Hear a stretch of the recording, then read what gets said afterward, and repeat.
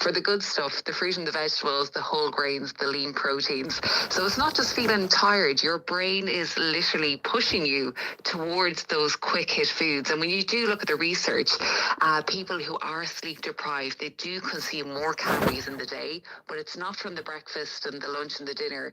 It's the bits in between, the grazing, the snacking, particularly late at night. But there are things you can do to sort of buffer sleep deprivation. Now, nothing will come close to actually getting sleep, but there are a few things you can do to mitigate the effects. So first of all, it would be just prioritizing. Now, this is a no-brainer, but prioritizing a healthy breakfast. So there is research to show that what you eat first thing in the morning can have a measurable impact on how awake you feel across the day, independent of how well you slept. So this was a study published back in 2022, I think it was, in the journal Nature. So they showed that if you have a high fiber breakfast with moderate amount of protein and some healthy fats in there as well, so that could be your porridge or your whole grain breads, etc. But that was linked to people revving up their alertness quickly in the morning and sustaining that alert state as well. So the healthy breakfast, but also hydration as well throughout the day. Just sip your water throughout the day. If you struggle with water, add in a little bit of sugar-free cordial to make it more exciting. But we do know that dehydration does worsen that fatigue. It increases perceived hunger as well, and you're more likely to have those cravings for the less healthy snacks. So you have to push back against what your brain is telling you that it wants, exactly, and go for the things that you need, which is protein, fruit, vegetables, and water. Exactly. And your healthy fats as well, because Professor Coogan might confirm this, but we do know when you are sleep deprived, your body is in a state, it's in an inflammatory state. So your healthy fats, your omega-3 fatty acids from oily fish and your healthy fats from nuts and seeds and olive oil can kind of counteract that inflammation as well. Mm-hmm. Now, all of this is probably something you don't need to worry about if it's only for a day or two, but if it's chronic, say now shift workers or doctors working all kinds of hours throughout the night, it's when it's chronic, that's when it becomes problematic, when we really have to look at it. Okay, and Andrew, is it a good idea to try to catch up on your sleep, or should you just go straight back into a normal sleeping pattern? No, I think try to catch up. The best guide to what you need is your body. So if you're free to sleep, when you wake up is when your body is telling you, we've had enough sleep here, we can wake up. So generally the evidence suggests that catch-up sleep is probably good.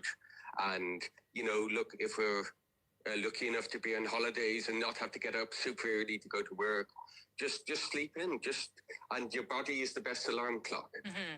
Tony learns a poem, he's been in touch, and tries to recite it when he goes to bed. Mm-hmm. He chooses famous Shakespeare passages, and they work every single time. Is that good advice, Andrew? Yeah. So that's just the de-stressing, the unwinding. It's doing something that's super familiar. It can be reading a book, it can be even watching something on the telly that you've watched many times before. So, it's sort of soothing and relaxing. It's not exciting. You're not getting overwound up about it. It's just relaxing, winding down, and then sleep just comes. And what about this warm bath that you recommend, even on the warm days? What's the logic behind that? Yeah, so the logic, this sounds counterintuitive. So one of the things that happens normally, about 2 hours before we go to sleep, our core body temperature starts to drop. And that drop in our core body temperature actually serves as a trigger for us to go to sleep. Now, obviously, in the hot weather, the body is cooling itself less well, and especially in the high humidity that we tend to have here as well. What the bath does is that in the skin, in the bits of our body with skin without hair, so the palms of our hands and the soles of our feet, yes, we have these special blood vessels. And these blood vessels act a bit like a radiator. So they're like a heat exchange. And having a warm bath actually opens up these radiators, allows the body to and therefore when we get out of the bath, allows the body then to start radiating heat outwards, cools our core body temperature and helps that drop. And that drop then helps us sleep. Get to sleep at a normal stage. Does a shower at night work in the same way? A shower at night is less effective because you don't get that sort of whole body immersion.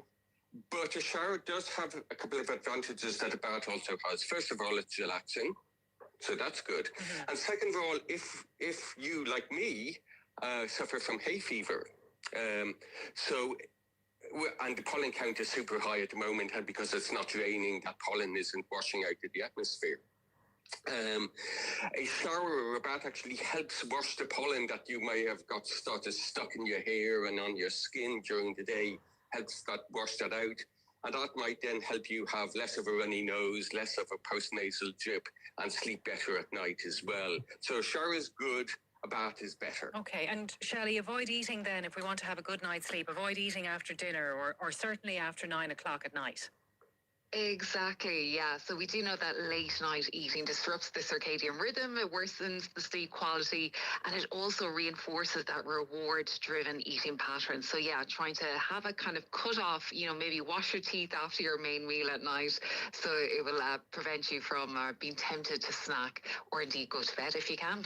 Shelley, thank you so much. Shelley Gray and Andrew Coogan. A listener says, I'm almost 29 weeks pregnant, and between struggling to get a comfortable position in bed and the heat, I'm exhausted. I'm needing to nap often during the day. We feel your pain. That is a really tricky one. Another one, go to the beach for a swim and a sleep. Well, if you're lucky enough to live near the coast, that's a great way to do it. This is the best of News Talk. The best bits from the last 24 hours. Chinese scientists are on the way to solving the most difficult problem in robotics, making a moving 5-fingered hand. But why is creating robotic hands so challenging, and why do Chinese tech experts want to do it? Joining me to tell me more is Elaine Burke, host of For Tech's Sake podcast. Hello, Elaine. Hi, how you doing? So this is the thing, is it, that there is a big sort of race on to solve? So it's just that it's a really challenging problem, and if you're in robotics in China, there's some companies that are specializing in this. There's over 1 million robotics companies already based in China, and a sliver of those are focused just on developing these robotic hands, and some of them are developing them with the aim of making better prosthetics for people, and some of them will be doing it for, say, the idea of having industrial robots that can do more things that are more dexterous, or even domestic robots that might be able This to... is what I want. Yeah, to fold your Folding, laundry. the washing up, doing the cooking. Cutting hair, I saw, was one of the things that they hope that these robotic hands might be able And to do. that's really difficult. I mean, even people who, are using their hands day to day would be pretty clumsy if it comes to cutting someone's hair. So you can imagine the kind of dexterity you need there. Who's going to be the first person to allow the robot hands to cut their hair? But even washing the dishes, so you kind of forget how sophisticated we as human beings are in the kind of dexterous manipulation that we can do. So if you're washing dishes, you might have a big heavy pot and you might have a very delicate wine glass, and you would handle them both very differently, and you need to recognize that and do that. And then if it's things like cooking, the way you pick up a frying pan versus the way you pick up an egg that you're about to crack into that frying pan would be very different. And doing that requires not just the ability to hold and handle these things differently, but to recognize what they are so that you do hold and handle them differently. So there's an element of, if you want this vision of this Jetsons life where we all have a domestic robot doing the chores for us and stuff like that, that requires an incredible amount of sophisticated computation, because you'd need an element of kind of computer vision. So that's when a system has a camera attached to it that can see the live environment, but also analyze and interpret what's in that live environment as well. So even Elon Musk, because his company Tesla, they make a humanoid, don't they, robot? Yeah, now some of Optimus. their demonstrations of that humanoid robot, one time it was a man in a suit, one time it was robots that were being teleoperated by people remotely.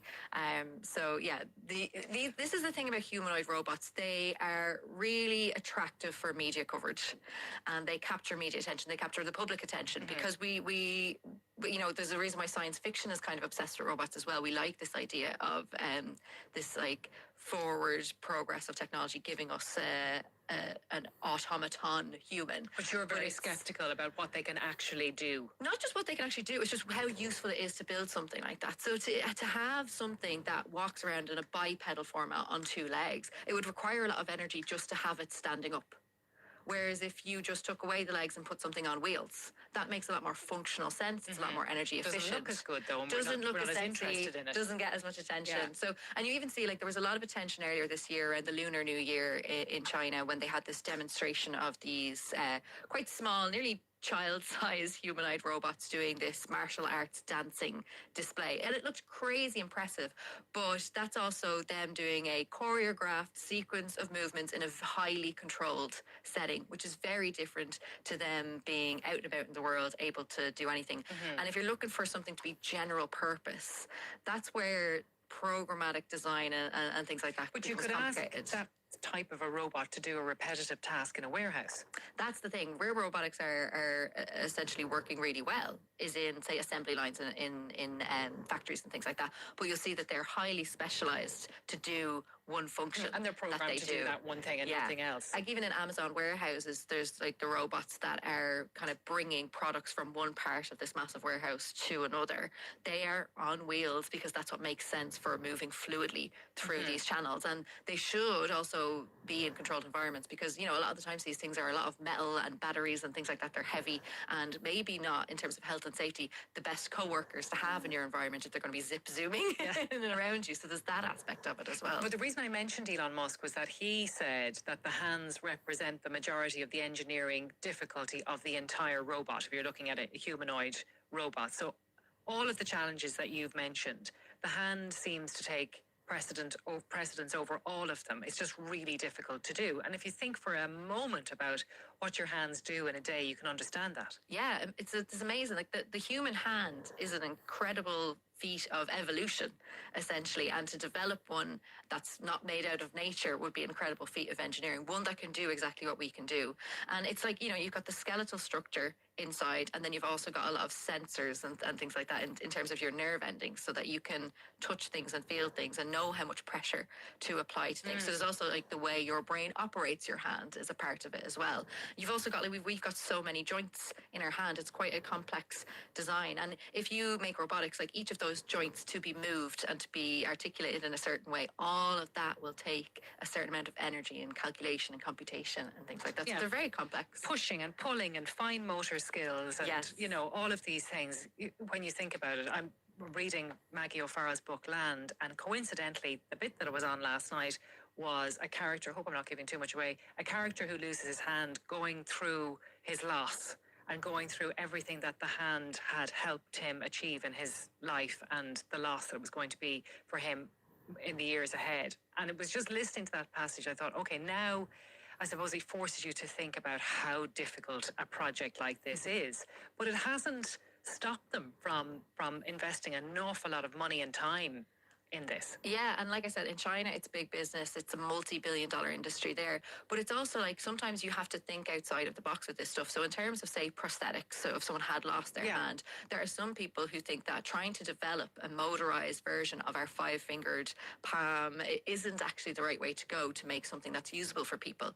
So there's some people who are developing something called soft robotics. So they'll have actuators and joints that can move and stuff inside maybe a soft, malleable surface that's more like ball shaped, and that can kind of form around an object and kind of create pressure around it and hold it in that kind of a way, so it kind of suctions around it, and that's actually more functional day to day if what you need to do to get by with a prosthetic is to grip and hold things rather than trying to program some mechanical figure to do that for you. So perhaps what this might do, all of this research, is reduce the price of prosthetics in the first instance, perhaps? One of the companies out of China that's doing this LinkerBot, their goal is to try and get a hand that they can build that's cost maybe $1,000 per hand, which for the sophistication of the technology in it as a prosthetic would be an inexpensive version of it. Now, they're not quite there yet, but they're currently producing about 5,000 hands per month themselves as a company, and that's, they're only making robotic hands. They don't make anything else in terms of robotics. So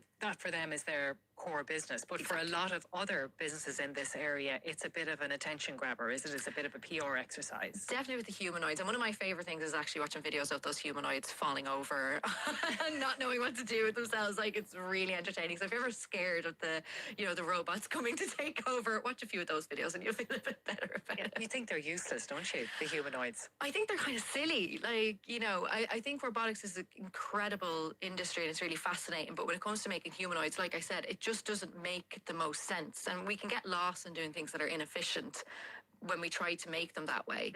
Whereas if you wanted to do things that were actually useful, there's more out of the box engineering thinking that I think makes a lot more sense there. Elaine, thank you very much. We'll wait, perhaps not with bated breath, for the automated hand. Elaine Burke there from the podcast For Tech's Sake.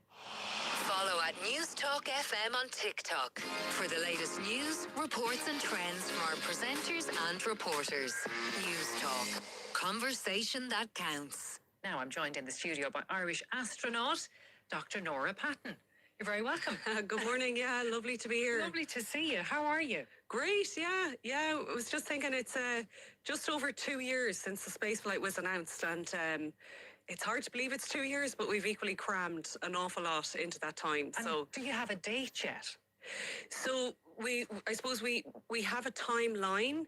So we're going to be flying on a commercial suborbital space flight with Virgin Galactic, and they're at the moment building their next generation spacecraft, which is called Delta, and that's what we'll fly on. So when our flight was announced in 2024, we had said our flight is anticipated to take place within the first 12 months of Delta being operational. So all going well, we'll hopefully fly in 2027. Okay, so you'll have this year to prep for it, as you have had the last couple of years. Correct. And then once we hit December time, you'll be looking at, I'm going in the next couple of months, hopefully. Hopefully, yeah, that's the plan. I mean, for us, it's been a really full-on 2 years of prepping ourselves, prepping the research, really solidifying the research partnerships and all of those kind of aspects. So we've done multiple microgravity flights over in Canada. That's the flights where you get to float yourselves and your research in weightlessness for this 20-second period of time. You can do it repeatedly on one flight. That gives us the ideal opportunity to test the research ahead of flying anything to space. And as I said, also, really solidifying those partnerships with the other researchers, international researchers, that kind of thing. So we've done multiple research flights with the National Research Council since 2024. So that's getting you used to it, your body used to it, but also you'll be able to work in that environment then because you'll know what it's all like. Exactly.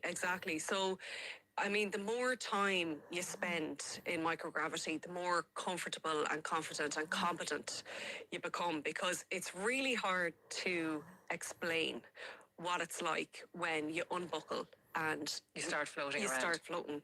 The slightest little touch is going to send something in motion. So if you launch yourself too aggressively out of the seat, you're going to naturally fly across the cabin, potentially hit into somebody else. So every fine movement you do on the flight, you can refine it and you can really get a sense of, as I said, just that slightest touch. So that's where whenever we're operating certain payloads, to get an understanding of what is needed in that microgravity environment is just so fundamental so that you can implement it then. Do you feel sick? Sometimes you do. For me, it's depended on the flight and what I've eaten beforehand. So generally, I wouldn't feel nauseous, but equally, depending on what I've eaten and the time I've waited between eating and flying, and also how much head movement I've had during the hypergravity phase. So basically, what that means is right now on Earth's beautiful planet, we're under our 1G load, but in these microgravity flights, you pull a 2G load where everything feels twice as heavy. And during that portion of the flight, if you do too much head motion, it can make you nauseous. So all I'll of those remember things that feed now, in. Nora, the next time I'm on the Cuchulainn on the roller coaster. Keep your head nice and still. Right. Okay, that is practical advice, though, isn't it? So if you move your head too much during that ascension, you might have problems then when you get to microgravity. Yeah, and I think for me as well, it's been the transitions of microgravity into hypergravity, microgravity, hypergravity, and that repetitiveness. And all of those things can lead to you feeling unwell. And as well as that, you know, some flights we might do 11 or 12 parabolas, other flights we've gotten up to 18 parabolas. It can be a very hot day. All of those things will impact how you feel. And what will you be doing in space? Yeah, so our flight is a research flight, and as I said, we've been able to use the last 2 years to prep in terms of the science, in terms of the microgravity. We'll be flying a number of different payloads, so experiments on our flights, including wearable sensors. We have a large focus on female health. So if you think about space travel, statistically, women still represent less than 15% of people who've flown to space. So we're very understudied still in space. Equally, we're still very understudied on Earth. So we're going to be 3 female researchers flying together on the team, and we saw a massive opportunity there to contribute to women's health. So your own bodies will be part of the Correct. research here. Exactly, yeah. And we have, as I said, been able to use these flights with the National Research Council in Canada to do some preliminary work on the female microbiome. We've just recently published a paper on that with the results. And so you can really use the microgravity flights not just for the microgravity portion, but the pre and post flight portion as well. So if you're doing medical tests pre and post flight, what do you need? How many personnel do you need? What kind of storage, samples, time? All of those things can be mapped out. So when it gets to actual spaceflight day, you know the full setup, you know what's needed, and you know how long and how many personnel is needed to do all that. Wow. How do you get from Mayo to space? A 30-year journey, to be honest. It's been... Where did it start for you? Where did the interest in it begin? So I have family on both my parents' side in Cleveland, Ohio. So my mom's sister lives in Cleveland. I got to go and stay with her as a teenager, my Auntie Mary, and also my dad's 3 uncles moved to Cleveland. So I have more relatives on the Patton side in Cleveland than I do in Ireland, which I always think it's a nice nod, I think, to the Irish diaspora and the impact. I think that the kind of travels of Irish people over our heritage has had impacted us now, I suppose.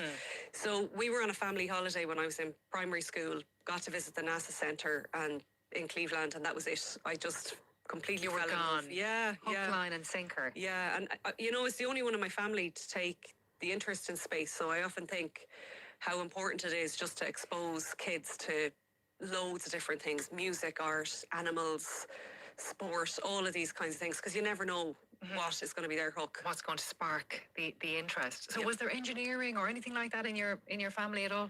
No, my dad worked in insurance. My mom was a swim instructor, and you know, just an all-round grafter, I think. But I love to hear this because it means that you don't have to have those connections to get to where you have managed to get to. I think it's been a lot of hard work, and I think you know, I often say if I'm doing keynotes or talks or presentations, I say I'm going to show 40 minutes of the best bits. But you know yourself, I don't think anybody gets to a stage in life of achieving a lifelong ambition or goal or dream without a lot of hard work and graft behind the scenes. Rough days, disappointments. Absolutely, all of things that. not working out, but equally, don't all those things shape us? And I look back and I think they've given me an ability to keep progressing, because I would look back on things that, you know, didn't go to plan or things I'd be disappointed with, whatever it is. It's only normal for not everything in life work out. Yeah. And did you ever experience any pushback against a woman, a girl, a female going down this road when you were going through your education in the early years? I mean, I think back to secondary school. I went to an all-girls secondary school in Ballina, and there probably just wouldn't have been the subject choices. Yes. So I think for me, when I did aeronautical engineering, and there were 3 girls in the course when I started in first year.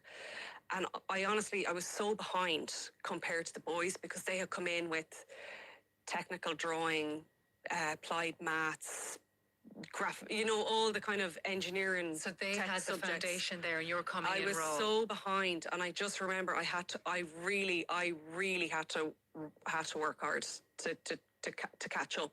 And I think it was only in kind of second year on that graft started to pay off, and I started to really say, I know what I'm doing now, or I understand this now. yeah, but it's I just remember, and they were like coasting through.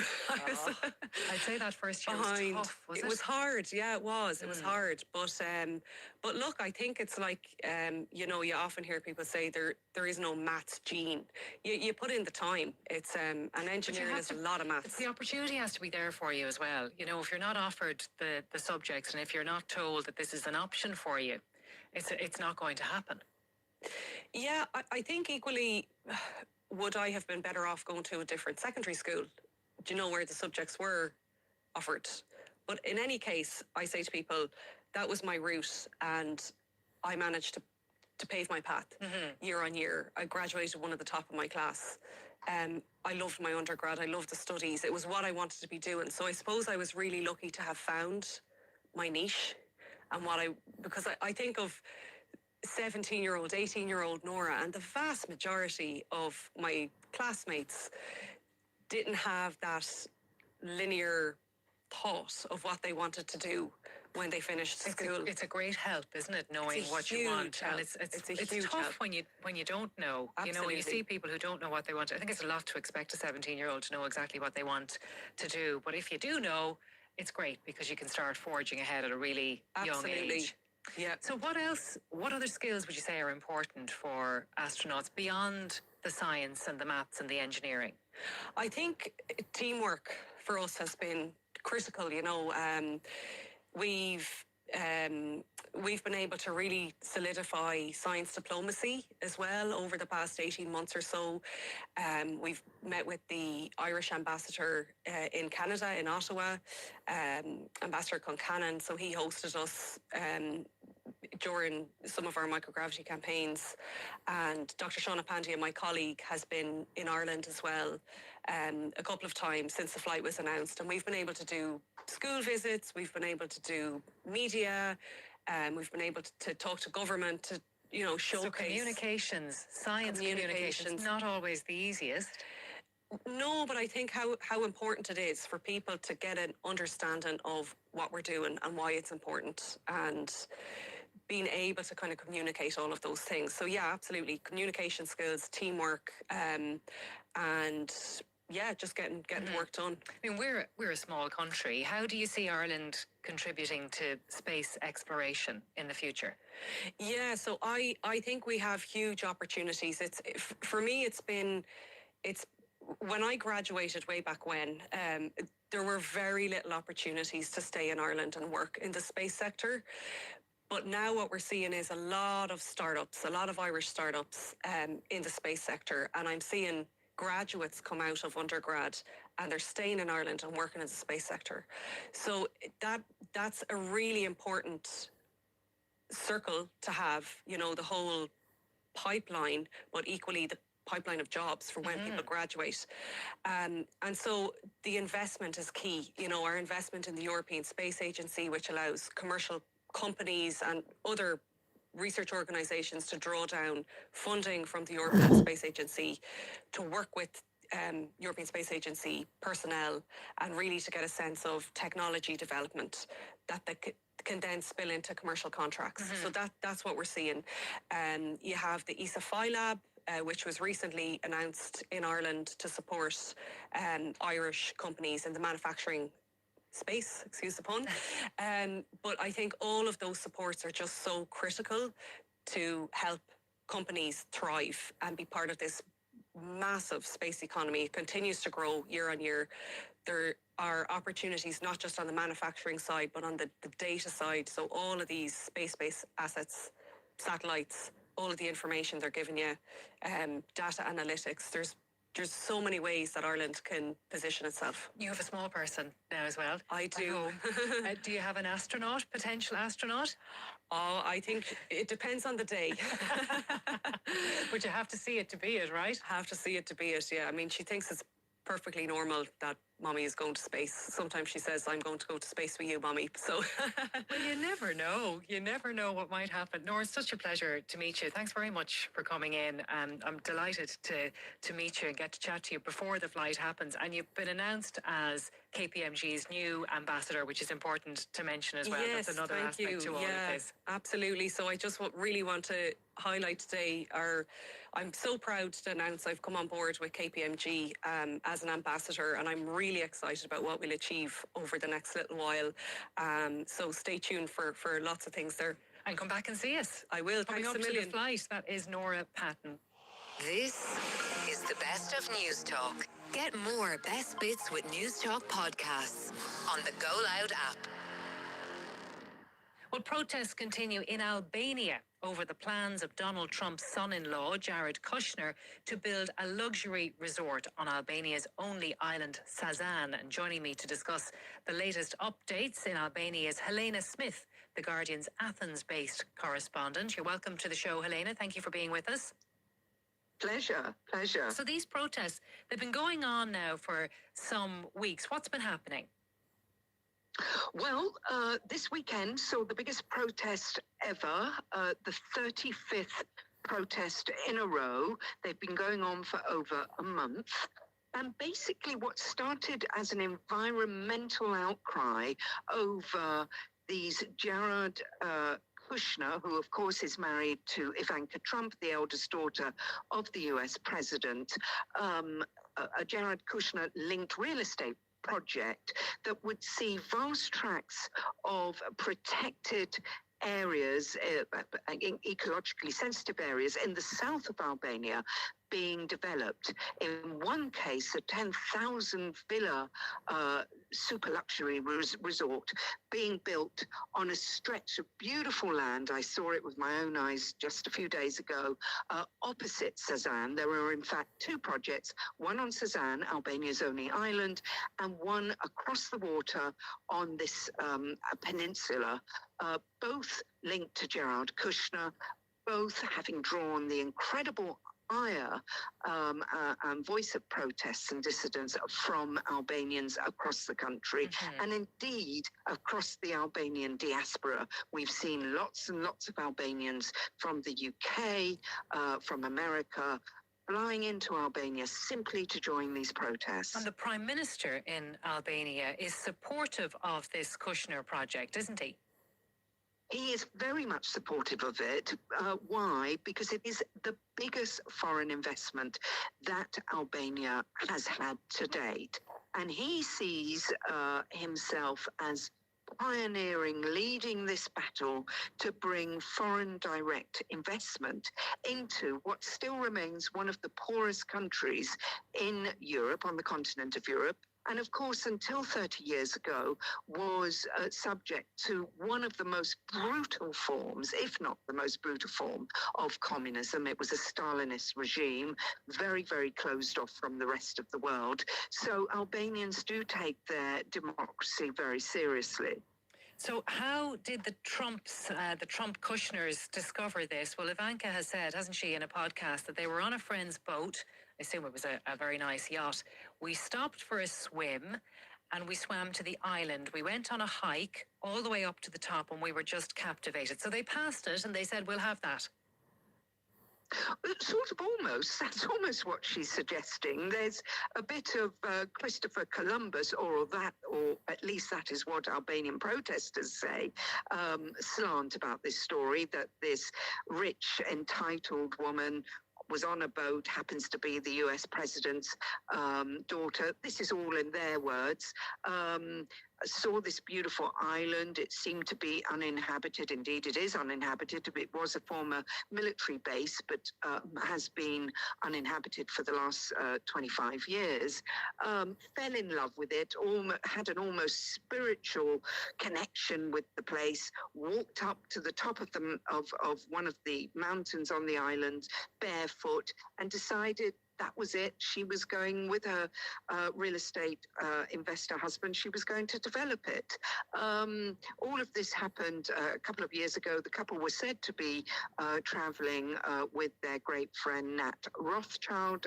This cannot be confirmed on his super duper yacht when they sailed past the island. Nat Rothschild is, of course, has connections with Corfu, which is very, very close to Albania. Now, this could cause problems for Albania as well when it comes to their desire to become part of the European Union, because their MEP saying this is going to be a problem if you don't change course over this. In particular, there's a Dutch MEP who is going to lead a fact-finding mission to Albania, and this could be very problematic for the country, couldn't it? Indeed. In fact, that Dutch MEP has actually been to Albania, has led that fact-finding mission to the tiny Balkan nation, and has come away rather unimpressed.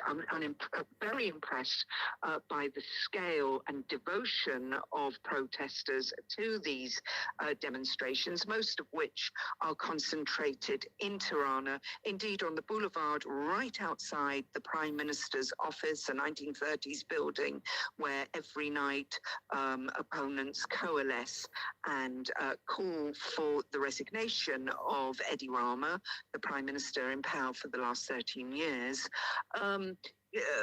The Dutch MEP and other MEPs with her who joined those protests said they were very impressed by them and less impressed by government officials who said, hey, well, you know, Albania is not a member of the EU yet. It's a front runner, as we know, in its candidacy to become a member.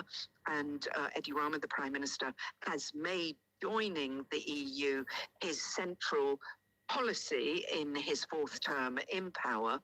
But Albanian officials, and indeed Rama, is saying we are going to go ahead with these controversial developments, and we will make sure that they're in line with EU environmental laws and standards. And what the EU MEPs are saying, and many in the European Commission are saying, is no, you have to stop construction now, then we'll talk about it, and then we'll continue with those EU accession negotiations. So, Helena, when you were there a few days ago and you were looking at all of this, are the diggers in, the heavy machinery, while the protests are continuing every weekend, is the work ongoing too?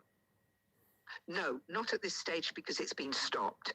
And that was the trigger, the fact that the heavy machinery, bulldozers went in, bulldozed their way through ancient dunes, forests in this highly fragile ecological zone on the peninsula opposite Sazan. That was the trigger for, and indeed private contractors then erected a fence stopping the public from accessing the area. That, all of that was the spark that led to the first protests that then just spread across Albania and have become a much wider thing about rule of law, about disaffection with cronyism, alleged corruption, etc. In government. Helena, thank you very much for joining us on the programme. Helena Smith there from The Guardian. Now, in what many are saying is great news for the Cats, Henry Shefflin has been appointed manager of the Kilkenny senior hurling team after the county board met yesterday evening. So what impact will the 10-time All-Ireland winner make on the team? Tommy Rooney, Gaelic Games correspondent with Off the Ball, joins me now. Hello, Tommy. Morning, Claire. How's it going? I'm good. Did you expect this one? I think when the word was in the grapevine of who was in the mix, there was a couple of decent candidates for sure coming around Kilkenny. As always, there'll be very strong candidates, and you know, you were kind of expecting that it was going to be an internal appointment. Kilkenny were never going to go outside, although they did go outside for their panel to pick it. Pat Gilroy from Dublin was drafted down to help select the next manager. So news came through last night that Henry Shefflin was to be appointed as the next manager. Not surprised, Claire, but intrigued. It's going to be really interesting over the next Certainly couple of is, years. and people will remember that time when he was in charge of Galway, the couple of times that they met Kilkenny when Brian Cody was still in charge. They were deeply uncomfortable moments, weren't there? Yeah, I think you're going straight back to May 2022 and the handshake that, well, I suppose it shook the nation in a way. You know, there was a slow motion video on the Sunday game that night. Cody staring him down. Henry goes to pull away. Brian Cody pulls him back. It kind of looks like he maybe mutters something, walks away, and Henry just stares after him. Looks kind of disappointed as Brian walks away. And, you know, look, there was a frostiness to that. And a couple of weeks later, they meet again. So Galway won that game in Pearse Stadium in May 22. And a few weeks later, they meet again in the Leinster final, and Kilkenny win it. And they have a normal handshake. And I think people kind of just moved on from it a little bit. But I'd imagine that moment resonated quite a bit as well. I'd say it had an impact because it said a lot. Like, Henry had stepped outside of the park, like he stepped outside of Kilkenny, in my opinion, in a really positive way, to try and improve as an inter-county manager. Like, Kilkenny had to be ready for who was going to come after Brian Cody, and Derek Lyng, I think hindsight will say Derek Lyng did a fantastic job. He had a poison chalice coming in after Brian Cody and took over for the last 4 seasons.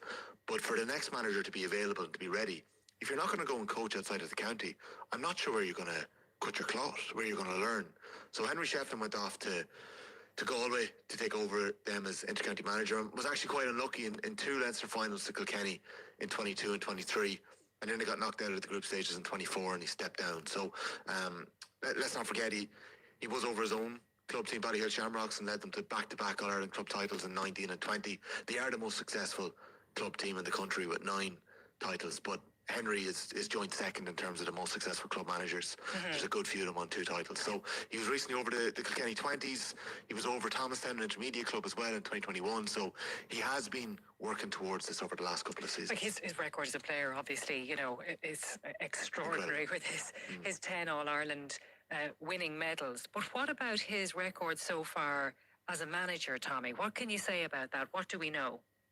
Yeah, I've kind of given you a potted history there, and you know yourself, Claire, in sport, there can be such fine lines between being crowned a hero and a villain, or, you know, losing Leinster finals to Kilkenny, you know, by inches. Certainly in 2023, when it looked like they were home and hose and there was a dramatic late goal to save Kilkenny's bacon that day. So, you know, if Henry Shefflin had guided Galway to a Leinster title over Kilkenny, I wonder might that have poisoned things a little bit more?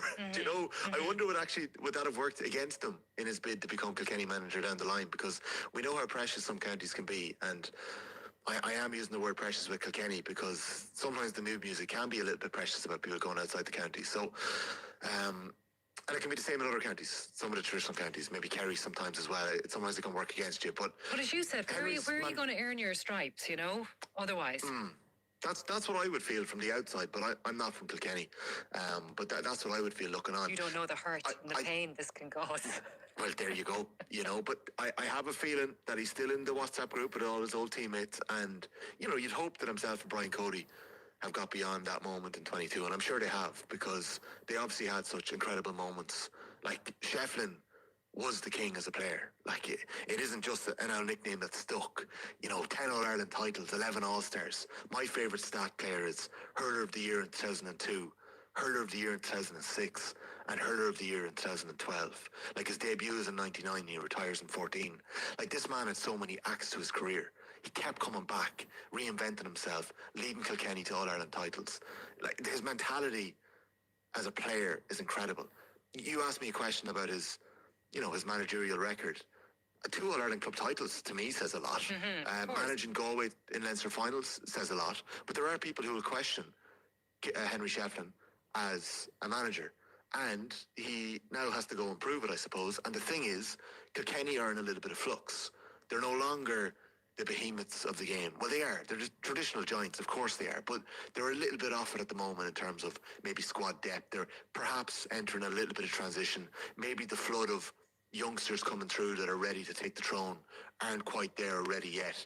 Or maybe they'll surprise us next year and come from nowhere. But I think hurling is in a really interesting stage. We've got a fabulous All-Ireland final coming up between Limerick and Galway. It's nearly the reverse of the 2018 decider when Galway were All-Ireland champions and John Kiley's plucky young underdogs were coming up the road, and look what Limerick did for the next 5 or 6 years. But if you look around the country, you've got Lohan over Clare, you've got Liam Cahill over Tip, you know, Henry's now obviously over Kilkenny, and Ben O'Connor and Cork have a long winter ahead of them. So there's a lot of, I wouldn't say rebuilds, but it's a very interesting moment for hurling once we get beyond a brilliant All-Ireland final in 2 It'll be weeks' time. fascinating to see what he does. And of course, he's going to have to build his own management team now, isn't he? I mean, will he bring some of the people who are involved in the under-20 setup with him into the senior team management setup, or do we have any clue what he might do in that regard?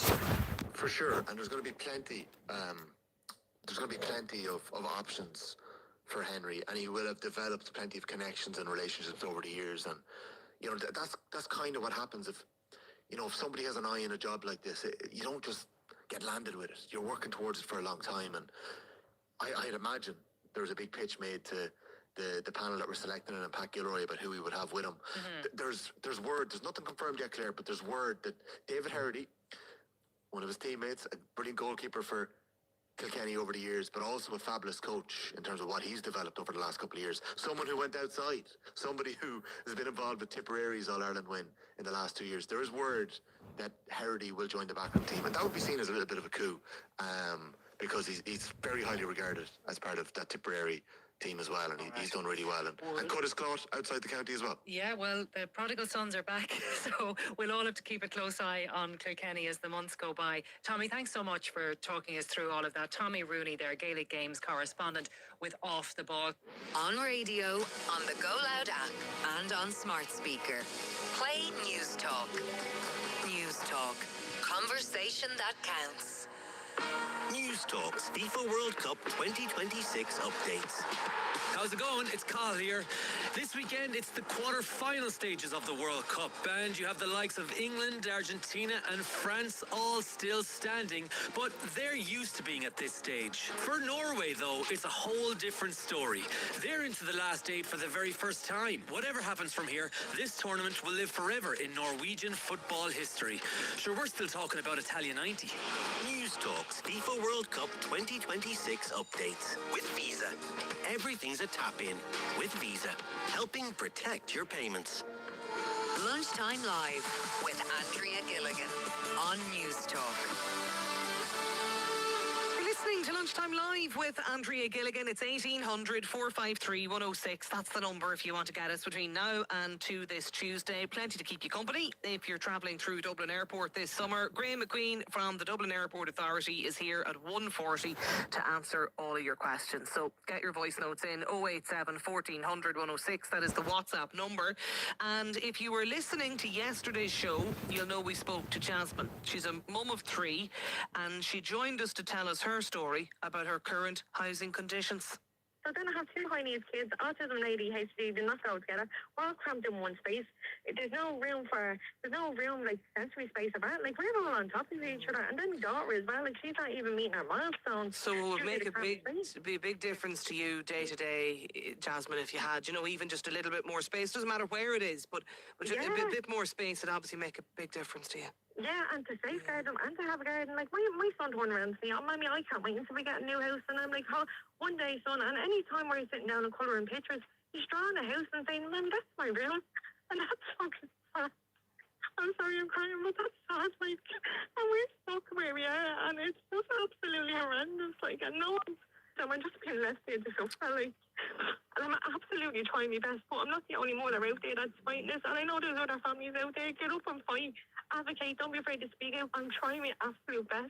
I love to go back to work, be a social care worker, but I can't, because I need kids that need me right now, and the house is unsustainable. This was a short bit of Jasmine's story. She, as I said, she joined us yesterday, and you can listen back to her experience in full. The podcast is in the Go Loud app, and you can subscribe there to Lunchtime Live. But like, needless to say, people empathise with Jasmine, and others find themselves in a similar situation. More of you've been getting in touch to share your own stories with us as well. If you're currently waiting on a housing list anywhere in the country, we want to hear from you on the programme today. You can get in touch with us. You can email us if you want to share your story there. It's lunchtimelive@newstalk.com. We're going to talk about that after 1 o'clock. Before all of that, though, I want to talk about this ESRI report, which highlights the burden mandatory school devices, things like your iPads, puts on families. How much have you had to pay for your child to access digital learning in schools across the country? Emer is with me on the line today. Emer, did you have to buy a device for your child? Yes, when my son started first year in secondary school, we had to buy an iPad and the associated software and all of the keyboard, the cover and all that stuff.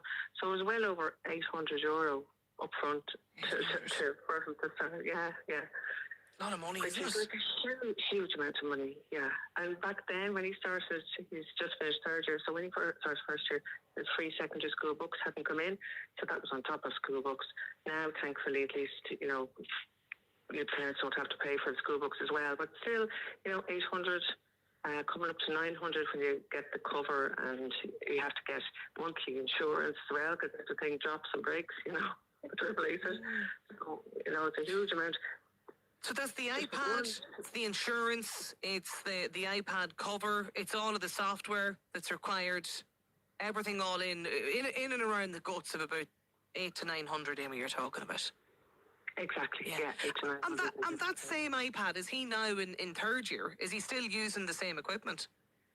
He is, thankfully. The iPad has survived.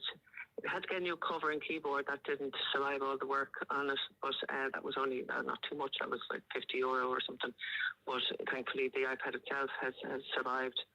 It should potentially last him up to the end of sixth year. So if we keep it, if it doesn't get wrecked, it'll be the same device. So when you spread it out over the 6 years, that's grand. Except that you have to pay it all at the beginning. So that's a huge burden. And then if parents have the next child coming a year or two later, and maybe a parent, they have to pay that again for each one. It's a huge burden. The burden on families and parents that don't have that sort of money. You've got the other costs. You might have the uniform, or you might have travel costs and food. There's a food village in the school, so they get to buy lunches if they want. A huge amount of other things, but yeah, like the free books would have been brilliant if that took away the cost of the textbooks, the learning, the stuff that you need. But that doesn't help, because now everything is done through the iPad or a laptop. The school has actually changed the laptops now, and I'm not sure how much that costs, but I'm sure it's about the same. So the first year you needed the iPad and the books, but now as time has gone on, you don't need the same level of textbook to accompany the iPad. Well, you don't have to now buy the books, because there's a free school books.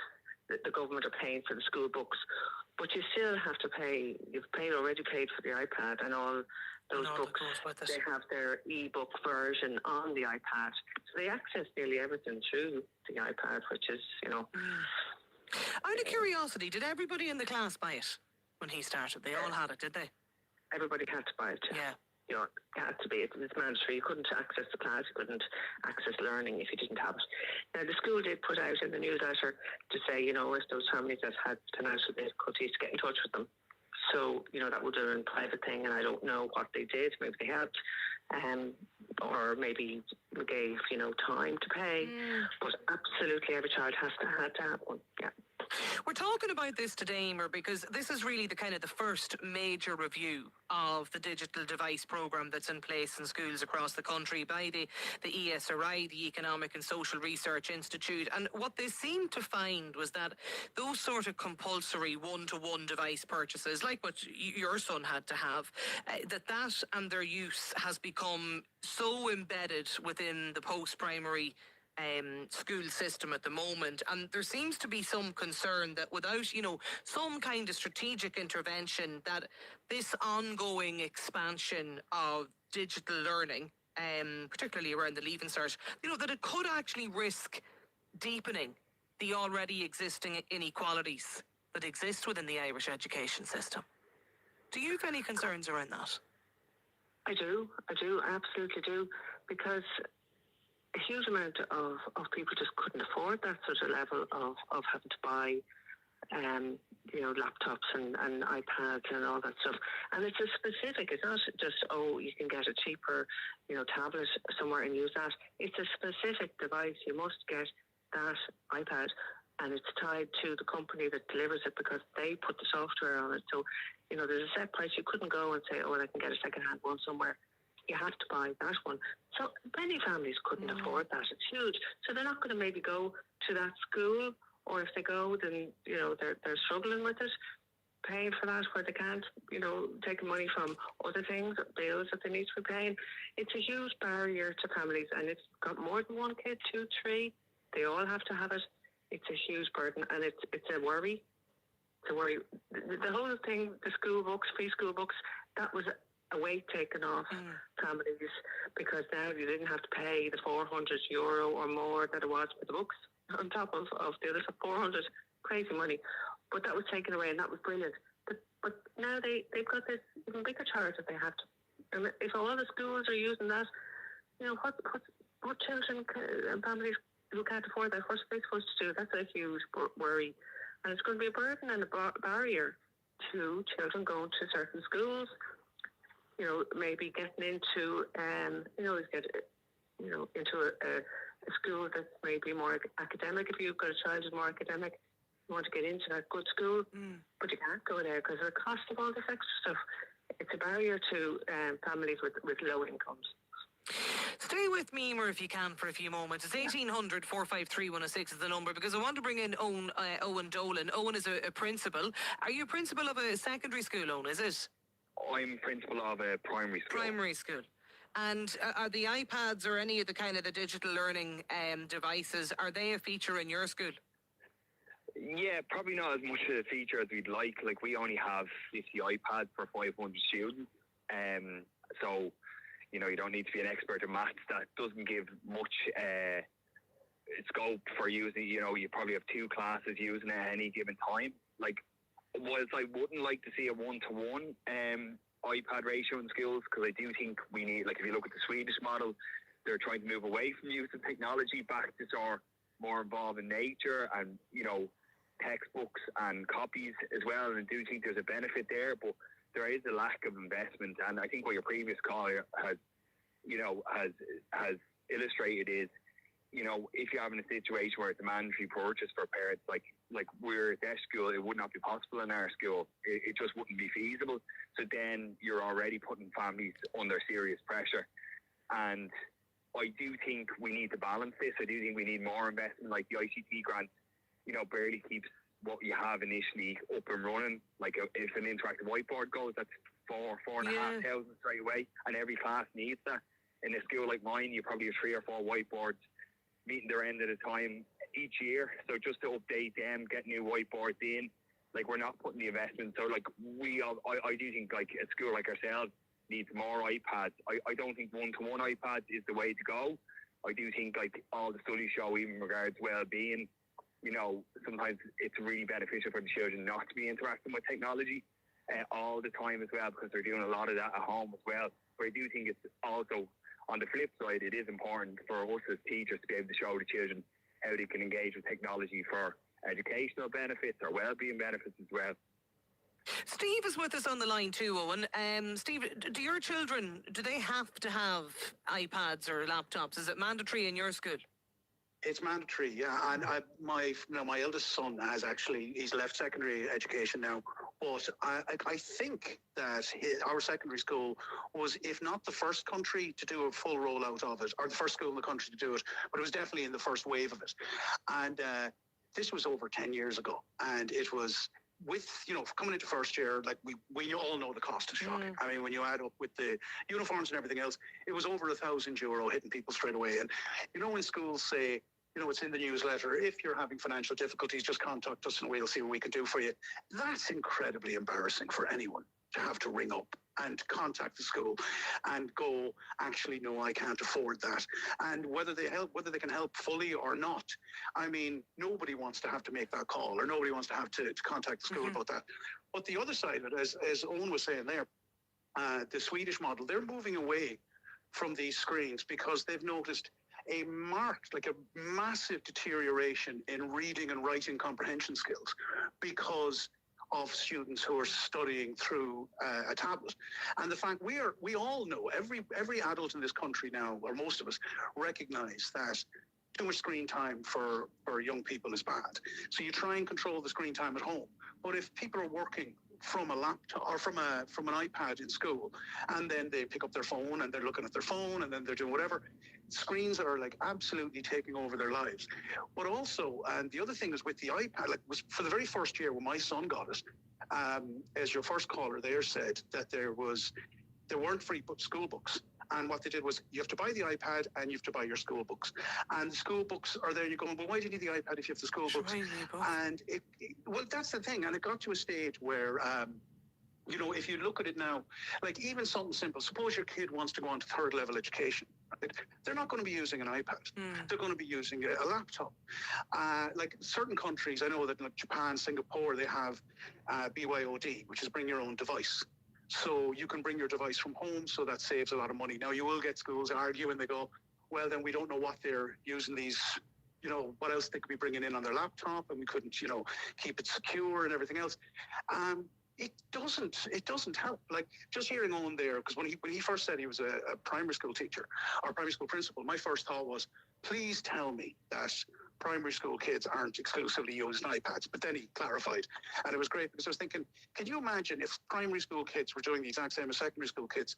No one would learn how to write correctly anymore. No one would, and if it's affecting reading comprehension as well, I mean, it's failing kids' education and it's crippling people financially. It's a bad idea across the board. Do you agree with that, Owen? Is it failing children's education? I think so. I believe so.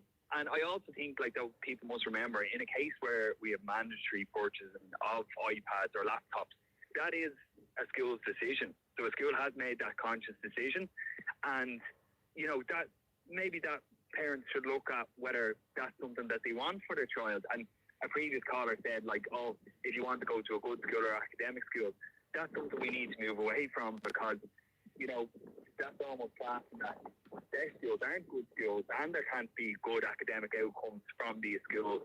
And I do think it's really important, as your previous caller just said, we do need to, obviously devices are part, this day and age. I'm just going to reconnect with you, Owen, if you don't mind, just because your phone line isn't great there, or it's just dropped ever so slightly. Amy is on the line. Amy, you're a secondary school teacher and a parent. Do you agree with mandatory school devices?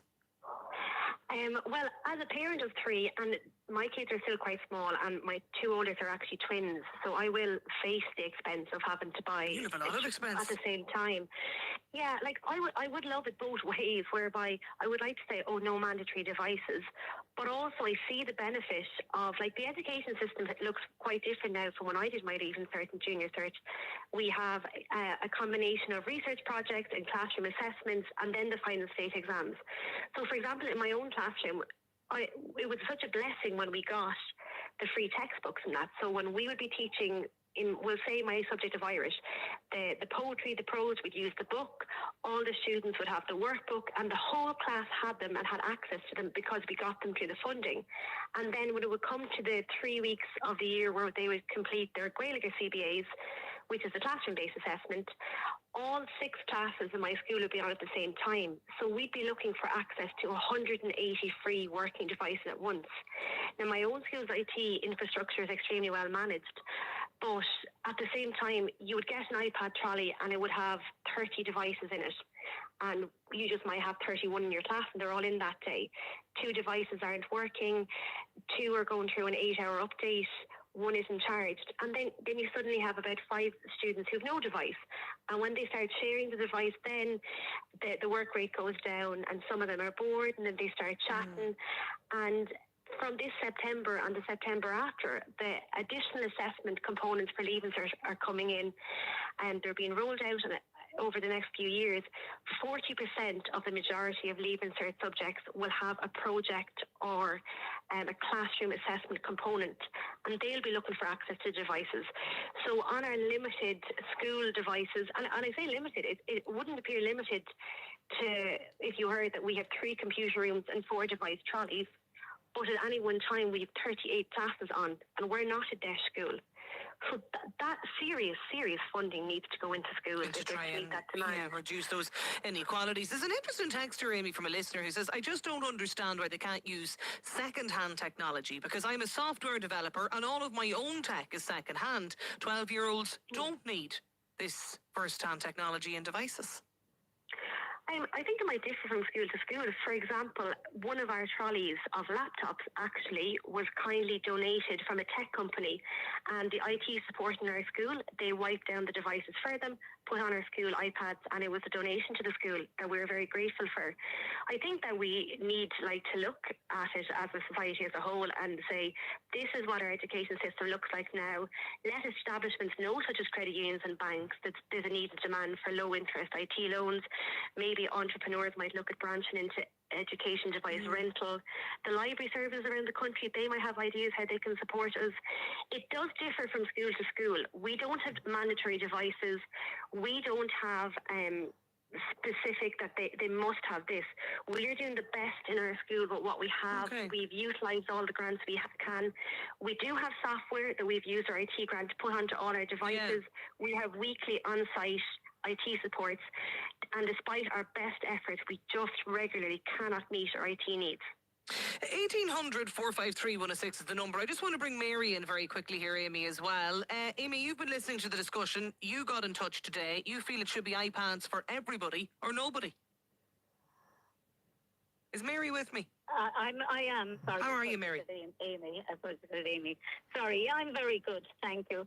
No, I was just listening there, and they were very interesting. But I was just thinking, we have a constitution, and that says that all children must be created equal. And yet there is, there's no equality as far as I can see. I cannot understand how in this day and age some schools, because of the families being low income, cannot have the same advantages as other children.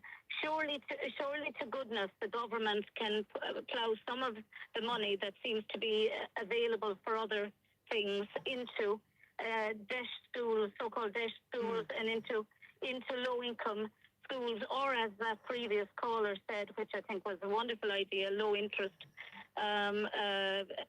credit union loans, or that banks would allow for people with low income to maybe borrow for computers, because it is so important for children to be technically competent. And nowadays, especially children who might have difficulty writing. There's only about, from this ESRI report that's out today, there's only about 30%, they say, approximately 30% of the 720 post-primary or secondary schools across the country either have mandatory or strongly structured device purchasing arrangements in place for students. Is there a reason, Amy, as a teacher, that the take-up is so low? Because not every school has this. It's only 30%. Well, I suppose we, as a school, out of fairness to our students and our parents, and that we're doing everything in our power to keep costs down across the board. I mean, where they're trying to pay the heating bills and that in the winter, and even with the textbooks, like we're always encouraged now, we need to cut down the photocopying bills. Schools are trying their absolute best to keep costs down for parents and families, and we are trying our absolute best to use the IT grants available to us to provide as many devices and that as we can until, we may have no choice but to introduce some kind of mandatory devices for our school. And I suppose that's probably one of the reasons where we have held off. We're trying everything in our power beforehand. But having conversations like this, remaining solution focused, we're educating society. This is what our education system looks like now. And there could be somebody listening in here now who has an idea, and they might get in contact with a local school. Or maybe they might donate devices. Like we were lucky enough to get one set donated from somebody. And big tech companies do upgrade. Emails lunchtimelive@newstalk.com. Interestingly as well, just to say, where you have the mandatory one-to-one devices within schools, the vast majority, 90% of the schools that have this, they were multi-denominational schools, multi-denominational patronage. So your Educate Togethers seem to be the schools most likely to have the mandatory one-to-one devices, according to this ESRI report that's out today. There were also higher rates in all boys' schools compared to the co-ed schools, a difference of between 42 to 30%. 087 1400 106 is the WhatsApp number. Amy, Mary, also Steve, Owen and Emer, thanks a million for getting in touch with us today. We'll come back to this after 1 o'clock. Still to come? It's Graham McQueen here, Head of Media Relations at DAA, and I'll be on with Andrea just after 1:30 to chat about all that's going on at Dublin Airport. So if you've got any questions about anything airport related, get them into Andrea. This is the best of News Talk. Get more best bits with News Talk podcasts on the Go Loud app. Now, if you're looking for a new series to watch, movie to go to, or podcast to listen to, Spins Katie Gallagher is with me in studio with everything you don't want to miss this week. How's things? Oh, good. I saw you were at Mumford & Sons over the weekend, and your prediction here on the show last week about there being a special guest was right. Absolutely. Fair play to you. Let the record show I said last week Hosier was going to be a special guest. Just more, I suppose I was manifesting, but also he has a song with the Rubber Band Man. They'd been hinting, we might have a friend in Dublin come to join us, and we said it here first, and he was there. So look, take the advice as you will, but it's right so far. We'll have to pay more heed to you, Katie. Now, this is the documentary everybody is going to be talking about this week. Scene one, take one. We start with the good, the bad, or the ugly. We've got the fun 10 years. Hello. Then the second is... And then the third is... Terrible.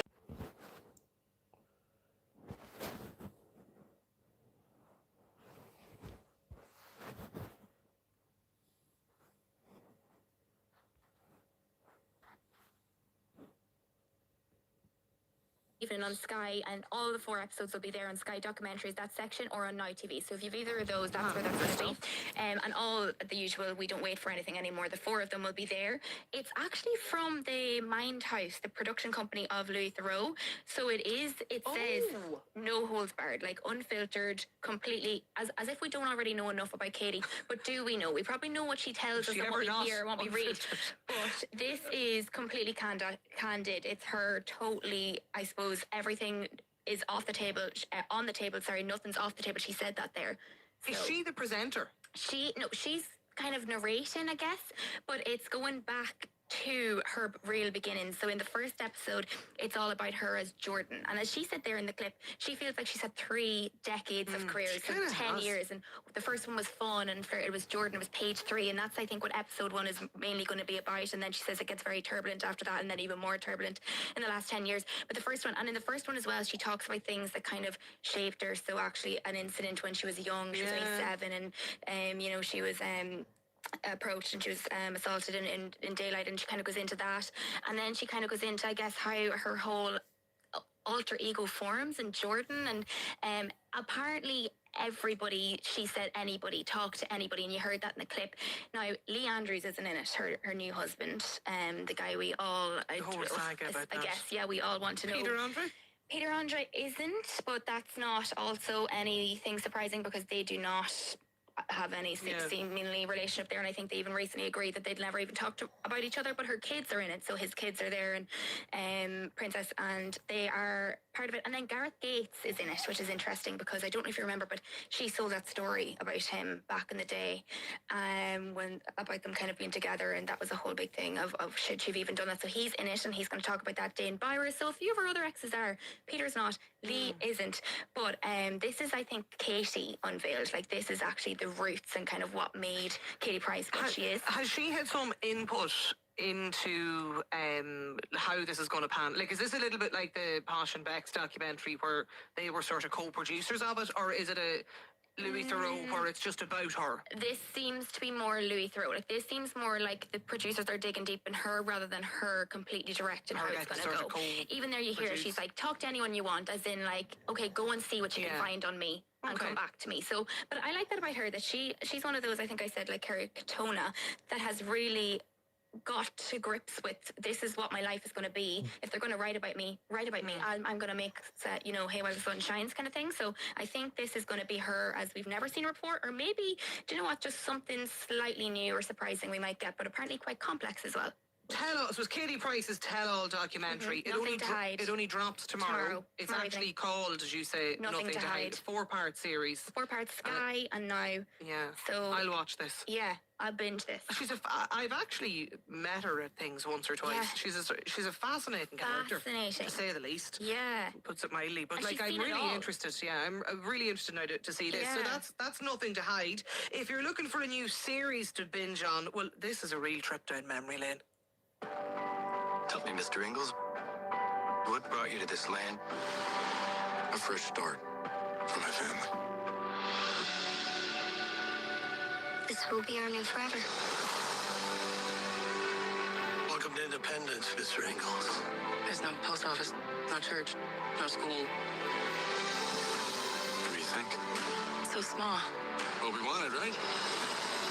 Be at the beginning of something. Hello. We're building a house nearby. Maybe we're neighbors. I'd be careful if I were you. There's nothing free about this land at all. Little House on the Prairie is back. Netflix I is used to bringing back watch to the this when I was nostalgia. about 7 or 8. I have to say, it's past me. I have not seen it. I know this is why I'm so much older than you, Katie. I know I've heard so much about it. I was on the phone to my mother this morning asking, and she's like, "Oh, they're coming back." So I was like, "Okay, people know what it is." But I actually am I will jump on any bandwagon, as we know. So I feel like I've missed it. So I'm glad that now I can actually be part of this series and part of, I suppose, the books is what this is really adapted from, rather than the series, because I guess the last series on NBC in the 70s was actually adapted from the book. So this is going to be based on the 3rd book, The House on the Prairie, and it's reimagining that Laura Ingalls Wilder's the kind of the family, their move into Minnesota, into building this new house, and kind of always bringing the family around, and into that the land disputes with the Native Americans. So it's kind of one of those timely pieces that we just go back in time. Classical. I did see a lot of comments on the fact that they're in like crisp, clean clothing, and they look to have their nails clean. It's all very wholesome, is my memory of it from childhood. Wholesome, but probably a bit more rugged in the older one. Well, if it's the adaptation, I suppose. But this is it. It's the adaptation is cleaner. It's crisper cameras. So I think people, maybe if you were thinking you're going to get what you watched then, it's obviously going to be a little bit different. Where is it out? But apparently Netflix. Okay. Yeah. So this is out on Thursday on Netflix. So again, it's the new month. Everything's dropping. You might be kind of getting a bit like, what's to watch this week? There's a lot coming out. So this is on Thursday. So Katie's on Wednesday. This is on Thursday. Have them in the diary. And this is, so this is going to be the start. Season 2 is already being commissioned. So season 1 is dropping Thursday. So we know already there's going to be another one. So you can kind of get stuck in, and you're not going to be afraid that it's not going to, because it's a book series, so there's going to be plenty out of it. I think it's a bit of nostalgia, and probably something you could maybe watch with the family. Yeah. This is your podcast recommendation for the week. I've actually already watched the promo clip for this. That was honestly one of the coolest moments ever, was meeting you and the little ones that day. Me and Jason joke about it all the time. We were so nervous to meet you guys and the royal family, and Jason has this running joke where he didn't know what to do with his beer. Yeah, it wasn't a joke. It was reality. Well, you want to be respectful and know what the protocols of course are. No, it was awesome. You were fantastic. The kids were great. Yeah. Princess Charlotte was still the highlight for me. I have 4 daughters as well, so I mean, she was great. Congratulations having 4 daughters. I don't know how you do that. So this is New Heights, and that's with Prince William they had on Friday. So they Travis just dropped Kelce it. and Travis Kelce and Jason Jason. Kelce, the brothers. So yeah, I can't believe I'm saying an NFL podcast is what the recommendation is, but they are so much more than that. Oh, they Obviously, are. Travis I really is just enjoy them, married to actually. Taylor Swift. I think they're so funny, and I love seeing that dynamic, the sibling kind of dynamic in the duo, and they're actually kind of different. But they had Prince William on. They announced him on Friday, the day of the I big saw that clip, actually. American royal wedding, and yeah, they were kind of real fanboying. But it was interesting because, especially in the spirit of World Cup, they were talking about the difference in football. So the whole slagging was that Prince William was like, well, it's not soccer, it's football. Now, the same way if anyone says to me, gee, like Gaelic football, like it's just football and that's soccer. So they were kind of having this slagging back and forth, and it was kind of in the season of the World Cup, them breaking down what is the differences in culture, in rules, in everything, and then telling their little tales, because they got to meet Prince William at Taylor Swift's last concert I in Wembley. thought that, yeah. How does he come across in it? He is, do you know, the whole time I listened to this, I thought I've never heard more of a media trained, calm, composed. Like, they're so rah, rah, rah, rah, like they are so high intensity, but he still can sit back and go, okay, yeah, that was great. No, you're right. But also they think he's hilarious. So he says anything and they're like, great one. And they burst out laughing. So I thought, I've never seen somebody be able to match such high intensity, but keep his media training composed. But still he gives there's a little bit of personality there. So that's the Kelsey's podcast, New Heights with Prince William, and your final event, if you're looking for something to do over the next few days. All of this for a personal essay. You're breaking up with me? I thought you were proposing. Harvard Law School? I have a 4.0 average. Yeah, and fashion merchandising. What makes you think you can do this? You got into Harvard. What, like it's hard?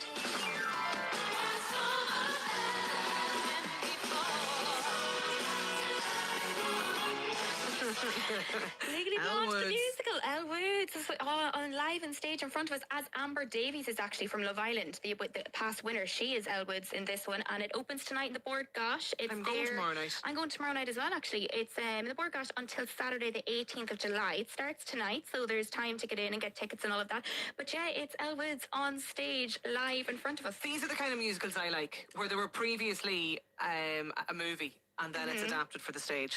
Where I like going to this night where I know everything that's happening. I know the music, the tunes, the storyline. And the original kind of music, because you don't like the ones that have the pop music and stuff involved. Some of them I do, but some of them are just so far-fetched. Yeah, no, I love that you're right, that I know what's going to happen. Of what's going to happen. And I love kind of seeing somebody off the TV. I know it sounds silly, but Amber Davies of Love Island, I'm like, I can't wait to see her and see how she is as a performer, because she's completely gone off and made her own way. Act and sing, and that was her singing there. So she's actually made her own way and really got herself far away from the Love Island sphere, and she's made it into this, and now she's Elle Woods, and so another icon. She's taken on the ultimate icon, and Reese Witherspoon is tough boots to follow, but we'll see, and I'm looking forward to it tomorrow night. You can go to see that in the Board Gosh. Katie Gallagher from Spin. Thanks a million, Katie, for joining us here on Lunchtime Live today. Still to come. It feels like summer.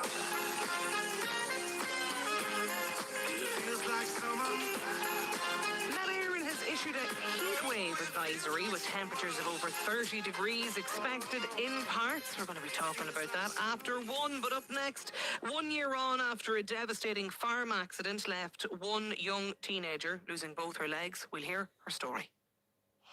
Join the conversation at News Talk FM on Facebook for the latest headlines, videos and podcasts.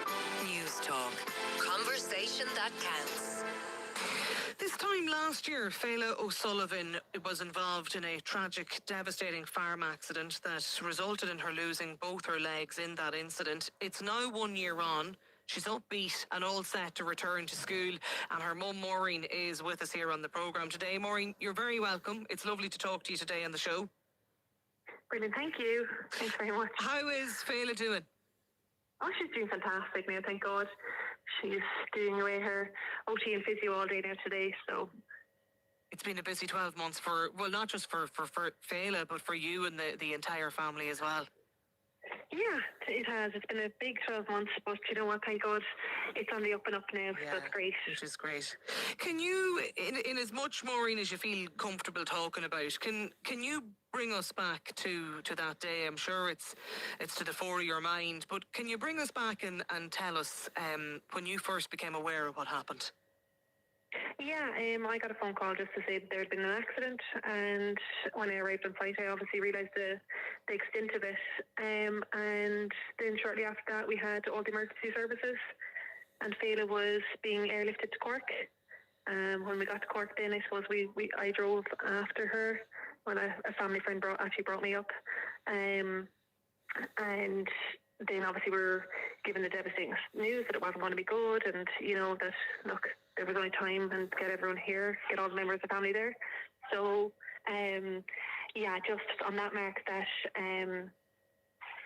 I suppose we didn't realise, I suppose, the extent when she was being airlifted. We knew it was bad, but I suppose it's when it gets verbalised to you, you realise how bad it is.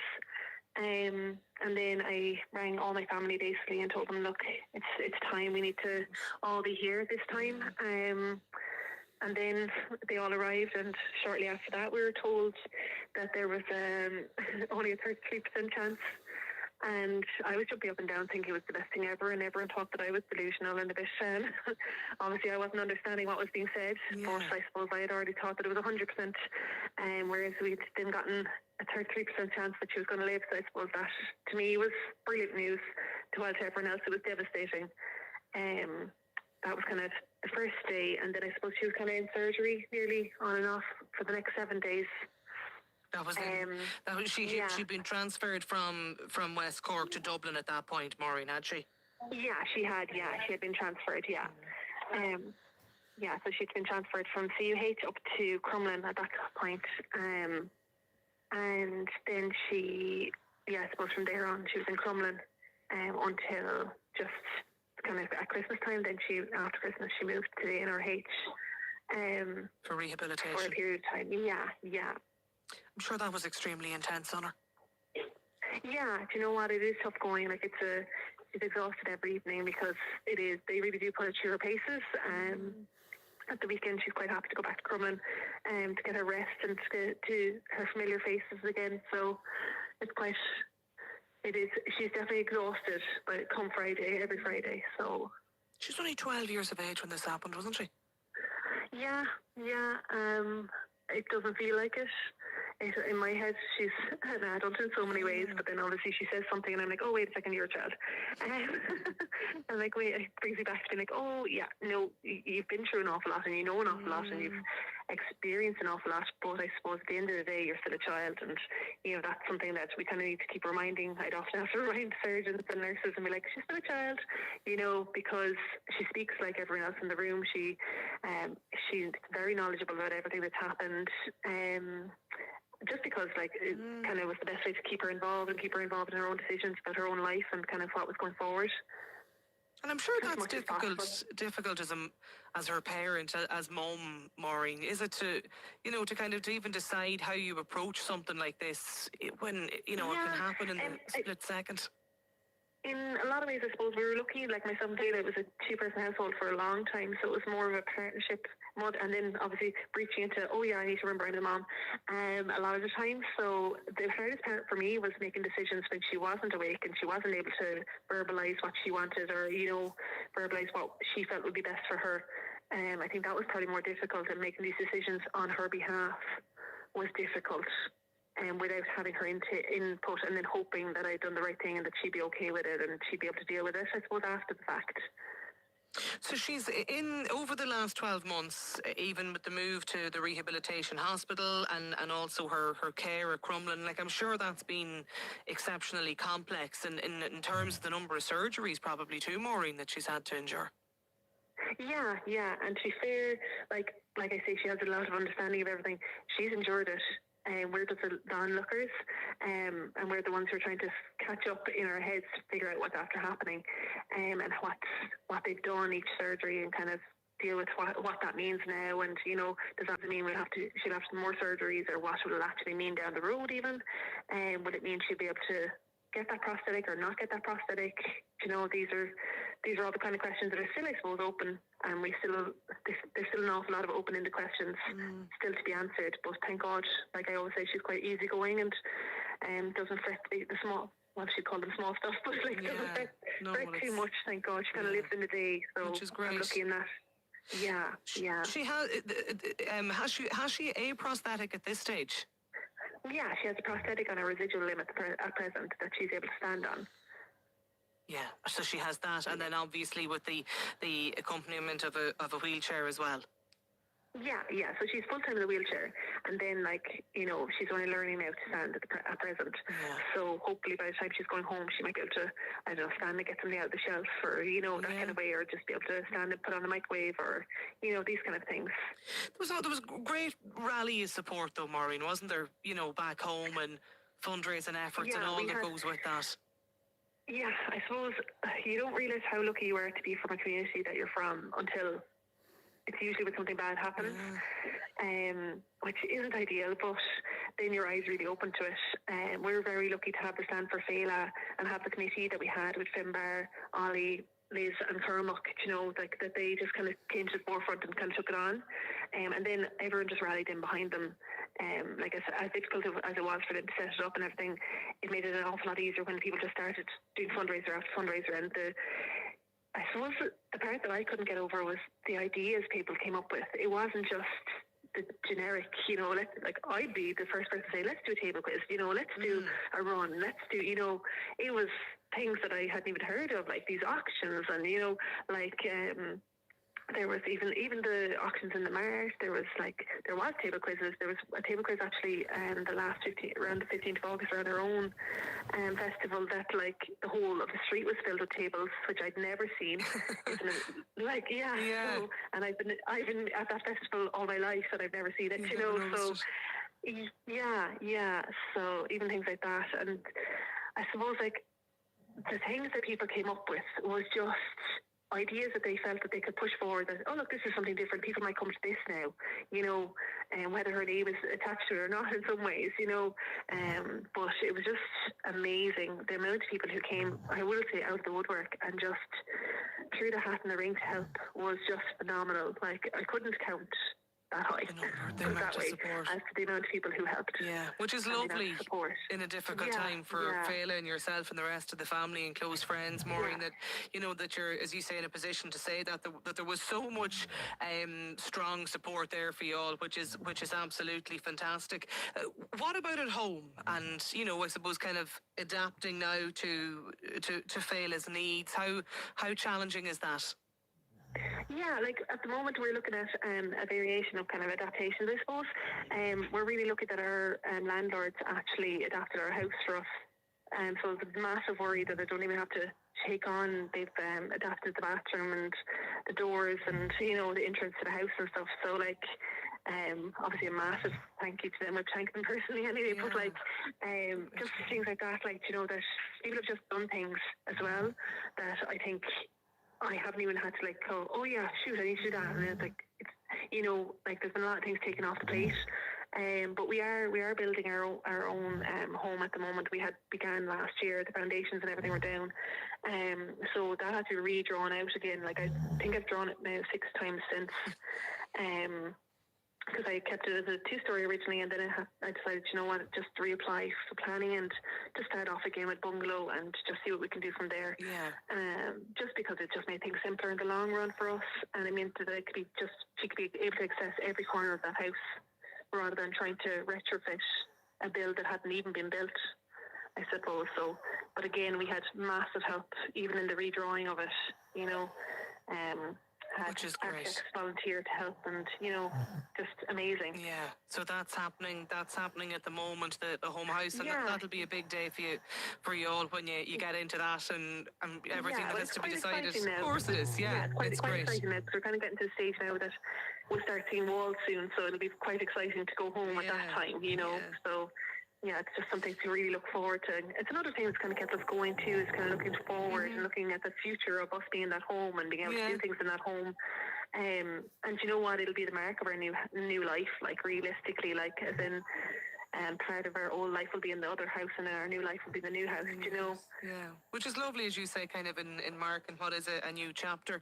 Yeah, like new beginnings. Yeah. Fail is 13 now. She's starting secondary school this September. She's actually going to third year. Third year, she's in back, but she's back to school in September is the plan. Yeah. Yeah, and she's looking forward to that. Yeah, she can't wait now to be around with all her friends again and just be able to kind of live her life, I suppose, rather than living a life adjacent to me and the hospital and, you know. Yeah. So just, be able to switch back into herself, which is really nice. And the independence, I suppose, too, of even just being back, you know, with friends and in the classroom and all that kind of goes with that will be important to her as well. That's it, and not have like people hovering, you know, as in like she'll be able to have these conversations with her friends without, you know, me being around or being in the same room nearly, you know. So that'll be making a big difference. She'll be able to be back to herself more. She sounds like a really resilient kid. She is. She really, really is. She just gets on with it. She just doesn't think twice. She just kind of goes, sure, why wouldn't I? There's no other option, like, you know. So, she's just kind of like that now. She kind of always plows forward. Well, look, it's lovely to hear that she's, you know, that Fail is doing so well, and that, as you say, Maureen, things have, you know, turned a corner, and the positivity about going back to school and all that brings. We wish her all the best and continued success with her recovery, and it's lovely to chat to you today on the programme, Maureen, as well. Thank you so much. Not at all. Thank you so much, and thank you so much for the time. Thank you. Appreciate it. Maureen O'Sullivan there telling us about Fela, who she said obviously as a result of a devastating farm accident, but returning back to school this September. And it's great to just hear a little bit of upbeat and, you know, positive news after what was obviously an exceptionally difficult time for the O'Sullivan family. Still to come on the programme today, Graham McQueen from Dublin Airport is here to answer all of your travel questions. This is the best of News Talk. The best bits from the last 24 hours. We're listening to Lunchtime Live with Andrea Gilligan. It's 1800 453 106. That's the number if you want to get us between now and to this Tuesday. If you were listening to the programme yesterday afternoon, you'll know that we spoke to Jasmine, and she's a mum of 3, and she joined us to tell us her story about the state of the house that she's living in. So then I have 2 high needs kids, autism and ADHD, do not go together. We're all crammed in one space. There's no room like sensory space about. Like we're all on top of each other, and then my daughter as well. Like she's not even meeting her milestones. So it would make be a big difference to you day to day, Jasmine, if you had, you know, even just a little bit more space. Doesn't matter where it is, but just a bit more space would obviously make a big difference to you. Yeah, and to safeguard them and to have a garden. Like, my son's running around me, Mommy, I can't wait until we get a new house. And I'm like, one day, son, and any time we're sitting down and colouring pictures, he's drawing a house and saying, Mum, that's my room. And that's fucking sad. I'm sorry I'm crying, but that's sad. Like, and we're stuck where we are, and it's just absolutely horrendous. Like, and no one's, I'm just being left there to suffer, like. And I'm absolutely trying my best, but I'm not the only mother out there that's fighting this. And I know there's other families out there. Get up and fight. Advocate. Don't be afraid to speak out. I'm trying my absolute best. I love to go back to work, be a social care worker, but I can't. Because I need kids that need me right now. And the house is unsustainable. So that's just some of Jasmine's story that she shared with us here in the programme. Linda's with me on the line today from County Meath, because Linda, you heard Jasmine's story yesterday afternoon, and it's something that very much resonates with you. What's your experience? This is the best of News Talk. Get more best bits with News Talk podcasts on the Go Loud app. It feels like summer. Alan O'Reilly from Carlow Weather is with us here on Lunchtime Live today. Is everywhere in the country experiencing good conditions, Alan, this Tuesday afternoon? There's still a few spots in the west and the north that are under cloud, but a few followers in Donegal that have been moaning at me for the last few days have finally saw some sunshine, because the cloud has cleared a lot more areas. So all those people in the northwest are finally starting to see some sunshine. Yeah, well deserved. I know the back doors opened till about 10:30 last night. It was just so warm and humid in central Dublin, and I was talking to family back home, Alan, and it was a lot bleaker, I can assure you that. Oh, trust me, I've been getting the messages and I've been posting updates on my social media from Carlo saying it's not like that up here. So it has been very much the sunny southeast was living up to its name the last few days. So I was reading earlier this morning, Met Éireann were talking about temperatures potentially climbing to 30 degrees in parts of Ireland this week. Yeah, temperatures are going to increase, and more areas are going to see temperatures over 25 degrees, but up to 28 degrees is possible again today and tomorrow. And I think Friday we could see 29 or even 30 degrees, and the same on Saturday. So, it is a spell of warm, sunny weather that's going to be here for at least the rest of this week and the weekend. Now, some areas like this morning will start off with some fog and mist, and it'll be a little bit kind of the afternoon before really they see the sunshine. So it's not going to be clear blue skies from early morning everywhere, but temperatures are going to rise and rise and rise, and as I say, 30 degrees is not out of the question. Go back to your 28 degrees this afternoon. Where is the best place to be this Tuesday? Carlow's always the best place to be, but it is, the Clonmel weather station is one that's been recording the highest temperatures a lot in these kind of scenarios. So Carlow, Kilkenny, South Tip, probably if you're looking for the heat, if you're looking for a bit of sunshine and the heat, probably the southeast coast is probably the best for the sunshine and the heat on a beach. But there was some sea fog, in parts of Tremor yesterday that spoiled it for a few. But generally the southeast has been the best and will be the warmest again. We're already up to 24.5 degrees. Just before I came on air, I saw my weather station near Tullow, so we're already quite warm. If you're looking for the Costa del Emerald Isle this weekend, you talked about, hitting 30 degrees in parts of the country. Where's the best place if you're looking to absorb some of that? Well, the inlands, generally into the Midlands, maybe even the Midwest again, depending on the little breeze that we get, because some of the weather models do show a slack easterly breeze on Saturday, which would mean Dublin would be that little bit cooler. So heading further west actually would be warmer. So they might get their chance out west to brag about being warmer than Dublin when we get to Saturday. But generally inland if you really like the heat. This weather advisory from the National Weather Forecaster, when talking about kind of nearly somewhat expected heat wave conditions. What's actually happening, Alan, that we're experiencing this second bout of good weather? So this is more kind of our traditional high pressure. We have high pressure. The Azores high is trying to build up. We had an area of high pressure over Europe. The interesting part is there's a little area of low pressure that's likely to develop between Ireland and Spain, which is going to steer up this even warmer air over us as we go through the end of the week and into the weekend. So it's almost like pulling up the outskirts of that really warm air that's been causing issues in Spain and Portugal. But it does look like the high pressure could build back in again, the Azores high, next week. And some of the weather models are showing no rain pretty much for 2 weeks. So this could end up being an extended kind of dry, hot spell. Now, temperatures probably won't stay as high for the length of time, but at the same time, some of the weather models are showing, heat wave conditions maybe 7-8 days. And that's what how many days of consecutive high temperatures is it again, Alan, in order for it to constitute the heat wave? It's 5 days over 25 degrees. So we do need another, well, today we get there, and we need another 3 days then. So we'll be reaching official heat wave by Friday. But it's likely, as I say, to go into the weekend for sure, and the early days of next week, and maybe even longer into next week. It must be even, I know it's only July 7th, but it must be one of the, it certainly feels like it's one of the hottest summers we've had in recent memory, Alan. Oh, that's a good, you'll get your text lines flying now, because lots of people remember 1976 and 1995, and we've had much longer heat waves than this. Generally the difference is when you get two of them, and that's what's likely to make this summer a little bit different, in that we already had the heat wave just gone, and we had those warm days at the end of May, and now we have another spell of warm weather.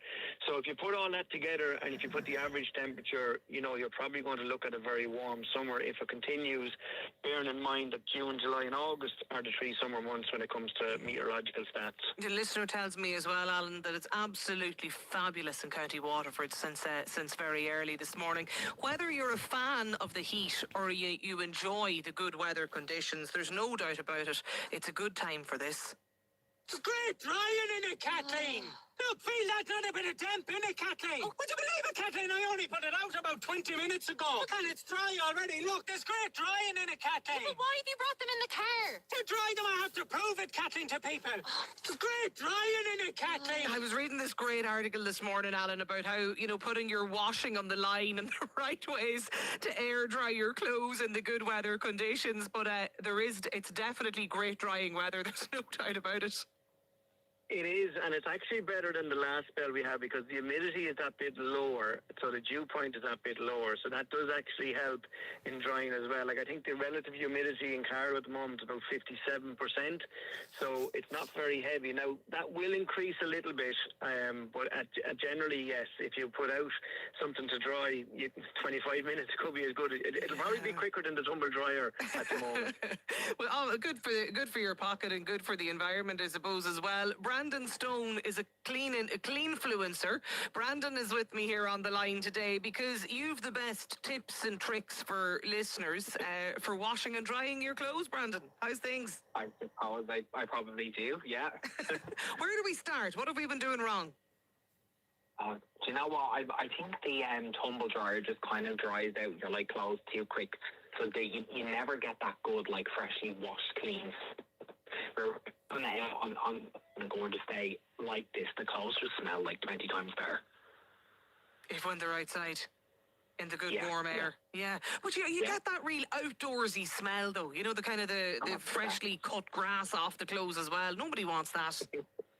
Well, I don't really know. I use loads of probably too much products on them to make them smell probably more chemical-like, so I don't get that. Do you know what I'm going to do, Brandon? I'm going to cut across you there for a moment because your line is just dipped and we want to make sure we get some of your advice and your tips. Stay with me there for a moment till we just try and reconnect with you. But comedian Claire Roach is joining us as well on the line. Claire, is the outside of your house, is it like a laundrette at the moment? It is like a laundrette at the moment, and I'll say that during the summer months, the laundry actually increases for me because I have 3 kids, 9, 6 and 5, and they wear a uniform to school. So now we've got 3 changes a day going on with the girls. We've got activities. The activities are actually going to send me over the edge, I can tell you. And there's a lot of swimming going on in the house, and we live in beautiful Wicklow Town, and we're down at the beach and the harbour and all the rest of it. So there's wetsuits, swimsuits, several changes. Towels. And, they're relentless. Relentless. And I don't know if you see a child at a beach, they don't just dry themselves with the towel, they will drag that towel from one end of the beach to the other.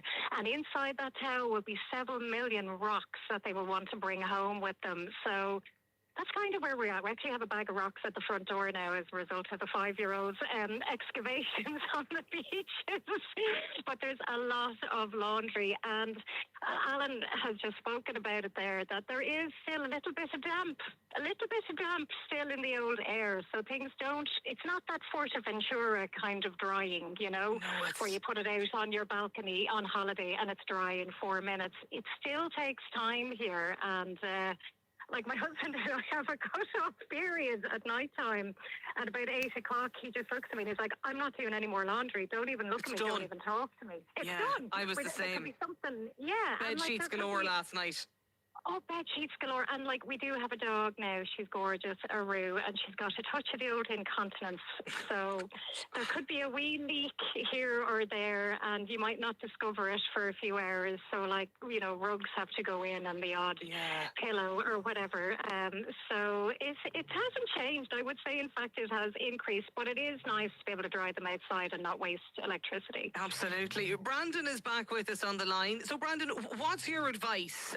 How do we make the most of the good weather to try and get everything refreshed and clean?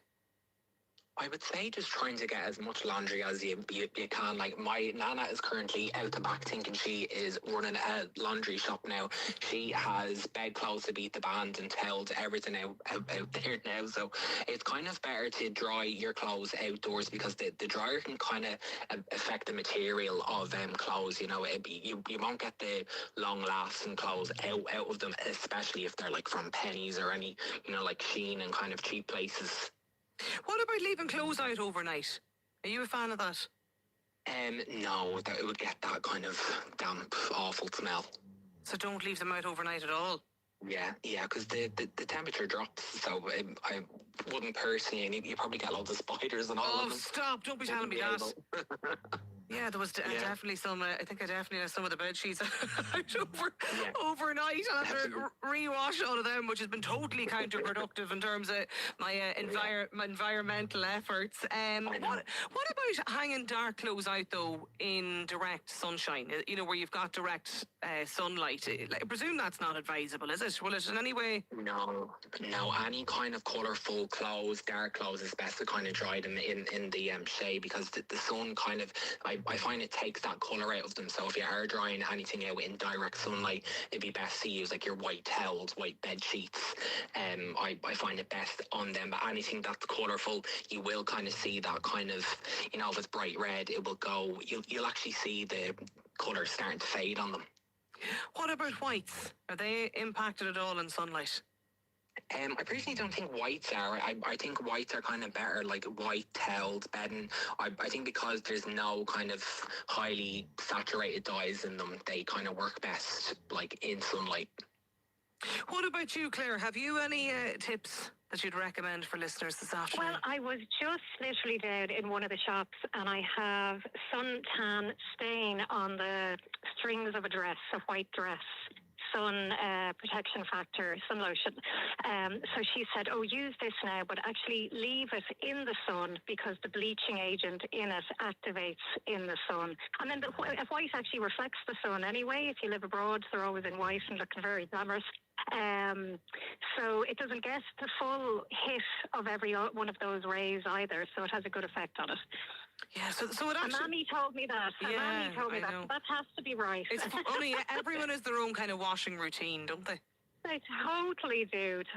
But at the moment, everything's just gone into the machine in one go. I'm not even separating anything. Jordan would probably go mad at me. Please come over and do all my laundry. Yeah, it's fantastic. Look, I know you're going to try and make the most of the good weather today. Have you plans to soak it up, or do you prefer to keep it out of the sun? Let's see. We have 2 play dates. Activities are over for the morning, so I'm down to 1 child for the afternoon. So we will hold hands and go for a walk and just keep it simple because we're all wrecked. What about you, Brandon? I am not doing any washing today. I am meeting my friend for a drink in the sun, and I'm going to soak it up because we do not get this weather all year round, so you might as well go out and enjoy it. I hope, Alan, you're not stuck to the laptop summer following temperatures and wind shifts across the country, are you? No, I'm doing a day job in Black Knight though, so I am stuck to a computer, unfortunately. Well, look, try and take it easy as well. Enjoy the good weather. Thanks a million for joining us. Alan O'Reilly, Brandon Stone and Claire Roach there. Sean Moncrief is with me in studio today. Do you enjoy the heat? Oh, yeah. Yeah, I love the heat, yeah. You're not complaining and moaning about the good weather? No. I mean, it's a bit difficult to sleep at night, but, you know, that's a small price to pay. It's better than the cold anyway, that's for sure. What are you chatting about? There's a big trans row going on in the world of Irish dancing. Right. Which you wouldn't think was associated with it, but the Attorney General of Florida has sent kind of sort of threatening legal letters to the governing body in the United States and here in Ireland as well, over not letting trans people compete in events. Also, we're going to be talking about Widows' Fire, which is a phenomenon that widows and widowers experience that, where not all of them, but recently widowed people can suddenly feel bursts of intense sexual desire. Okay. So this is what Widow's Fire is? Yeah, that's what Widow's Fire is. Good stuff. You're talking about that 2 o'clock this afternoon. Sean, thanks a million for joining us. Now, a little earlier in the programme today, we were talking about school iPads and devices, and how much listeners have paid in some cases for their children for the academic year, 700, 800, 900 euro. Take a listen to some of the callers. I would love it both ways, whereby I would like to say, no mandatory devices, but also I see the benefit of, like, the education system looks quite different now from when I did my Leaving Cert and Junior Cert. We have a combination of research projects and classroom assessments and then the final state exams. One of our trolleys of laptops actually was kindly donated from a tech company, and the IT support in our school, they wiped down the devices for them, put on our school iPads, and it was a donation to the school that we're very grateful for. I think that we need to look at it as a society as a whole role and say, this is what our education system looks like now. Let establishments know, such as credit unions and banks, that there's a need and demand for low interest IT loans. Maybe entrepreneurs might look at branching into education device rental. The library services around the country, they might have ideas how they can support us. It does differ from school to school. We don't have mandatory devices. We don't have specific that they must have this. We do have software that we've used our IT grant to put onto all our devices. We have weekly on-site IT supports, and despite our best efforts, we just regularly cannot meet our IT needs. We were talking about this today because of an ESRI report that basically tells us that mandatory school devices are, putting a pretty significant burden on families. Just to give you a flavour of some of the text today on this, listener tells me that their secondary school, which is in an affluent area but with children from all different social backgrounds, is introducing a managed software device from this September. We were supposed to pay nearly 700 quid in May for a low-spec device that's very limited and can't be reused or passed down to other siblings or students. There's been a lot of pushback from a lot of parents not buying devices. It means the school will have to manage a large cohort with the shared devices in the school. In the school as well, they've made if the school had made any effort to reduce the costs or used refurbished devices and allow for the reuse by siblings, there might not have been it might not have been met basically with the same standoff by parents, but it's been very black and white to say that those that can afford it and there's those that can't. Most people sit somewhere in the middle. Nobody wants to call the school to say that they can't afford the device, and the Department of Education needs to take charge of this situation across schools around Ireland. Another listener tells me that there's 2 local secondary schools. One is bringing in mandatory laptop purchases for 5th years this year, and the other is a DEIS school. The laptop has to be paid in full by the end of June. It's about 650 quid. Or you can pay it on interest-free instalments, which is over 2 years, and it'll work out at €750 in the end. Along with the stupidly priced uniform, which includes crested coats, crested jumpers, crested joggers, school-specific skirts and trousers, and of course the school shoes, the laptop will not suit many college courses, in my opinion. I think it's a crazy idea for parents. And finally, for the moment, another listener tells me that iPads and tablets in general are primarily designed for content consumption, and they're generally not the best choice for creative or project-based work. Where required, students should be provided with access to laptops or desktop computers in order to complete their work effectively. To some of the thoughts from parents today, if you want to listen back to listeners, podcast is available. It's on the Go Loud app. You can simply subscribe there to Lunchtime Live. If you're planning a holiday and you want to navigate Dublin Airport, we'll get your questions answered.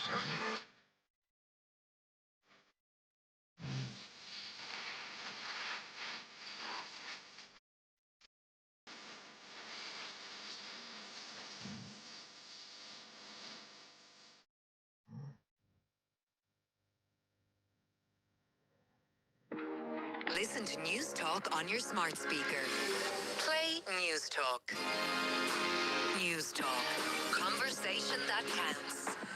Now, if you're travelling to or from, or you're maybe collecting somebody at any of the airports and you've questions about how to navigate them, parking, accessibility features, restaurants, bars, whatever your queries, duty-free or not, Graham McQueen, Media Relations Manager with the Dublin Airport Authority, is with me in studio today to answer all of your queries. Graham, how's things? All good, yeah. A busy summer, but we're enjoying it so far. Have you peaked? Have we had the busiest day yet? We've had our busiest day ever twice in the last couple of weeks. 136,000 went through in one day, which is 6,000 more than the previous record. So really busy, but things are moving really well, which is great. Sorry, is that people flying out or flying into Dublin? It's both. It's, you're talking 65,000, 70,000 each way every day. So I think every day is over 100,000 this summer. And over half the days over 120,000. So huge demand to fly, and loads of people coming in as well, which is great. So that's good for all the tourism businesses around the country. Absolutely. 087 1400 106 is the WhatsApp number. So if you have a question or you want to send us in a voice note for Graham McQueen, do get it in to us. I had just noticed, was it last week, the sunflower lanyard.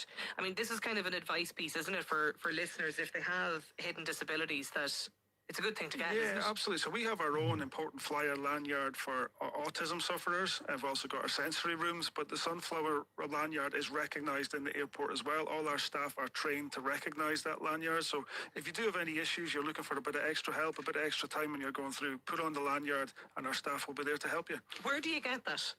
You can get it various places. I think if you look up the website, it'll have all the stockists. I know Tesco certainly stock it as well. So it's well worth doing, particularly if you've got young kids who are maybe a little bit nervous. Yeah, so you can have that in advance of going to the airport, and then staff there will recognise what it signifies. And if exactly. you need more time. We see quite a few of them these days. Really good for summer when you're maybe a wee bit apprehensive, and it just sends a signal to the staff that this person might need a bit extra help. Okay, please ask Graham, while people with invisible disabilities, for example type 1 diabetes, are excluded from the DAA's important flyer programme, surely all disabilities should be treated the same. At present, the lanyard is only available for people with autism, according to the DAA website and email correspondence.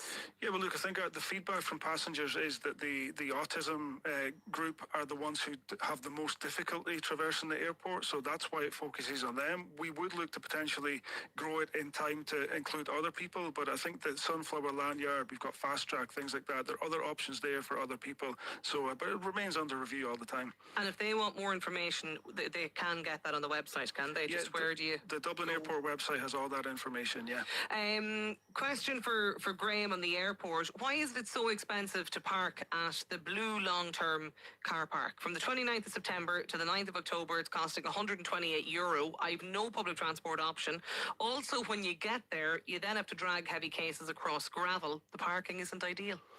Yeah, look, September's actually our busiest month of the year for parking, so that probably explains the price. That works out, by my very bad maths, at just under €13 a day. I just parked in the Ilex Centre across the river there, and it's €4 an hour. So, everything's relative, but I think if you are looking for parking options, get in, book them early to get the best prices. In terms of that gravel piece, I sympathise. I've done it before, especially when you've got young kids and heavy suitcases. A lot of our car parks, though, have temporary planning permission, so we can't go in and put in the tarmac, the surfaces that we'd ideally like to. Hopefully in time we'll be able to do that. Do you really get better value if you book the parking in advance? Yeah, parking starts from around €8 a day, so some spaces are available for as little as that, but you do have to get in early. The later you leave it, especially at times like July, August, September, October, you are going to pay that higher amount if you do leave it last minute. 087 1400 106. Keep your questions coming into us. Just on the parking, how does the drop and go service work?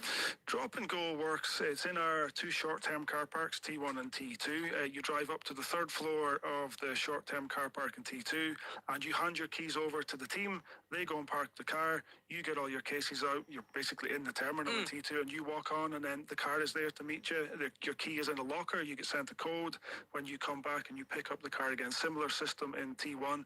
That service is so popular that we're looking at expanding it again because it is just really popular with passengers. So is the car while you're away parked in the short-term car park? It depends. We have a secure location. If you're going for, say, 2 weeks, we would look to move it just because of space. Space is at a premium. We would look to move it to a secure parking space elsewhere, but it's only a short drive away from the airport. If the other parking is £8 a day, how much more expensive is that?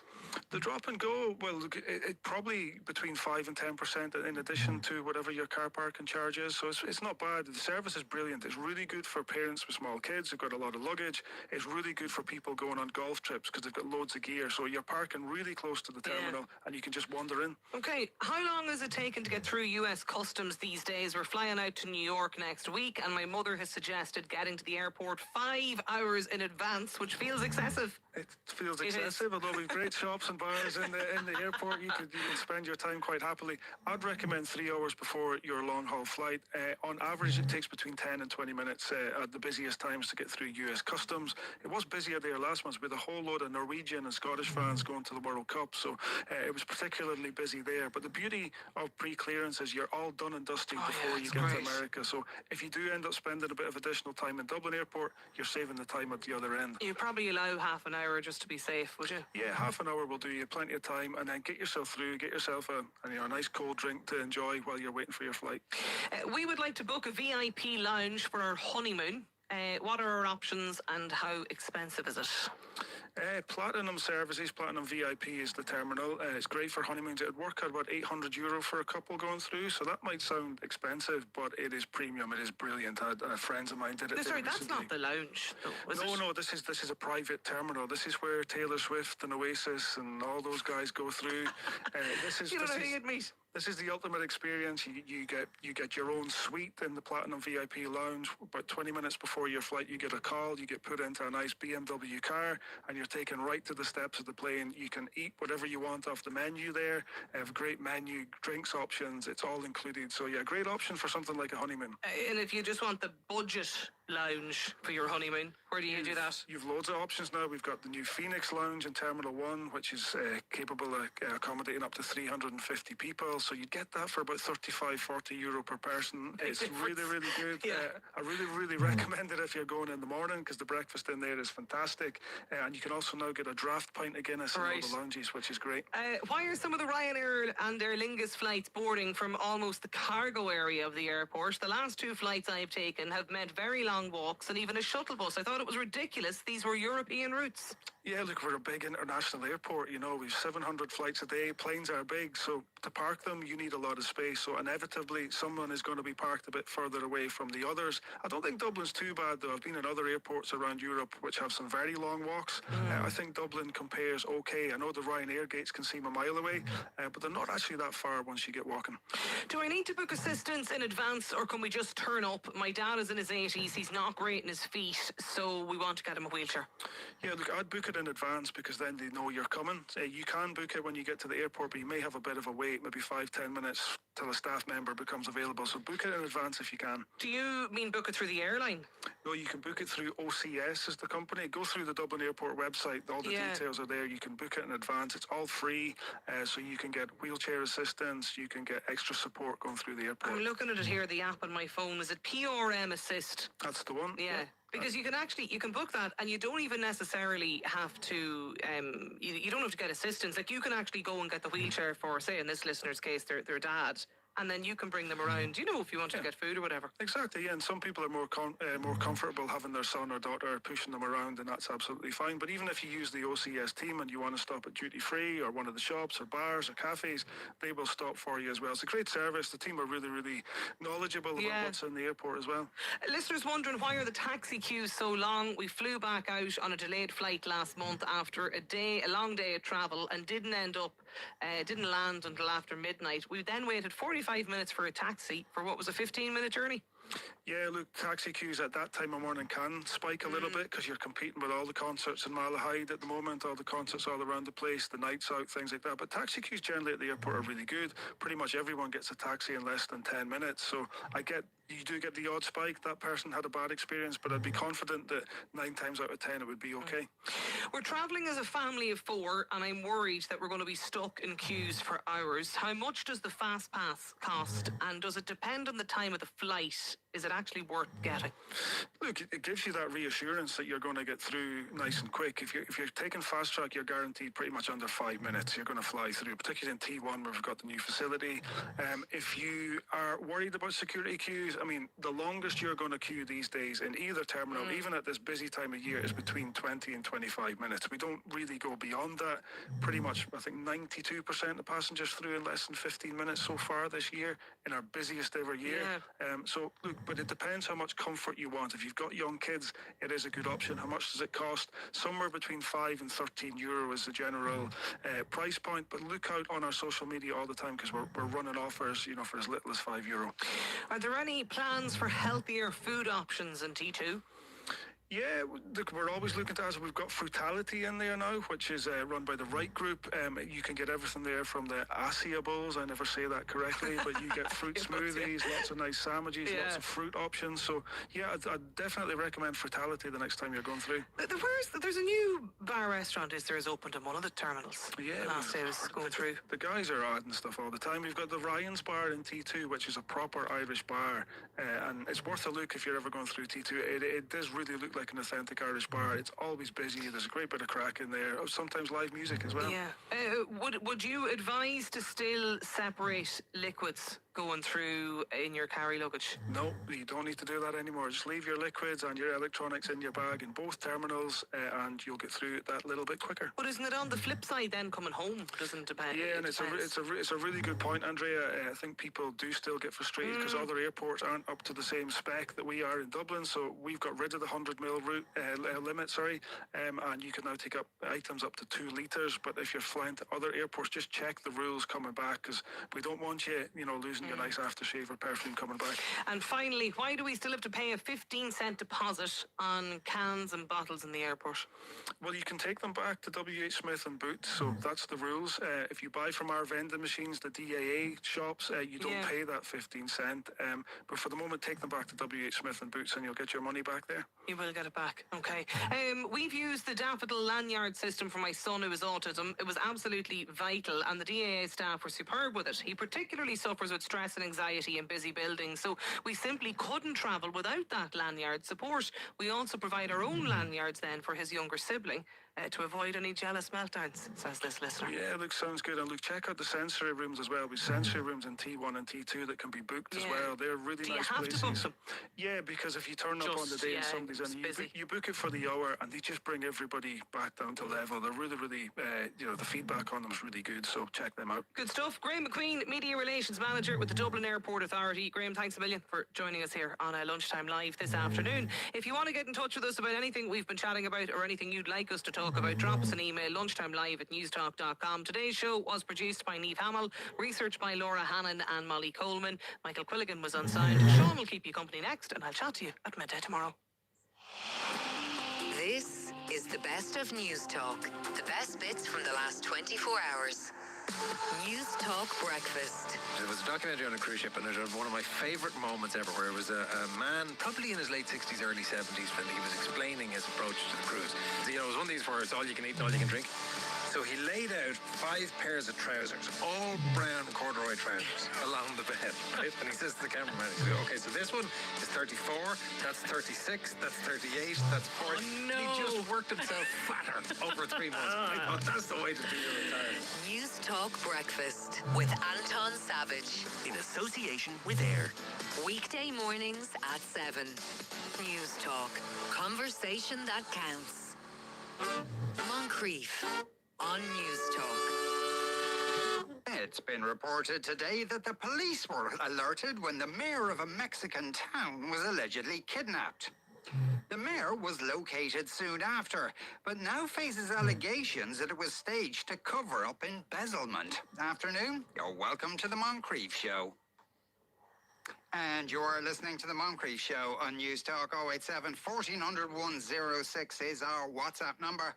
And our email address is afternoon@newstalk.com. Later on in the show, Jonathan de Burka-Bartlett will be in with news from around the world. We're also going to be talking to someone who goes to a fair amount of gigs, and she defends her use of a camera or a camera phone at these gigs. She takes little reels of things, and she thinks there's absolutely nothing about it, and nothing wrong with it. Obviously, a lot of other people criticise that kind of behaviour.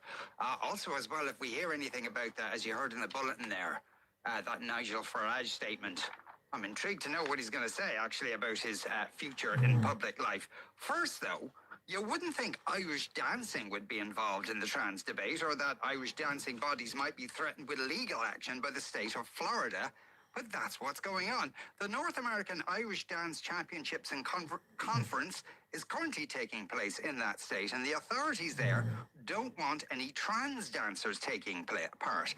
But many of their fellow competitors have a different view. Gabrielle Siegel is a former competitive dancer who wrote an open letter on the subject and joins us now. Gabrielle, good afternoon to you. Good afternoon. Thank you so much for having me on the show. You wrote this letter to give a bit of context about 2 or 3 years ago, and even then was there noise being made about trans dancers taking part? That's correct. So, I want to start by saying that support for trans dancers within the Irish dance community, both in Ireland, in the organization at large, and in the United States, has always been very strong. But in response, CLRG, our overarching body, has had a supportive, inclusive policy for trans dancers for many years, and it was never an issue. Nobody, ever made a fuss over it. But basically, it came to the attention of some people in the American South, which tends to be on the more conservative side, that trans dancers were taking place in Irish dancing competitions. And basically, there was backlash then, and some people then started a petition to try and change CLRG's existing policy. So this was in 2023, in late 2023. So I, in sort of partnership with some of my friends who are trans Irish dancers, especially my friend Hayden Moon, who is a relatively prominent Irish dancer, trans Irish dancer within our community, wrote this open letter in support of trans dancers within our community, just to affirm to CLRG that this was what the overwhelming majority of Irish dancers felt, and to urge them to reaffirm their support for trans dancers, which they have since done. Okay, yeah. Now, and did the original pressure come from this outfit, the Concerned Women for America? No. Frankly, I didn't know who they were until, a couple weeks ago. It originally came...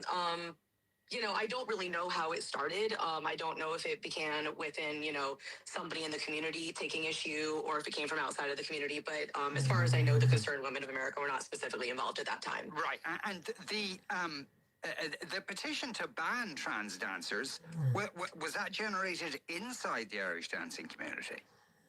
As far as I know, the people who created that petition, nobody really put their name on it in terms of having written it. So I don't know who started it. My guess is that it probably was somebody within the community, but again, no one was willing to own up to having written it. So I don't know who it was. Yeah. Are there many trans Irish dancers? No. There are some. And I also, my hope is that, anybody who... There may be more trans Irish dancers than we know of because obviously a lot of people, especially in the United States, may be scared to come out. But in terms of openly trans competing Irish dancers, it's a very, very small number. Right. Okay. Now, and the threat specifically that's being made in Florida, it seems to be driven by the Florida Attorney General, James Oltmeyer, and a couple of representatives, Greg Stube and Randy Fine. Are they involved in Irish dancing at all? No, definitely not. So why are they so interested in what you're doing then? I don't know. Honestly, I don't know. It honestly makes no sense to me. The reason I believe, knowing what I know of the political scene in America, it's a very easy way for conservative politicians to score political points. They have sort of made this a bit of a lightning rod issue, sort of nationwide. And frankly, it's ridiculous, in my opinion, the way this has become an issue in our country, in any sport, in any art form, that this would happen, because what we really are talking about, broadly speaking, is such a small number of people in any sport, in any state, that it's weird to see that they make such a big issue over this. But yes, in terms of Irish dancing, I just can't imagine why they care. It has nothing to do with them. Yeah. It's weird. And part of the argument they seem to be making is that trans dancers are taking part in Irish dancing competitions and winning them. As far as you know, is that happening a lot or at all? Certainly trans dancers have won Irish dance competitions, which I, would say I believe they have a right to do.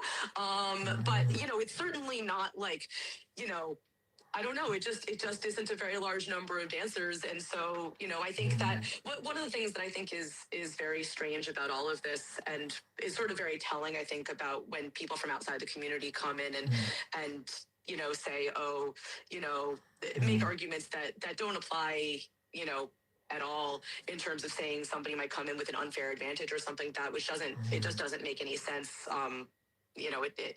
Frankly, science seems to show that it doesn't make sense in any sport to make that argument, but it especially doesn't make any sense in Irish dance. Most competitions in Irish dance are mixed gender.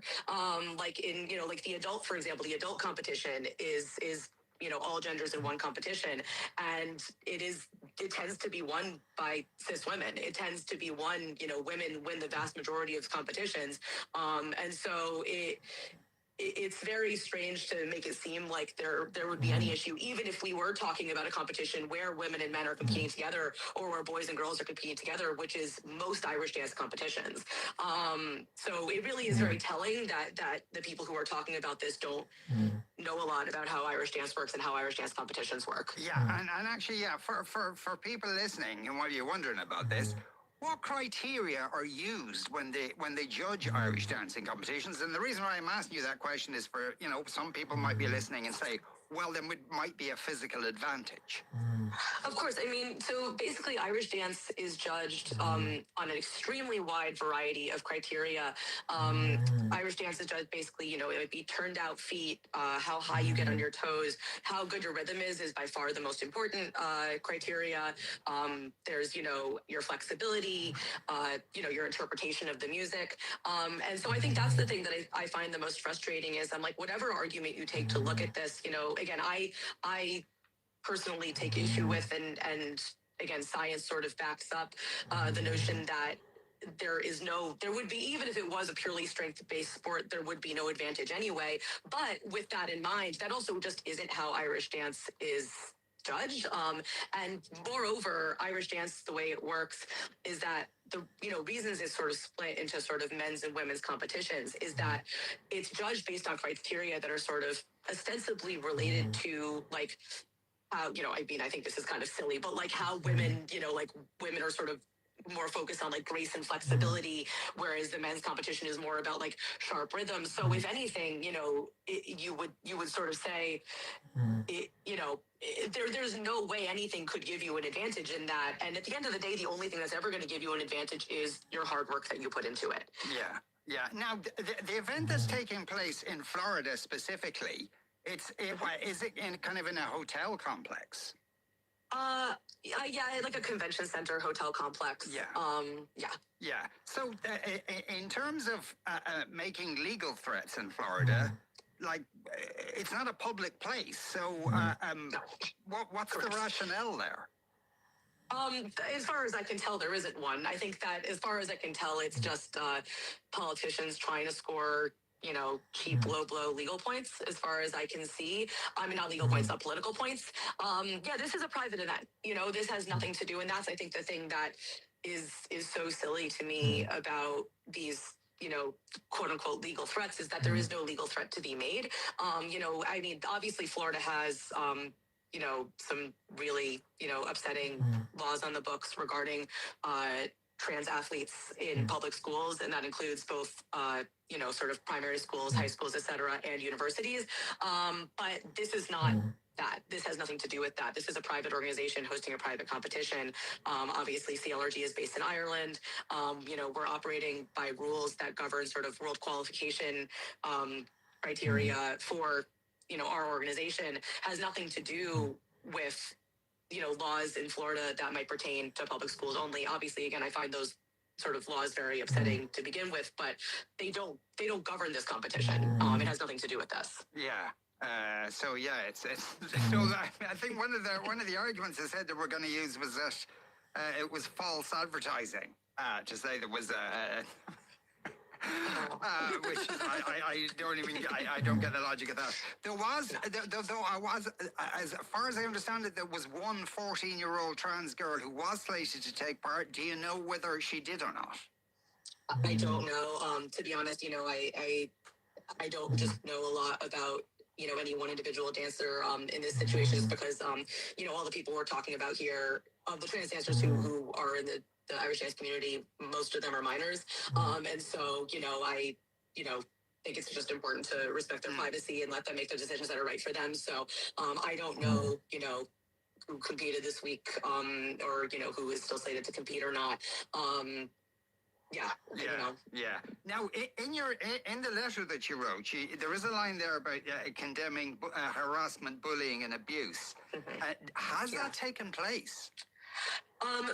Recently, I've seen much less of it. It absolutely has taken place. I think that it was extremely disheartening to see a couple of years ago that there were people within the Irish dance community, including some teachers, which was especially upsetting, but people within the community who were, again, at the end of the day, I think it's still very upsetting to already take the position that trans dancers shouldn't be able to dance in the competition that's right for them.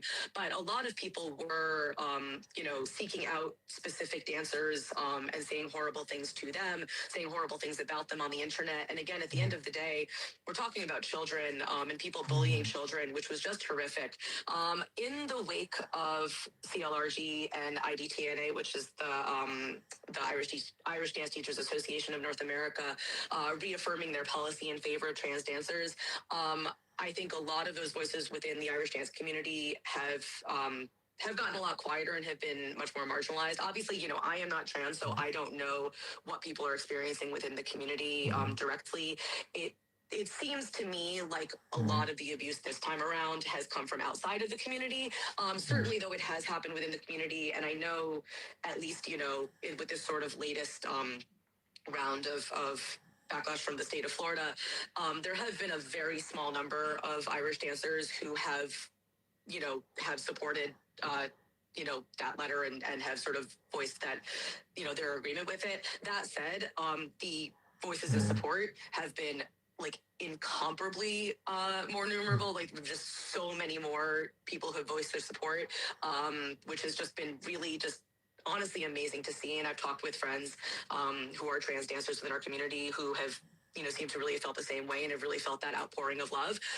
So while that has existed, and I certainly would imagine there is still some measure of it, it seems to me also that the voices in favor and the voices in support are now much more numerous and much louder. Yeah. Now, this particular event that's taking place right now in Florida, does it always take place in Florida? No. So this is the North American Irish Dance Championships, which is basically the national championships for North America, although dancers do come from all over the world to compete in it, which is really cool. But basically the way it works is that every year it's hosted by a different region within North America. So it cycles between the regions, the New England region, Western US region, Eastern Canada region, etc. And then once they've sort of gotten through all the regions, then the Irish Dance Teachers Association of North America will host it for 1 year. So they're actually hosting it this year, but then every region will get an opportunity to host it, and they can host it wherever they want. So often they will host it within their region. So next year, Western Canada is hosting it, and I believe they will be hosting it in Western Canada. Theoretically, a region could still hold it in another state outside their region, but it hasn't been in Florida in a long time. So yeah, not very often is it in Florida. I'm just wondering, has anything even vaguely similar to this happened in any other part of North America? Not that I know of. Yeah.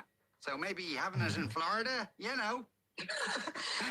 I mean, I think if nothing else, I mean, I certainly can't speak to how these decisions are made in terms of where things get hosted, but certainly if I were, the regions, it would give me pause because it is, I think, very frustrating. One of the things I think that has really been very clear to me, and even just within the Irish dance community, to sort of dancers themselves, is it's just extremely frustrating and unpleasant to have people from outside the community telling us what to do, how to run our competitions, what we think.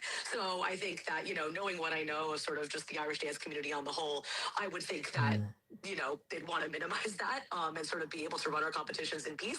But I can't speak to how they make that decision in the future. I know people also like having the competition near Disney World, so I don't know. Gabrielle, thank you very much for speaking with us today. That was Gabrielle Seagull there, former competitive Irish dancer and obviously not a resident of Florida. Nigel Farage is making a statement now. All I can tell you about it so far is that he says he's done nothing wrong. He seems to be taking an awfully long time to tell us that he's done nothing wrong. This is the best of News Talk. Get more best bits with News Talk podcasts on the Go Loud app. You are listening to the Moncrief Show on News Talk. 087 1400 106 is our WhatsApp number. Nigel Farage still hasn't said anything. It's kind of a bit like the Gruen effect there as well. He's still saying he hasn't broken the law, and there's a kind of bit of whataboutery going on, and everyone's attacking me, and you're also me. But it's been going on for about 15 minutes or so, all this stuff. So there may be a point in there, because apparently he did say it was about his future in public life, but it could be that, I'm going to have a future in public life now. And the only reason is that it might or not be significant if he did resign. That would put a bit of a question mark over the future of reform, one would think. He's sorry, I correct myself. He's to stand down as an MP, thus triggering a by-election. So, despite all this everyone's mean to me, he is stepping down. All that pressure has had some sort of an effect upon him, presumably from his colleagues within Reform. Anyway, you can't beat a Sunday roast. Well, for a long time you could. It seemed to have gone out of fashion, but some claim there's a roast resurgence going on, with many restaurants putting it back on the menu. To explain what's happening, we're joined by the food writer and TV chef Aisling Larkin. Good afternoon, Aisling. Good afternoon. So are roasts, are they hip again? I think I don't think they ever went away from hotel menus. We've always had the carvery. It's always been a staple. But now on a lot of the more trendy eateries around the cities, we are definitely seeing these Sunday roast menus bring people together, €40 a head. Come on in, have a little starter, have your kind of roast, all the trimmings, your puddings, gravy, 2 potatoes, 3 vegetables. And I understand why. Cooking a roast at home is expensive. It's an awful lot of time and effort. So sometimes it's easier to just go out and enjoy it out. Yeah, absolutely. But that kind of carvery roast is a bit, it's a bit greasy, let's say. It mightn't always be, I might like it a bit pink on the inside. You won't get that. And it wouldn't be the best. It depends where you go. I mean, there's some establishments that have done it so well for years. And actually, in some hotels, it's probably some of the best things that they do, because they have chefs who've been doing it for 20 years and they're really, really well versed in it. And I think it's almost, again, taking it from dining out to coming home.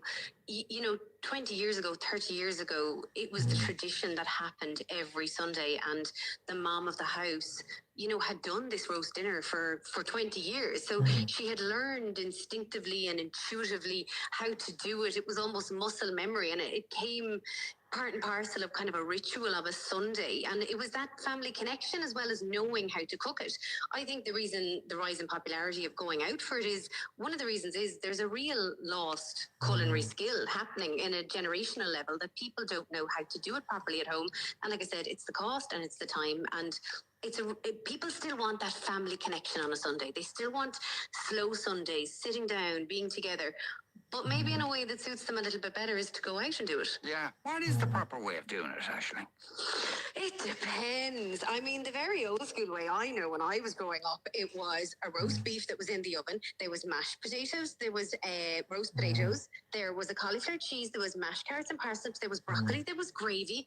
I mean, it's a mountain of work. There would be mass in the morning. There'd be, sports games, and then everybody would come home, and mom would have slaved away for 5 or 6 hours to prepare this beautiful meal. And I suppose family life has changed. Modern Ireland is not like that anymore.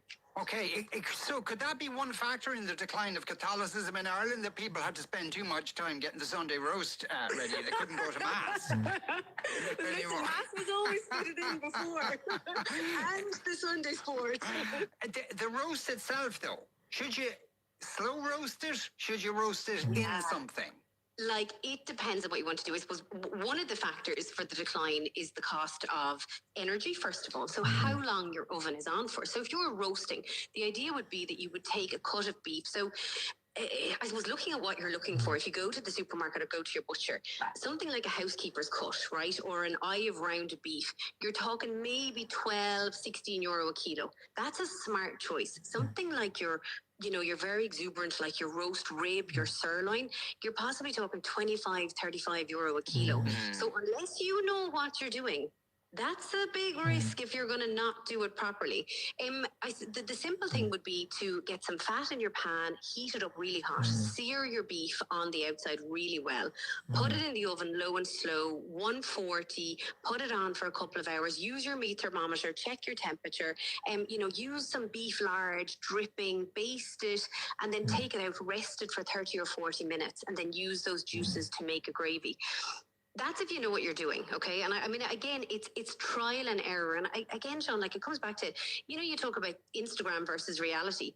Years ago, as I said, the mom at home 20, 30 years ago, she had done this, every Sunday for 20 odd years. So she'd made mistakes, but she'd learned along the way. Whereas now we're kind of in this generation of going, I want to do it once and I want it to be perfect and I want it to look perfect. And we almost don't give ourselves permission to maybe make a mistake here and there. I think a really nice way of doing it is to slow braise it. So if you have a slow cooker, so sear off that lovely piece of beef, put it in, add beef stock, add red wine, a couple of little herbs like rosemary, thyme, put the lid on it. Go to mass, go do the sports activities, go for a walk, do whatever you need to do. Don't be worrying about it. And when you come back in 3 hours, that is going to be beautiful and tender and moist. And it's almost like a fail-safe way of doing it. Okay. So, but would you say the longer the better? Or can they be too long? Yeah, they can be too long, particularly if it's in the oven. Like it will dry out, you know. And I think the other thing that people worry about is the timing of a classic roast, getting everything hot on the table at the same time, having the potatoes warm. How do you keep everything warm? How do you get the veg on the table warm? In my house, I've kind of reinvented the Sunday roast a little bit, and I call it like my modern kind of Sunday roast grazing board. So I will do my beef, like I said, slow cook it, but then it's almost like a kind of a pick and mix, like a buffet style thing. So I will put out maybe some roasties, maybe some gorgeous truffle crisps. I'll do like a really nice flavored butter, so that can kind of melt over the beef. So something like a caper butter or a blue cheese butter. I'll bake off some like bread rolls, ciabatta rolls in the oven, maybe some rocket leaves, a little bit of balsamic, sea salt, and then have everything kind of laid out in little bowls. And then everybody kind of helps themselves, and it's a kind of a pick and mix. So if somebody arrives late, or there's sport on, or there was golf in the morning, you can kind of, the idea is everybody comes together at the same time. But also, if you end up in 2 hours late, it's not the end of the world. It's not dried out in the oven, and you have somebody giving you dirty looks for the rest of the afternoon. Oh, stop. Aisling, I'll see you on Sunday. Absolutely. Ready to go. Make sure to send over your address. I'm starving now. Aisling, thanks a million. That was Aisling Larkin there, the food writer and TV chef. Mother of Jesus, such a day to be talking about a roast dinner, says the texter. I must say, I never got that. You know that kind of, you know that, we can't eat certain things when it's hot. I could eat anything when it's hot or cold. I still do a Sunday roast 90% of the time. Family time, whenever they are home from college, etc. I'd hate to stop doing it at this stage, says Conrad. Well, no, you keep going. Good for you. I haven't had a Sunday roast in a lifetime. I sometimes miss the old Sunday roast. I guess modern life done for it, the Sunday roast. Hopefully it is making a comeback. Well, as you heard Aisling say there, but now, obviously, there are people like Conrad who are still doing it, who've always been doing it. But you can go to hotels or certain hip restaurants and get it now. Is she mad? She says it's very expensive to do a roast at home as opposed to spending 40 quid a head in a restaurant. We're a family of 5. There's no way we could afford €200 for a Sunday dinner. Yes, someone else says 40 a head. That's $160. Yes, that is quite a lot of money. What's hard about making a Sunday roast? Put a chicken in the oven and leave it there till it's cooked. That's not hard. No, I suppose it's not, if you look at it that way. It was once a rite of passage for third-level students. Get your J1 visa and head off to the States for the summer to work and live in squalor. Does that really happen anymore? Is it far more difficult to do? Henry McKean reports from New York. Hello, I am Noel Donovan, owner of Bloom's Tavern here in New York City, originally from Limerick. You're a Limerick man? West Limerick. West Limerick, whereabouts? A place called Newcastle West. Beautiful. Beautiful, yeah, on the way to Kerry. And it gave us Ballygowan? Yes, absolutely, and red lemonade. And red lemonade? Yeah, absolutely, it's all good for you. What came first? I'd say Ballygowan, yeah. I don't know, the chicken or the egg, I don't know, I'm trying to remember. So you've been out here since the year 2000. How come you came to New York? I blame one of my close friends from college, and I blame a lot of bad decisions and fun decisions and amazing decisions. It was so much fun. We initially came out here just for the summer with the idea of staying for the summer, and 26 years later, I'm still here loving it, and it's amazing. So I guess the J1 was a success for me. I'm happy with it. We've got the World Cup going on behind us. We've got a stadium not even that far from here. For you, you own Bloom's here. Obviously, it's a James Joyce-themed Irish bar. Are the J1ers coming to New York, coming to America this year? This is the first year I've seen such a big decline in it. It's been sad. It's been, it's a pity. There was we'd always hire one or two. We don't really, we have a lot of long-term employees here. We don't have have a large turnover of people, but so we'd usually hire 1 or 2 J1ers for the summer, just to help them out and help us out to cover vacations and stuff like that. But no, it's a pity. It's definitely one of the most, like I have seen. It's just been a steady decline as the years progressing. But the J1 in our day was amazing. We had so much fun. We'd go to Montauk on the weekends, and the tips, you could make a lot of money. You could make a lot of money. But the old days, it was like kids would come out here in the early May and they'd be here till the end of early September, missed the first week in college or something like that. But it was a different world back then, and it's got small, it's shorter and shorter, but it is such an amazing experience from it. And I've seen a lot of amazing people have fun with it and enjoy it and get settled here in New York and get settled everywhere. It was a good starting point, you know. Hello, my name is Oren Harrington. I am 24 years old and I'm from West Cork. You're a West Cork man. Whereabouts in West Cork? Allies. From West Cork to New York City to Manhattan, what's it been like? It's been crazy, but an amazing experience though. It's cool to see the city and all the people, and there's always so much happening. I did the 1-year internship J1 and my first J1 as well. This is your first? Yeah. So a whole year. I know when I did mine it was just 3 months. What's it like doing a J1 for a whole year? At the start it was a bit scary, but once you got to know more people, it was a lot easier. And once they showed us around the city and everything. So it kind of grew on you. Right now, the week that we've just had, it's been 40-degree heat, it's been tough, it's been warm. We're here in Fitzpatrick Hotel in Manhattan on Lexington Avenue. You've been working here for a year. Your J1 internship is coming to an end. How was it? It was amazing. I'm very happy I did it. What did you get up to? A lot of work, and then also we traveled around. I went to Florida, went to Washington, saw a lot of the city. When we did the J1, we used to have to queue up in the middle of the night to get them. They were so hard to get.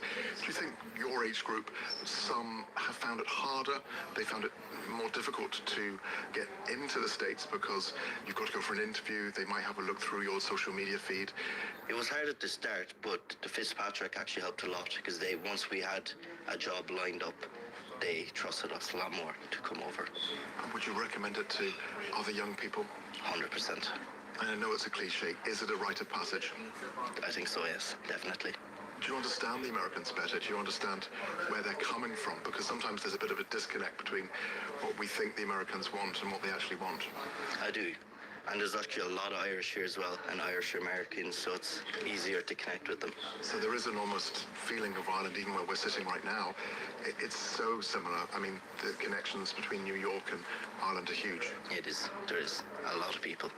Just a trickle of J1ers this year. J1. Very trickle, yeah. A lot of them are going to San Diego, a lot of them are going to Boston. I have a lot of people in Chicago. New York is just a different melting pot unless you go out to the Hamptons or somewhere more easier to get work and get accommodation. But definitely there's been such a decline in it as years have progressed. But it's still like New York is a difficult fish always to get accommodation, but there are, there is jobs available, there is accommodation available. It's been a pity that it's just gotten so expensive and it's such a bad publicity surrounding it. Definitely with the current administration, they have definitely put off the idea to a lot of people.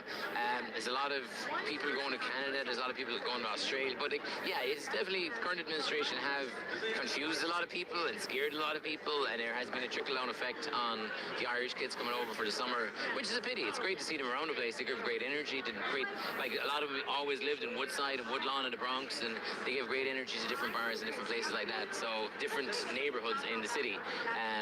But it is a pity to see them. I'd love to have it make more easier for them to come back, because a lot of resorts and a lot of great areas in Hamptons and Connecticut, they need the staff there, and they add some color to it, My name is Ben Harnett. I'm from Ennis in County Clare, and I'm 23 years old. Ben, you're all the way from Ennis, and you've been out here for a year. This is your second J1, isn't it? Tell us.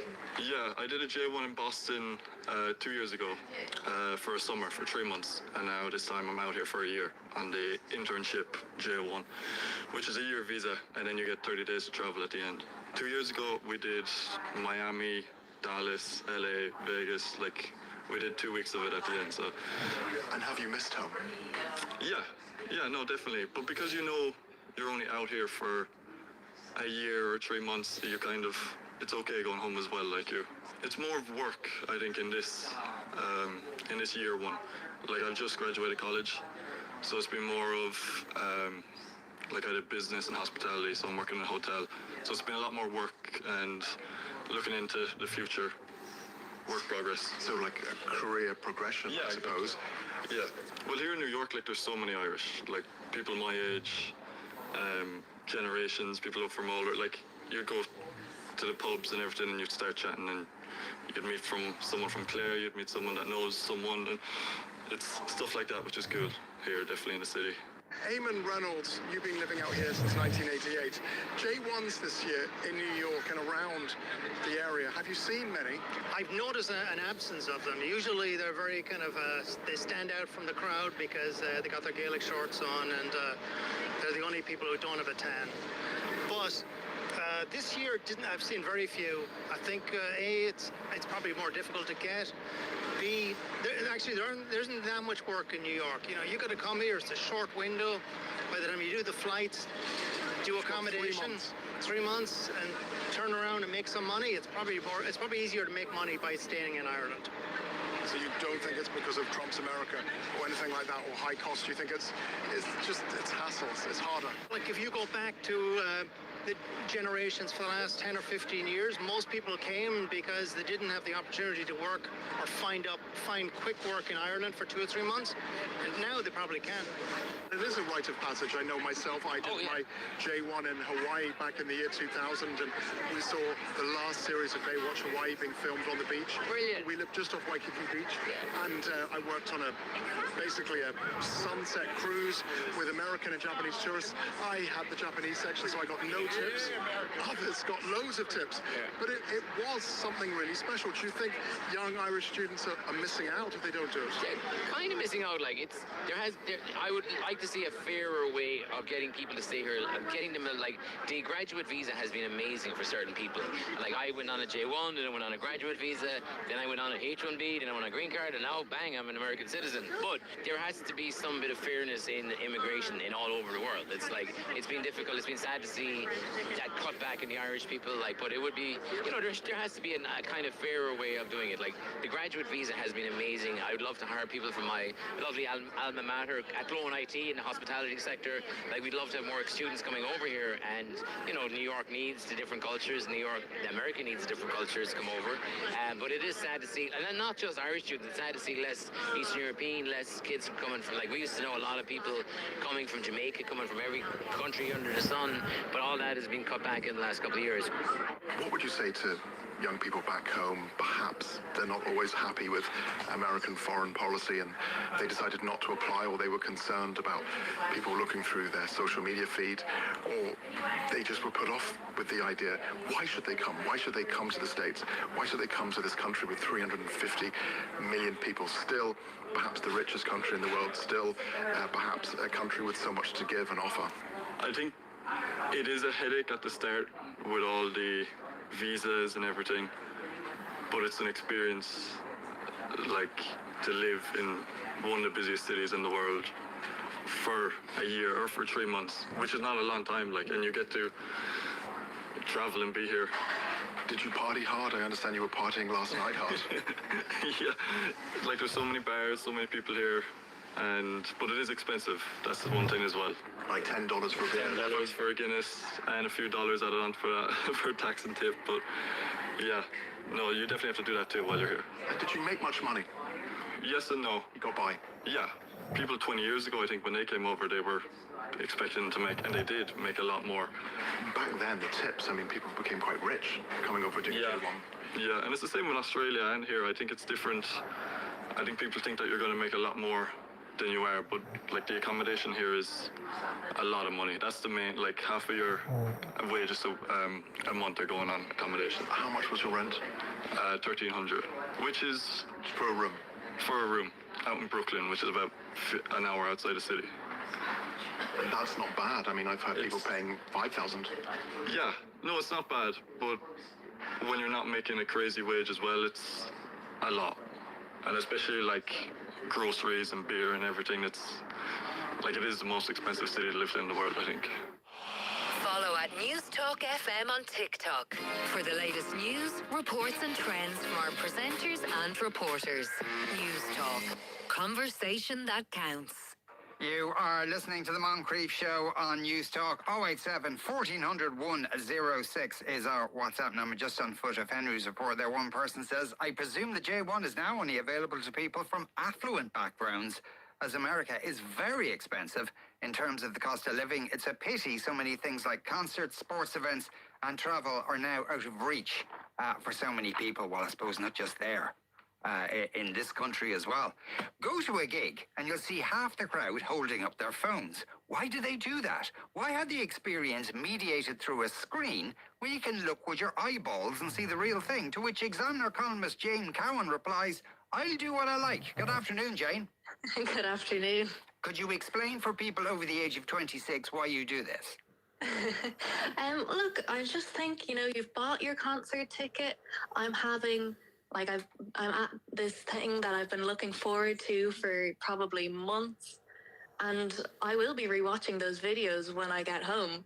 So I'm going to take videos of my favorite songs, and I don't feel I should apologize for that. Yeah. Now, and do you, how many videos of people, how many gigs have you been to? Is there a massive amount of songs on your phone? This is the thing now. People, when I say that I like to take videos at concerts, some people automatically assume I'm one of those people filming from start to end. And I'm not that bad, but there will be quite a few videos of concerts on my phone for sure. Yeah. Do people video it from start to finish? I think very few people do, but when you say that you like to use your phone at a concert, some people just think oh my God, you're not in the moment. You've not even gone to the concert. And I just think it's a bit of pearl clutching. I've taken 30 seconds to video my favorite song. I don't think it's that big of a deal. Well, in a world of things to be outraged about, that'd be... Yeah, come on, we have to get our priorities right That'd here. be fairly low down. But for you, it doesn't take away from the experience for you, though. You still feel like you're there, even though you kind of have to think, some of the time at least, about filming bits of it. Yeah, a concert is quite long. I just don't think a 20-second, 30-second video is... going to really change the experience very much for me. Now, I would definitely not film an entire song start to finish or anything like that, because at that rate, yeah, you should probably just be watching the video of the concert on YouTube or something. But I think these are prized possessions of mine that I can see where exactly I stood in the crowd at a Hozier concert a few years ago and things like that. I love looking back on them. Yeah, and you you're at Olivia Dean, were you recently? Oh, I was, yeah. And fantastic to just be able to see. And I've shown all of my friends these videos who weren't at the concert. Yeah, and and so how many Olivia Dean songs or snatches of songs did you record? I probably took 5 videos throughout the whole concert, and about 30 seconds each. Right. So really, in the grand scheme of things, not a whole lot. But I just really like to have them. Yeah, and was it particular song, were there, did you have your phone in your hand waiting for her to sing a particular track and then, oh God, I gotta get a bit of this one? Yeah, she closes the concert with Man I Need, which is her most famous song probably. And the crowd just went insane. So I was waiting for that to definitely take a video of at least part of that song. Yeah. And do you have concerns that you might be blocking other people's view of what's going on stage? Yeah, well, this is maybe I'm quite tall, so I'm probably already blocking their view. I try not to do too much holding my phone as far above my head as possible. But I do think when you're going to a concert in this day and age, you do just have to be prepared to see people's phones sort of in the crowd. Yeah, but I imagine though at Olivia Dean, probably most people were holding up phones, or a huge proportion of that crowd would be holding up Yes, phones. it definitely depends on the crowd. A lot of people at Olivia Dean were taking videos. I was then at The Cure last week. And far fewer phones in the crowd there. I was a bit of an anomaly in that crowd. Yeah, they wouldn't have phones, or unless they could get a big long wire from their house. They're still on the Nokias. Yeah. Yes, so to do that. And do you have on your what do you do if you change phones? Well, this is, the miracle of technology. I can transfer all of my old photos come from my old phone onto my new one. Okay. I'm keeping them. Yeah, and so how far back does it go now on your phone at the moment? Oh, years and years. Like, I've got photos on my phone that were taken on my very first phone. Yeah, but a bit of concerts. Yeah, honestly, almost every concert I've been to. I'm just sad that when I went to like One Direction concerts when I was 8 years old, I didn't have a phone at that age. That's my only regret in life. Yeah. So you feel you've lost something if you didn't record a bit of it? Yeah, absolutely. Like, I just think they're lovely to look back on. And, if my parents had videos of really cool concerts that they went to in their 20s, I'd love to see those. They'd be in black and white. They would. They'd be silent, but I'd love to see them. And in 20 years' time, Jane, when you're and Olivia Dean is an old lady, and as far as your children, I'm an old lady. As far as your children are concerned, will you be kind of going, look at this, kids? Yeah, and they'll probably think I'm terribly uncool, but I'll still be showing people. Anyone that wants to watch, I'll be happy to show them. Oh gosh, that's interesting. Yeah. Well, I wonder will that be the new generation gap when you're older? When you're middle-aged, will the generation gap be your generation of trying to show people things on their phones, but your children are going, I don't want to look at your stupid old phone because it's... Yeah, my parents or my kids will be like, I don't care that you took this 20 years ago. Yeah, probably. They'll have things injected in their eyeballs or something terrifying. Jane, thanks a million for talking to us today. That was Jane Cowan there, columnist with The Examiner. You are listening to the Moncrief Show on News Talk. We'll take a break. Back in a minute. This is the best of News Talk. The best bits from the last 24 hours. It says in your CV that you're a qualified accountant, carpenter, fitness instructor, and economist. Bang on. Graduated top of your class in theoretical physics, and I'm proficient at Microsoft Word 95. 7 languages. Yeah. English, Irish, Connacht Irish, Munster Irish, Gaelic, and American. So you have bar experience? I'm Irish. Okay, how about cocktails? How would you make a Long Island iced tea? Ice, and then I usually prefer to use berries. Berries. Well, with lines in the pyramid bag, you don't get the same flavour. Okay. If someone comes into the bar, they look a little young, what would you do? Check their ID. Very good. And if they're over 18, drink as much as you like. The drinking age is 21. Even if they're with their parents. What are your strengths? Never been betting FIFA. Weaknesses? Chickadees. That was Foil Arms and Hog there, recreating the kind of interviews J1 students do when they're looking for jobs in the States. Before the news, though, we were talking to Jane Cowan. She's of the young person persuasion. She's one of those people who goes to gigs and holds up her phone and records bits of songs so she can look back on them later on, which is one of those habits that vex other people. One texter says, why do we insist on judging people on etiquette? Whether phone use, eating, or what they wear. I don't give a damn what others do or the way they do it, as long as it doesn't impinge on me. As my dear old dad used to say, mind your own effing business, God bless him, says David. Pithy, a pithy phrase to be remembered by, mind your own effing business. Except your phone is blocking my view of my favourite song. Says one texter. Somebody else says something similar. People who hold up their phones, blocking the view of the person behind them, are a joke. No consideration for fellow concert goers. Claire says, though, I couldn't care less how many videos she takes. It's the fact that she is totally distracting for other people. That really annoys me.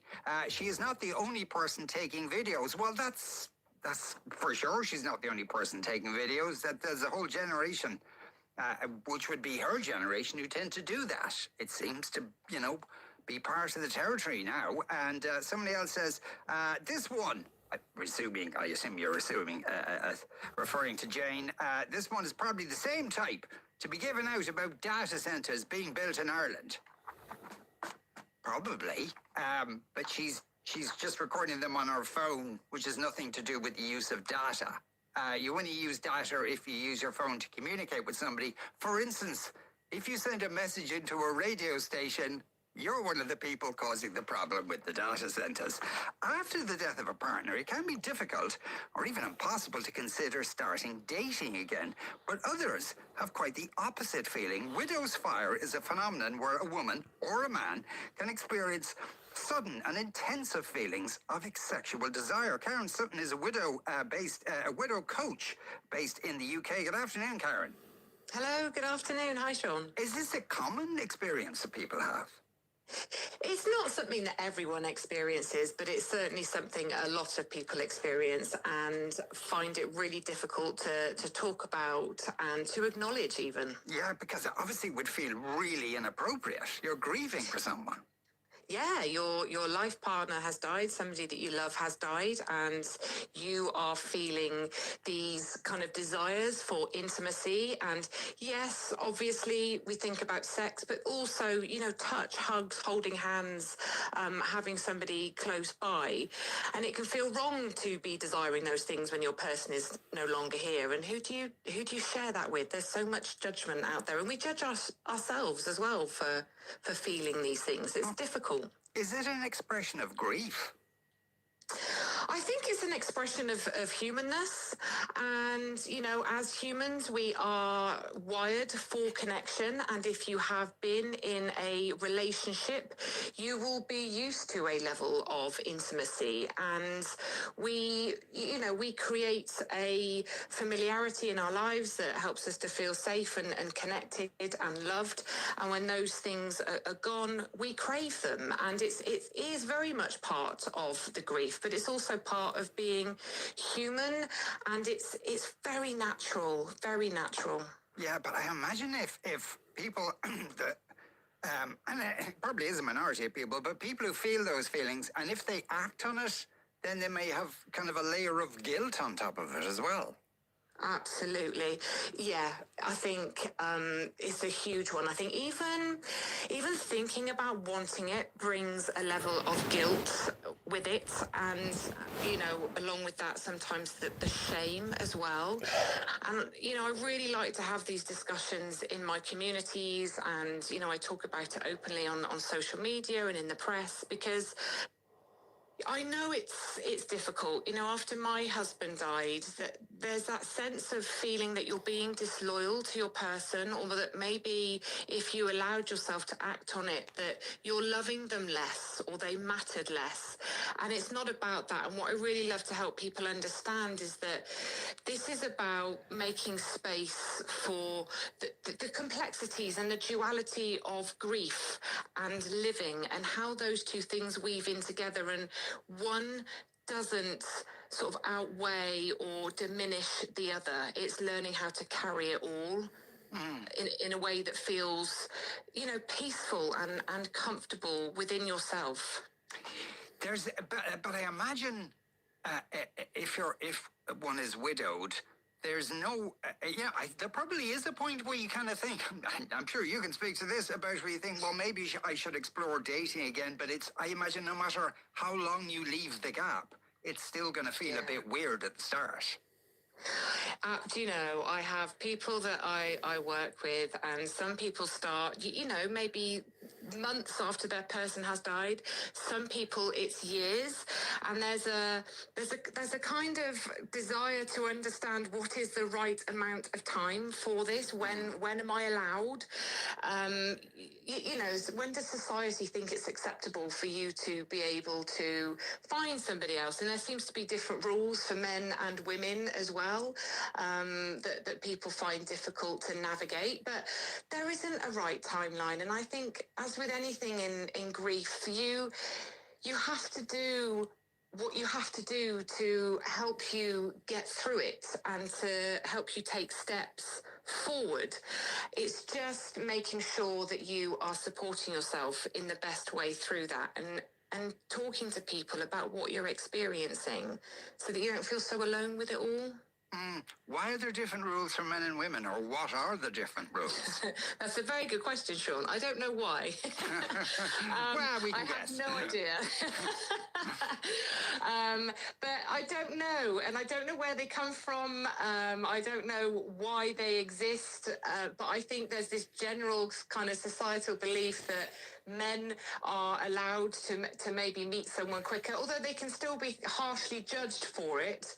And I think women sometimes feel that there's a longer amount of time that is needed before it's acceptable for them to feel that they can maybe explore another relationship, you know, whether that's something casual or something a bit more sort of intense and formal, I suppose.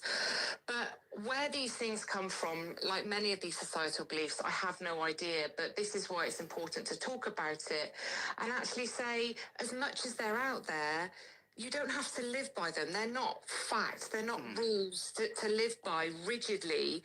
You have to look at your own set of circumstances and what you're feeling, and to allow yourself to explore what feels right to you, because it'll be different for everyone, and that's okay. Yeah. Because you can imagine that if when a widower starts dating again, the people go, oh, it's great, he's getting out. But if a woman does it, there's kind of a, and I don't know why that was. At least he's looking for someone to make his dinner for him, kind of thing. The washing, yeah. Is there a danger if you're widowed and you're grieving and you're lonely, that if you start dating again, you might form relationships with people that, for the wrong reasons, if you see what I mean? It's a really good question, and I think, yes, absolutely. I think there's definitely the risk of choosing somebody that actually probably might not be the right fit for you, because you're looking for someone subconsciously, but somebody to fix you, to save you, to make the pain go away, to make things feel better. And actually, you know, when I'm working with widows, I always say, you know, it's okay to explore. You'll learn a lot about yourself by having relationships with other people, but use it as an exploratory tool, as it were, and don't settle for something that doesn't feel right, and do the work on yourself. Find the support that you need for your grief, and find out who you are now as a me and not a we, so that when you do meet someone, when you do put yourself out there, you're not looking for someone to save you, to fix you. You're looking for someone who is aligned with who you are now in this new version of your life, that adds something to your life. Now, you don't have to be completely healed and fixed and perfect before you can go out there, because that's just not realistic. I'm not sure that ever really happens. But again, it's just having this awareness of where you are in your grief, and if maybe you just need some escapism. I know for me, after my husband died, I did start dating about 8 months after, but I needed that as a distraction, as some escape from being a solo parent, from being a grieving widow, and I just wanted to feel alive again. I wasn't looking for somebody to marry, but that's what I needed in that time to support me alongside my grief. And it was a couple of years later before you did meet someone and started a serious relationship. Yes, it was. Yeah, it was about 3 years in that I met Andy. And met him very organically, and he was the right fit for me then, and he was what I needed, maybe not necessarily what I wanted, because they could be two very different things.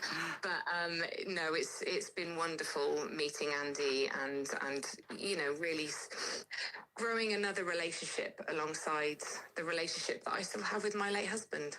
Karen, thank you so much for speaking with us today. That was Karen Sutton there, a widow coach based in the UK.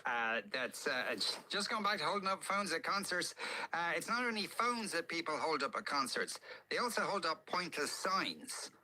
Was recently at a CMAC concert where there was one not far ahead of us, which had been up for pretty much the entire concert. It was pretty shabby looking at it, and it didn't look like it was big enough for CMAC to actually read whatever gem might have been on it. Someone nearby called out in a nice manner to take the sign down, love. She did initially, then it came back up after consultation with her party with F off written on the back for the benefit of those of us behind her. Pretty much sums up the attitude of most young concert goers. I'm all right, love. F you. God, that doesn't sound like your average CMAT crowd. Sounds it must have been on a rough day. On radio, on the Go Loud app, and on smart speaker. Play News Talk. News Talk. Conversation that counts. You are listening to the Moncrief Show on News Talk. 087 1400 106 is our WhatsApp number. Time to look at stories from other parts of the world that don't normally make the front pages here. Jonathan de Burka Butler is here to bring them to us once again. Afternoon, Jonathan. Sean, how you getting on? Australia we're going to first. And yeah, this is to do with the Christian Brothers and compensation payments in terms of child abuse. Yep, it's Christian Brothers, which of course was founded in Ireland, and they have been running schools and orphanages in Australia and New Zealand since the 1850s, would you believe? So they've been there a long time. But investigation, as has happened in many parts of the world, the same is true in Australia, investigations found that they were the scenes of widespread child sexual abuse since the 1950s, right? And obviously people have brought cases of alleged abuse against them, and there's applications in for redress and all that kind of thing, right? So what has happened is that it appears that the amount of money that they owe or potentially owe in the redress scheme is much more than the money that they have. All right, so they're looking at paying out about, I'll go in Australian dollars and I'll stick to that. So Australian dollars, 774 million Australian dollars is what they expect to pay out, okay? But they own 23 million in cash and about $216 million in property holdings, right? So they've only not even half of what they would need to pay out at the moment, right? So they went to court. I think it went to the New South Wales Supreme Court, and they basically said, look, we're broke, so can we have a pause on the payouts at the moment? Because what we want to do is we want to sell all the properties that we have, and we're going to throw it into a scheme, and we'll come up with a new idea, a separate scheme that makes sure everybody will be paid. It might not be as much as what we're due to pay out, but it's the best we can do because we're broke. And the court has found in their favour and said, yes, you can have a moratorium on it until September, and we'll come back. And so what the court's idea here is to allow victims to come forward and sort of say, okay, well, if this is the best we can do, then we'll go with that, and we'll take that offer. Now, I don't know, the groups and how they're being represented. I mean, there's all sorts of cases going on. There's 32 cases of alleged abuse due for trial. There's 540 applications before the National Redress Scheme at the moment to help survivors of the past abuse. And then there's another interesting element in this hearing, which is that the Australian government sort of weighed in, and they said, well, look, there was another body that you set up a couple of years ago, back in 2007, called the Edmund Rice Education Australia. And an awful lot of the schools, which are obviously properties, and have properties, and other properties, were moved into that organisation, right? So some of them moved into that organisation for $1. Right? Now, this thing was established back in 2007, so it predates the Royal Commission by 6 years, right? So there was a Royal Commission in 2013 looking into the abuse scandal. So it predates that. And they reckon that the assets are worth at the moment up to $2 billion.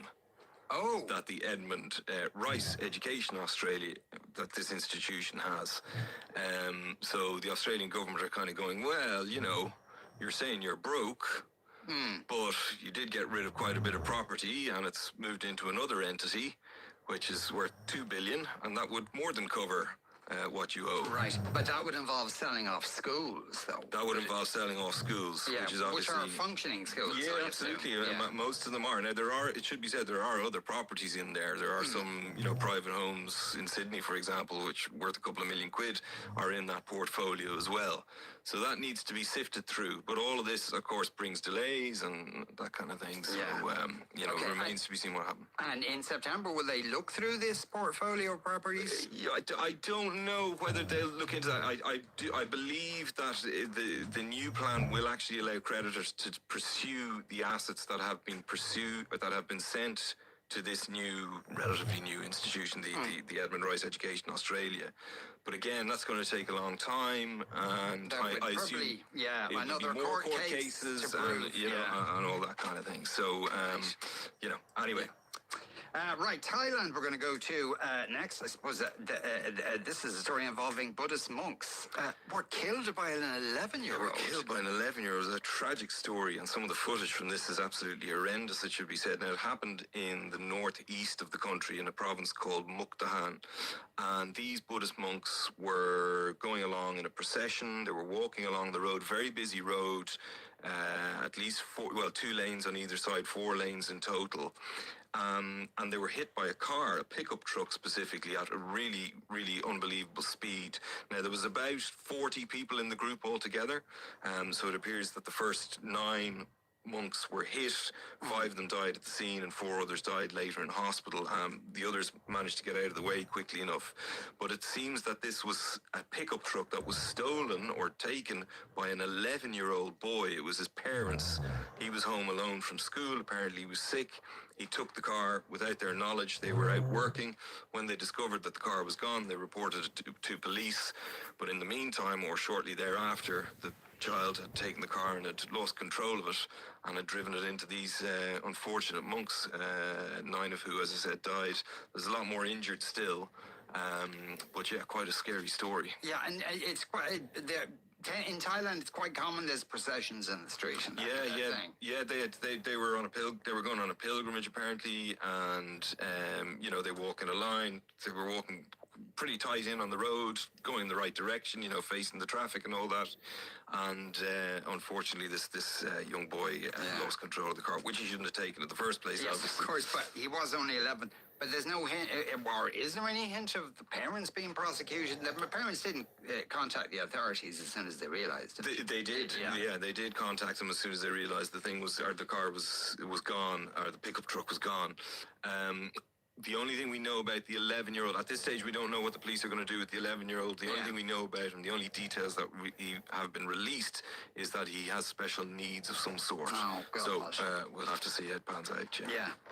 Right, Sri Lanka we're going to go to now, where there have been prison riots, 26 people dead as a result of that. Yeah, this is a story from a town called Negombo, about 200,000 people. It's about 30 kilometres north of the capital, Colombo there, and Sri Lanka's having a bit of a tough time at the moment. They had an economic crash back in 2022, change of government there. So this is seen as kind of a symptom of their woes, I suppose, or another example of their woes. The riots started on Sunday. Apparently there was an argument between 2 rival gangs who were in the prison. Apparently there was drug dealing going on inside the prison, and an inmate ratted out the other side, and they began to have a fight. The fight got really quite large, and guards started getting involved and trying to control the situation. Now, in the end, 27 people have now died. 7 of those were guards, and the riots went on for 2 days. It was so frightening that some of the inmates from the women's prison actually climbed up onto the roof and begged to be evacuated, and that roof actually collapsed. So some of them were injured in that, as you can imagine. So it was all pretty out of control. Now, things did calm down by Monday evening, but at that stage there was a lot of victims and over 100 people were injured.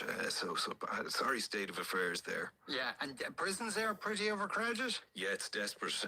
So on the Sunday that this riot happened, there were 41,250 inmates in prisons in Sri Lanka. It has a capacity of 11,000, all of the prisons. So you're talking about people sleeping on a rota, each prisoner having about 1 meter to themselves, so a lot of tension, as you can imagine. And then somebody goes and, you know, sort of rats out and drug deals that are going on in the prison, and you can imagine that it makes people unhappy. And has this kind of thing happened before in Sri Lanka? It has, yes, Yeah. it has. There was a riot back in 2020, as far as I remember, and in that case, they actually had to give an amnesty to about 700 prisoners to try and, relieve the situation. I think there was a couple of dozen people who died in that prison riot back in 2020, but they've had a tough time, as I said, and so, with the economic collapse, people are obviously in poverty, so crime levels have risen somewhat, so hence the rise in prison populations as well. Right, Ethiopia we're going to go to. Now, you don't really hear so much about rabies anymore, but this seems to have been a massive outbreak of it. Yes, there was. There was an outbreak of rabies in a town called Hosanna. It's in the middle of the country. It's not huge. A population, again, of about 180,000 people, so it's big enough for there to be a problem, if you know what I mean. And the reaction, what happened in the first place was that 3 children died from dog bites, and 80 other people have been hospitalized, according to the local mayor, okay? And this was, the dog bites resulted in rabies, okay? Now, to be honest with you, those 80, I would expect more deaths because apparently when rabies gets into you, it's highly contagious. It's very difficult to treat, even when the symptoms start presenting themselves, even at an early stage. So there might well be more deaths. So it appears what happens here is that they're calling them community groups in the various articles that I've seen, but I'm going to go out on a whim here and call them vigilantes. Started going from door to door and telling people that they needed to kill their dogs. Or that they would be sent to prison, or that they would be fined. Now, I don't know where these people got their authority from. The mayor, when these stories started getting out, came out straight away and basically said, look, these community groups, although they're affiliated to us, the town hall effectively, they're nothing, we didn't give them any authority to do this. Okay. And the killing of dogs is illegal, okay? But in the end, it's been estimated that between 400 and 450 dogs were killed in this town. So they were basically going, we don't care whether your dog has been vaccinated against rabies or hasn't been vaccinated against rabies. We need you to get rid of your dogs. And they would either take them and kill them themselves, or they would let the owners do it, which was obviously very sad. Okay, and maybe some owners just did it themselves on their own volition, really, given what was going on. Yeah. So has it stopped now, the dog killing or the rabies? The dog killing has stopped. I don't know about the rabies, to tell you the truth. I mean, the problem that you have with rabies there, apparently there's about 10,000 dogs there, 7,000 of them are vaccinated against rabies. So it means you've 3,000, that are at risk of getting it. So the dog killings have stopped. According to the mayor, again, Samuel Shigute, he said that this dog killing stopped within a day. There are other reports saying that these community groups / vigilantes are still going around to houses and, telling people to kill their dogs. But for now, the mass killings have stopped, at least. It was so gruesome that the BBC said that they couldn't publish the photos that they had seen. Yeah. Right, China we're going to finally. I suppose this is a good news story. Yes, and to do with because they've all been pretty grim so far. I must apologise. Yes. So this is a successful sexual harassment case, which doesn't happen that often in China. No, it doesn't. This was a woman, we only know her by her nickname, which she asked to use to protect her identity. Jiang is her name. Young lady who was studying in 2022 and went off to do an internship at what is called the Beijing Grassland Alliance, right? So it's an environmental NGO. And she was working there, and one of her bosses, who was 10 years her senior, took a bit of a fancy to her and basically started harassing her, right? She started joking about her bra size, holding her hand, and he was sending, sexually suggestive WeChat messages to her and the like, okay? Now, initially, when she spoke to her colleagues about this, they kind of brushed it off and said, office banter or whatever you want, okay? But then she looked into it a little bit further. But what's interesting about this is who she discussed it with, okay? And it was with an AI chatbot called DeepSeek. And so she started having these conversations with DeepSeek, sort of saying, is this normal behavior? And DeepSeek said, no. And on that basis, when she left in 2024, she sued the manager the following year, so in 2025, and a decision was made in January of this year in her favor, right? So she was awarded emotional damages of 5,000 yuan, which is about 645 euros, and he had to make an apology. So, you know, this is not something, as you mentioned at the top of this item, this is not something that happens very often. In fact, sexual harassment, you've only been able to sue for sexual harassment since 2021, would you believe? So it is a new frontier, I suppose, in Chinese society. Yeah, but that was a civil case she took, though. It wasn't a simple matter of reporting it to the police, and they would have acted. Good point. Yeah. It seems to be a civil case that she took. Yeah. So I wonder, they didn't act at all? Yeah. Good point. Yeah. On the things like the Me Too movement and those kind of societal pressure groups, did they penetrate much into China at the time? They did. They did at the time. But what seems to have happened is that it was censored. I think there was the authorities were kind of spooked that it might turn into something bigger than just a Me Too movement. And they're quite wary of these things, as you know, in China. But there was a couple of notable cases. There was a case in 2018 where a former intern at a state broadcaster brought a high-profile TV producer to court. That was thrown out due to lack of evidence, apparently, but she kind of became the face. I think Zhu was her name. She kind of became the face of the Me Too movement in China. And I think the presenter in question actually countersued, and then he dropped the charges. And then there was a famous case of a professional tennis player a few years later who accused the former vice premier of sexual harassment or forcing her to have sex, and she disappeared, if you remember, and then reappeared to say, it's all been a big misunderstanding. So an awful lot of these things are censored and stopped. So this case, you can understand why this woman wants to protect her identity for fear of a backlash. Absolutely. So what should we look out for over the next week? Yeah, there's a few things coming up. Today is the 21st anniversary of the bombings in London, actually. I just came into my head 7/7, because I was there. That's true, in London on the day, so that just popped into my head. Anyway, tomorrow, the Turkey-hosted NATO summit ends in Ankara. So interesting to see what comes out of that. Then Thursday, Palm Beach International Airport is going to be named or renamed President Donald J. Trump International Airport for some reason. A happy day. Yeah, there we go. And then on Saturday and Sunday, we'll be looking forward to the sunshine and the Wimbledon finals. Nice few strawberries. Jonathan, thanks a million. As ever, Jonathan de Burke Butler there. You are listening to the Moncrief Show on News Talk. We're going to take a break. After that, the world's biggest cruise ship. This is the best of News Talk. Get more best bits with News Talk podcasts on the Go Loud app. You are listening to the Moncrief Show on News Talk. Shane's here to tell us what's coming up on the hard shoulder. Shane. Yeah, hi Sean. Nigel Farage, as you would have heard, has resigned his seat, but he's going to contest it again. I looked it up. In the 2024 election, he got 46.2% of the vote. The next nearest were the Tories at 29.9%, Labour at 16.2%. So it should be a done deal, but it's a risky enough strategy. Will it work? The people should be his judge. It's people versus people versus the establishment. It's a brilliant stroke. It is a brilliant stroke. We're also going to be talking about Limerick. Ed Norton, the actor who's got family from there, described it as Stab City, hasn't gone down well, understandably, given I think Limerick has changed a lot since that name was unfairly attached to it. And quick question for you: would you pull a sickie to watch a World Cup game, particularly if Ireland were involved in the finals? Yeah.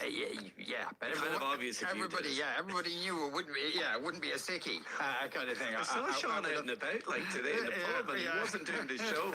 Well, he was sick from drink probably in the pub, so it's a form of sickness. We're going to be talking about that. Jude Bellingham has said kids should be allowed to stay off school. You should call in a sickie if you want to watch England play in the World Cup. Yeah. Well, they're only going to get as far as the next match, and then that's probably true. Semi-finals, right, that's all coming up on the hard shoulder after the 4 o'clock news. It has 20 decks, is 364 meters long, and costs $2.3 billion to build. The Legend of the Seas is the world's biggest cruise ship. Kathy Adams of the London Times has been on it. Good afternoon, Kathy. Good afternoon. By how much is it bigger than the next biggest cruise ship? Okay, you're going to laugh at this, but it's actually only 4.55 millimeters. Yeah, that is how much Legend is bigger than Icon and Star. It's kind of next to biggest sister ships.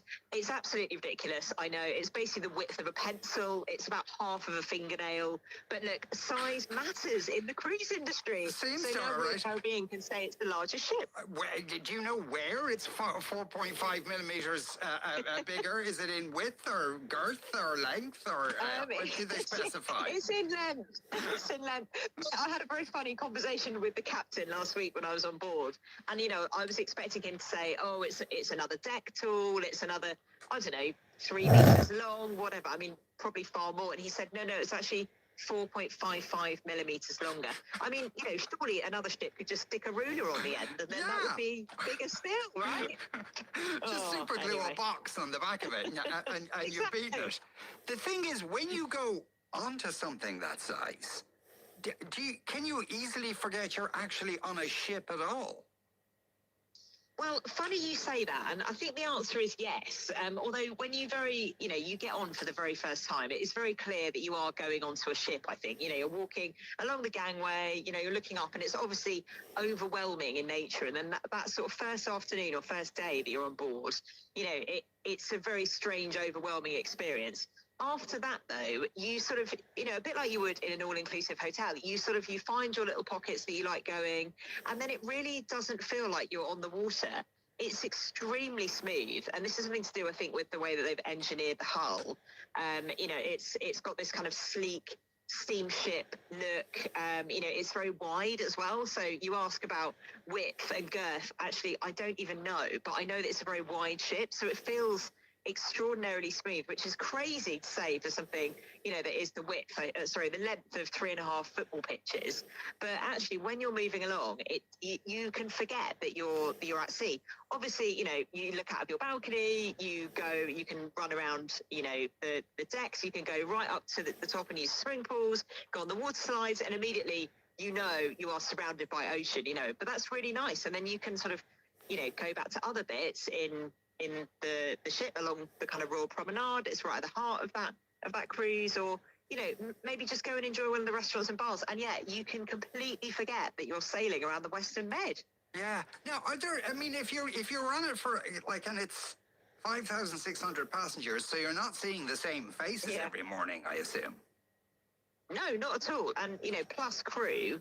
And actually, if 5,600 passengers, 5,600 passengers, that's the number that Royal Caribbean gave me, but that's only based on 2 adults in every stateroom. So then if you go and add children on top, you're looking at maybe 7,500 plus crew. I mean, you're actually looking at something like 11,000 people on board. That's actually bigger than the population of St David's in Wales, which is crazy to think about. But you're never seeing, you're just bumping into different people, seeing different faces constantly. And I think in a way, that's what I love about cruising, is it keeps things interesting, especially because you're landing at different ports every day as well. Well, typically every day, and then you can go off, you can explore on land, but then come back onto your ship in the evening. So it's a really sort of surreal experience, and being surrounded by that many people, I mean, it's like nothing I've ever experienced, really, apart from on other mega ships, I should have.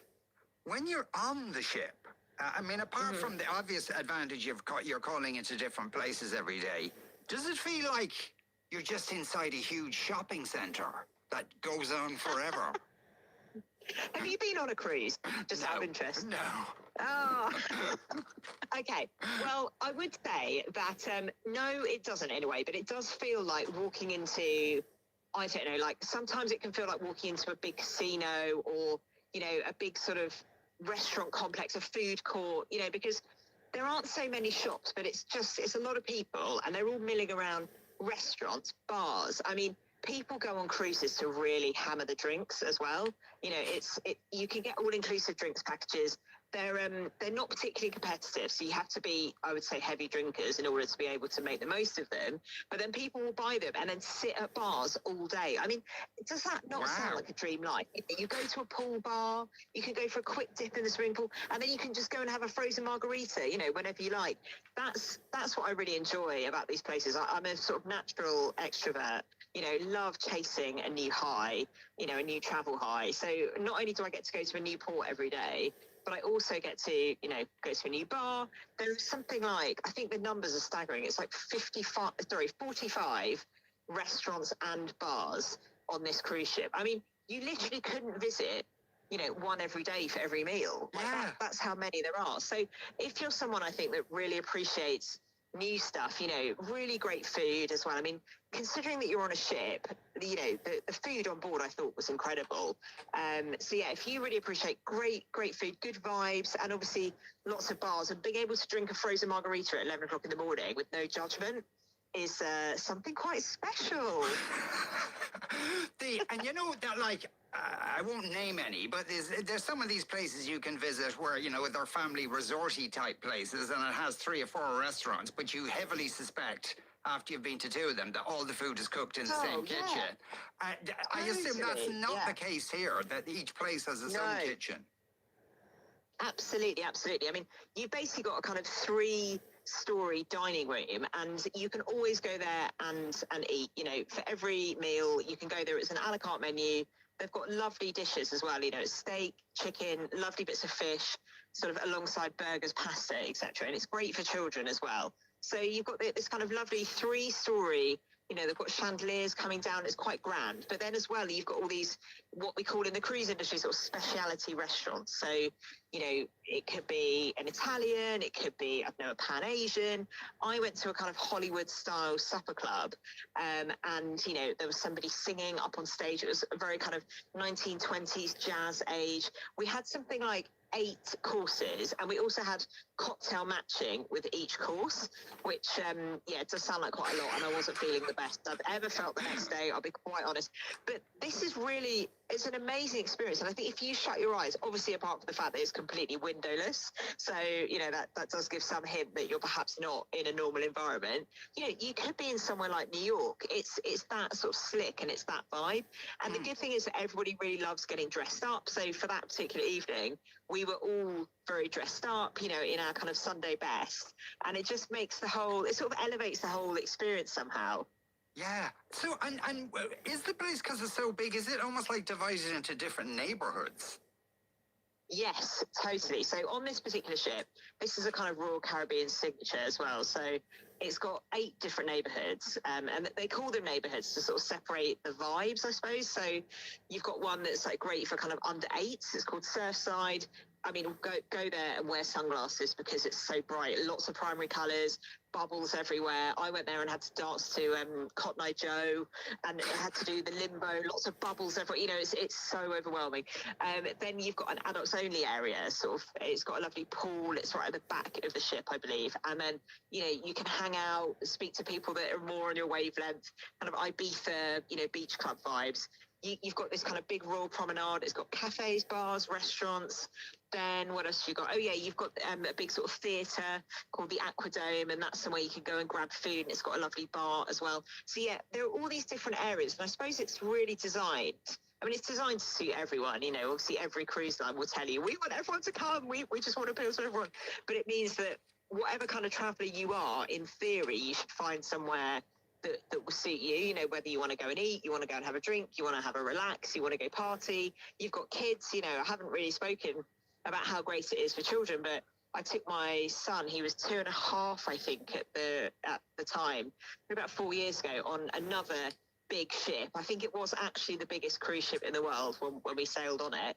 And he absolutely loved it. And you know what? We absolutely loved it as his parents, because he was happy. We were happy just kind of being with him. He was playing mini golf. He went to the kids club. There were pools galore. He could have ice cream whenever he wanted. It is an amazing option for families. And you wouldn't have heard me say that 4 years ago. I was like you 4 years ago. I'd never been on a cruise ship. I just thought, oh no, it's so tacky and gauche, and no, definitely not. But now I appreciate the kind of, it's so OTT, and it doesn't apologise. It's so unapologetic. And I think if you're into just having your kind of ears go deaf, essentially, over the period of about a week, then cruising is definitely for you. Yeah, I assume though, if you're going on one of these and you've got 2 small kids and you're going to be going to bed early, you can avoid the having tequila at 8 o'clock in the morning brigade. Yes, you absolutely can. Although I would say that a big mega ship, as we call them, like Legend, it's not a quiet experience. So, the fact that it is the biggest, boldest, kind of brashest ship sailing, I would say that if you do want something that's a bit quieter and you quite fancy, getting a peppermint tea and then going to bed at 9 o'clock, perhaps it isn't quite right for you. And there are lots of other cruise lines that will absolutely suit you. But that said, I mean, I spent every single day, I went to shows, real kind of Broadway quality shows. I went out for dinner. I went out for a lot of drinks. And then, by about 10, 11 o'clock, I was like, you know what, I'm kind of beat. Like, I'm just going to go to bed. I sat having a peppermint tea, overlooking the ocean on my balcony, and I couldn't hear any noise. So I think that there are two sides to that story. But if you are somebody that wants a slightly quieter experience, the old sort of the traditional reason why people don't want to go on cruises is because they think they can't escape. And I absolutely do understand that argument, even though you're docking every day usually and you have the opportunity to go on shore, obviously you are still trapped on a boat. But when you're on a really, really big ship, such as Legend, because there are so many opportunities for you to go and do, whatever, and something really new, or you can just stick to, I don't know, wandering, or there's a running track. I threw myself sort of, on a half sort of zip line, half rope walk, where you literally dangle 45 meters above the ocean on a sort of zip line thing. Absolutely terrifying, but it was a real adrenaline hit. There is something for everyone. And I think if you do want a slightly quieter holiday, you probably could try and find it here. But my advice would be to look for another cruise ship. Yeah. What? Tell us what. Describe the Voyage to Adventure Parade. Oh, gosh. Okay, so Royal Caribbean really prides itself on amazing entertainment that's got, Broadway level shows. I saw an amazing ice show. There's a really great sort of diving show. Everybody's very, very talented there. So the Voyage to Adventure Parade, it basically took place in the Royal Promenade, which is the real heart of that ship. There were court jesters, there were flamingos, there was a big polar bear that got wheeled out. I really couldn't follow it, honestly, Sean. I think it was something to do with kind of travelling the world and visiting lots of Royal Caribbean's different ports. But honestly, I got completely lost. But it was a real feast for the eyes, and it's probably the only thing I can say. Something to do with kind of flamenco dancers, polar bears, as I said. Just lots of dancing, lots of music, lots of noise. That probably sums up Royal Caribbean for you. Yeah. Kathy, thanks a million for speaking with us today. That was Kathy Adams there. It might be to your taste, it might not. Kathy is news features editor for the London Times and the Sunday Times. One texter says, if I have to go to prison or hell, just put me on a cruise. So... Are you saying you'd prefer prison or hell to the cruise, or you'd? I don't know if that's necessarily a third option. Anyway, that's our lot for today. Ciara and Shane are up next on The Hard Shoulder. Our production team today: Simon Tierney, Michael Quillian, Caoimhe Herney, and Mia Mulroney. We'll talk to you tomorrow at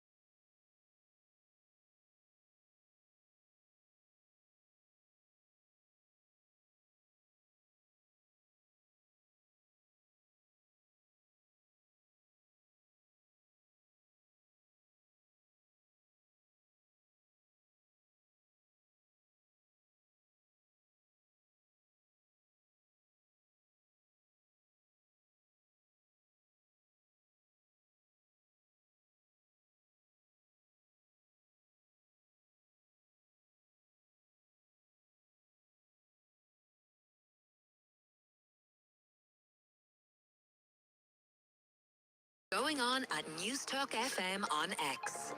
News Talk. Conversation that counts. There's a killer in our midst, stalking us on rainy nights, striking on secluded rural roads, or in the middle of winter, down dark country lanes. This is a killer who terrorized the young and the not so young. It'll take your loved ones, and it's coming for you. In every season, Speed is a serial killer. Stay safe by driving at a speed appropriate to the road and weather conditions. A message from the Road Safety Authority. Visit rsa.ie. News Talk Summer Cash Machine just hit a new level. With a staggering €310,000. Oh my God! It's our biggest ever payout. Are you for real? News Talk Summer Cash Machine. The Hard Shoulder with Ciara Kelly and Shane Coleman on News Talk. With the Kia EV2, a compact SUV that's as affordable as it is adventurous. Kia, movement that inspires. Now, an internal Transport Infrastructure Ireland meeting recommended toll increases on the Dublin Port Tunnel and the M50. But is this necessary? Is this a good idea? Does this make your heart sink when you hear it? Joining me now to discuss this is Conor Faulkton, independent motoring expert at CarZone. Good evening to you, Conor. What we're hearing is that this internal memo suggested raising the cost of tolls in order to, I suppose, deter private cars from using things like the Port Tunnel, particularly at peak hours. The Port Tunnel can be very busy, but they don't particularly want it to be used by private cars. They want it to be used maybe more by freight from the port. What do you make of it? Well, there's two distinct issues here, Ciara. In fact, TII are conflating the both. The Dublin Port Tunnel toll is the only toll in this country that I've supported over the years. It does its job exactly as it described. It's free for HGVs. There's a toll for private cars because we must make sure that it stays free-flowing for HGVs. You can't have tailbacks in the tunnel. It has to be traffic managed. And the way you do that is you put ever-escalating tolls on the private cars. Not great for the car user, but that is the purpose of the tunnel. We have to do it. The M50 toll is a totally different thing, as indeed the other toll schemes around the country, some of which are examples of very poor traffic management. For example, you put a toll on the Fermoy bypass on the M8, it just channels traffic through the town of Fermoy. It makes no sense at all. Tolls are also a pretty poor mechanism for raising money. Better ways to do it. So I'm not a fan of tolls in general, but the Port Tunnel is a specific one. That's a traffic management tool, and they may well need to extend that because the Port Tunnel is getting busier and busier. But Conor, already the tolls are quite high in the Port Tunnel, much higher than they are on regular toll roads around the country. And I would imagine that private car users going into it know that, and that are choosing to do it because perhaps because they feel they need to. They might have to be at the airport on time. Congestion on the M50 is dreadful. Tolls are fine, and tolls are fine as a way of maybe managing, as you say, traffic and use, etc. But when people have poor alternatives, is it fair to keep hitting them with a stick when there's no real carrot there? Yeah, you're not wrong, and we do lack alternatives in Dublin. We don't have a metro, as is pretty well documented, so it's always kind of loaves and fishes. You have to manage what you've got. But as I say, one thing is an imperative. We've got to keep the Port Tunnel free-flowing. There's no option there. You can't even let it congest as you might with the surface M50 and just tolerate some traffic jams. You cannot do that in the tunnel for safety reasons. And right now at peak times, Ciara, you're going to have, 33 vehicles per minute entering and exiting the Port Tunnel. So that's 15, 16 vehicles per minute emerging into East Wall. And you have to make sure that doesn't physically back up into the tunnel. So yeah, it's designed for HGVs. It's not primarily designed for motorists. Even if in this day and age, they also vary the toll. I mean, it's €3 off peak. It's €14 at peak times.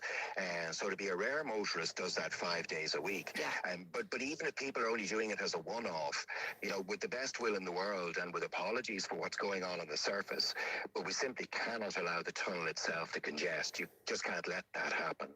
Conor Faulkner, an independent motor expert at carzone.ie. Thank you very much for joining us. Let us know what you think about that, and does your heart sink, as I said, when you hear that we are looking at potentially higher tolls on the Port Tunnel and indeed perhaps on the M50. And for more on this and indeed on other issues, we're joined now by Sean Canny, Minister of State at the Department of Transport. Good evening to you, Minister. Firstly, when you hear about the potential for increased tolls on Dublin Port Tunnel, do you think that's fair enough? Well, it depends on what's the reason for doing it, but also you have to be conscious of the cost to people as well. And like that, we have to make sure that there are alternatives, but we also have to make sure that the Port Tunnel remains operational. It was built, as Conor Faulkner said, for heavy trucks to get in and out of the port. I suppose one of the things we will be looking at is capacity in other ports, take some of the pressure out of Dublin, because it's going to reach maximum capacity by 2040. So there's a lot of planning to be done, and I think that's taken up in the ports policy, which we have out for consultation at the moment for the next 8 weeks. But it does bring everything into focus: the operation in the port itself, and also the Port Tunnel and what it was built for, and the... and that's entirely fair, Minister, but as you probably heard Conor Faulkner say there, that the tolls for a private car are around, at certain times today, €14 for somebody using it. I would imagine that's such a high amount of money that if they had an alternative that was viable, they wouldn't be spending that, because you would imagine €14 is already a disincentive. Absolutely, and with the Metrolink coming in out for tender at the moment, or starting the tender process on that, I think that is the overall solution to a lot of the problems in terms of traffic congestion in Dublin and the wider area. So the alternatives are being planned for and are being invested in, and that's why I said at the very start, it's okay talking about these things, but you just cannot be... Okay, but you're certainly not outruling an increase in these tolls. No, I'm not ruling them in or ruling them out. What I'm saying to you is that we have to look at how we can actually protect the port, the tunnel itself, protect the port, and also get people, commuters around the city, more public transport. We're doing Bus Connect, we're investing in all of that. So I think we are moving towards less cars on the road and more public transport, and that's what we have to continue, including with Metro North. All right. Minister, I want to move on to e-scooters. You have said that you would like to see things like mandatory registration now for e-scooters, as well as tax and insurance obligations like cars. Tell us what you envisage. Well, first of all, just to correct one thing there, I haven't said that I would like to see tax. This is not a tax issue. What I'd like to see, what we need to do, first of all, is we need to make sure that e-scooters are regulated in the sense that we know who owns them, we know who buys them, we know who's responsible for them. And I think it's also very important to say to listeners that if somebody is under 16 years of age, they're breaking the law to be up on an e-scooter at the moment. Okay. I would like to say to parents, talk to your children. They may be getting, their friend may have one, they may go up on it. We have heard from the CHI this week of the number of children who are in life support in the hospitals as a result of accidents on the e-scooters. Yeah. I think that's the most strongest message I can give out. E-scooters they're not a toy. They're not something to be playing around with. And in fairness, they can go at a speed that actually people have got killed off them. And also, vulnerable people on the roads and on the footpaths are also at risk when these things fly past. So I think there is a responsibility on the people who buy them. And that's why I think registration is very important, so that we know who owns them and that we know we have somebody who's accountable for that machine then. Okay, almost half of children in Temple Street's ICU are children who've been injured on e-scooters, and 6 of them have been on life support. But maybe you're being misreported, Minister, because what has been reported is that you are looking for mandatory registration as well as tax and insurance obligations. So are you solely looking for mandatory registration? Is that what you're looking for? No, what I would say to you is that at the moment we're in discussions. I've had a discussion a couple of weeks ago with Minister O'Brien, Minister O'Callaghan, and also with the Taoiseach in relation to e-scooters. One of the most factors that is in my mind is the sale of these e-scooters. Some people can buy them online. So how do you regulate all of that? the only way you can regulate it is that they would be registered. I got photographs this morning of in Bavaria where there's a registration number on every e-scooter.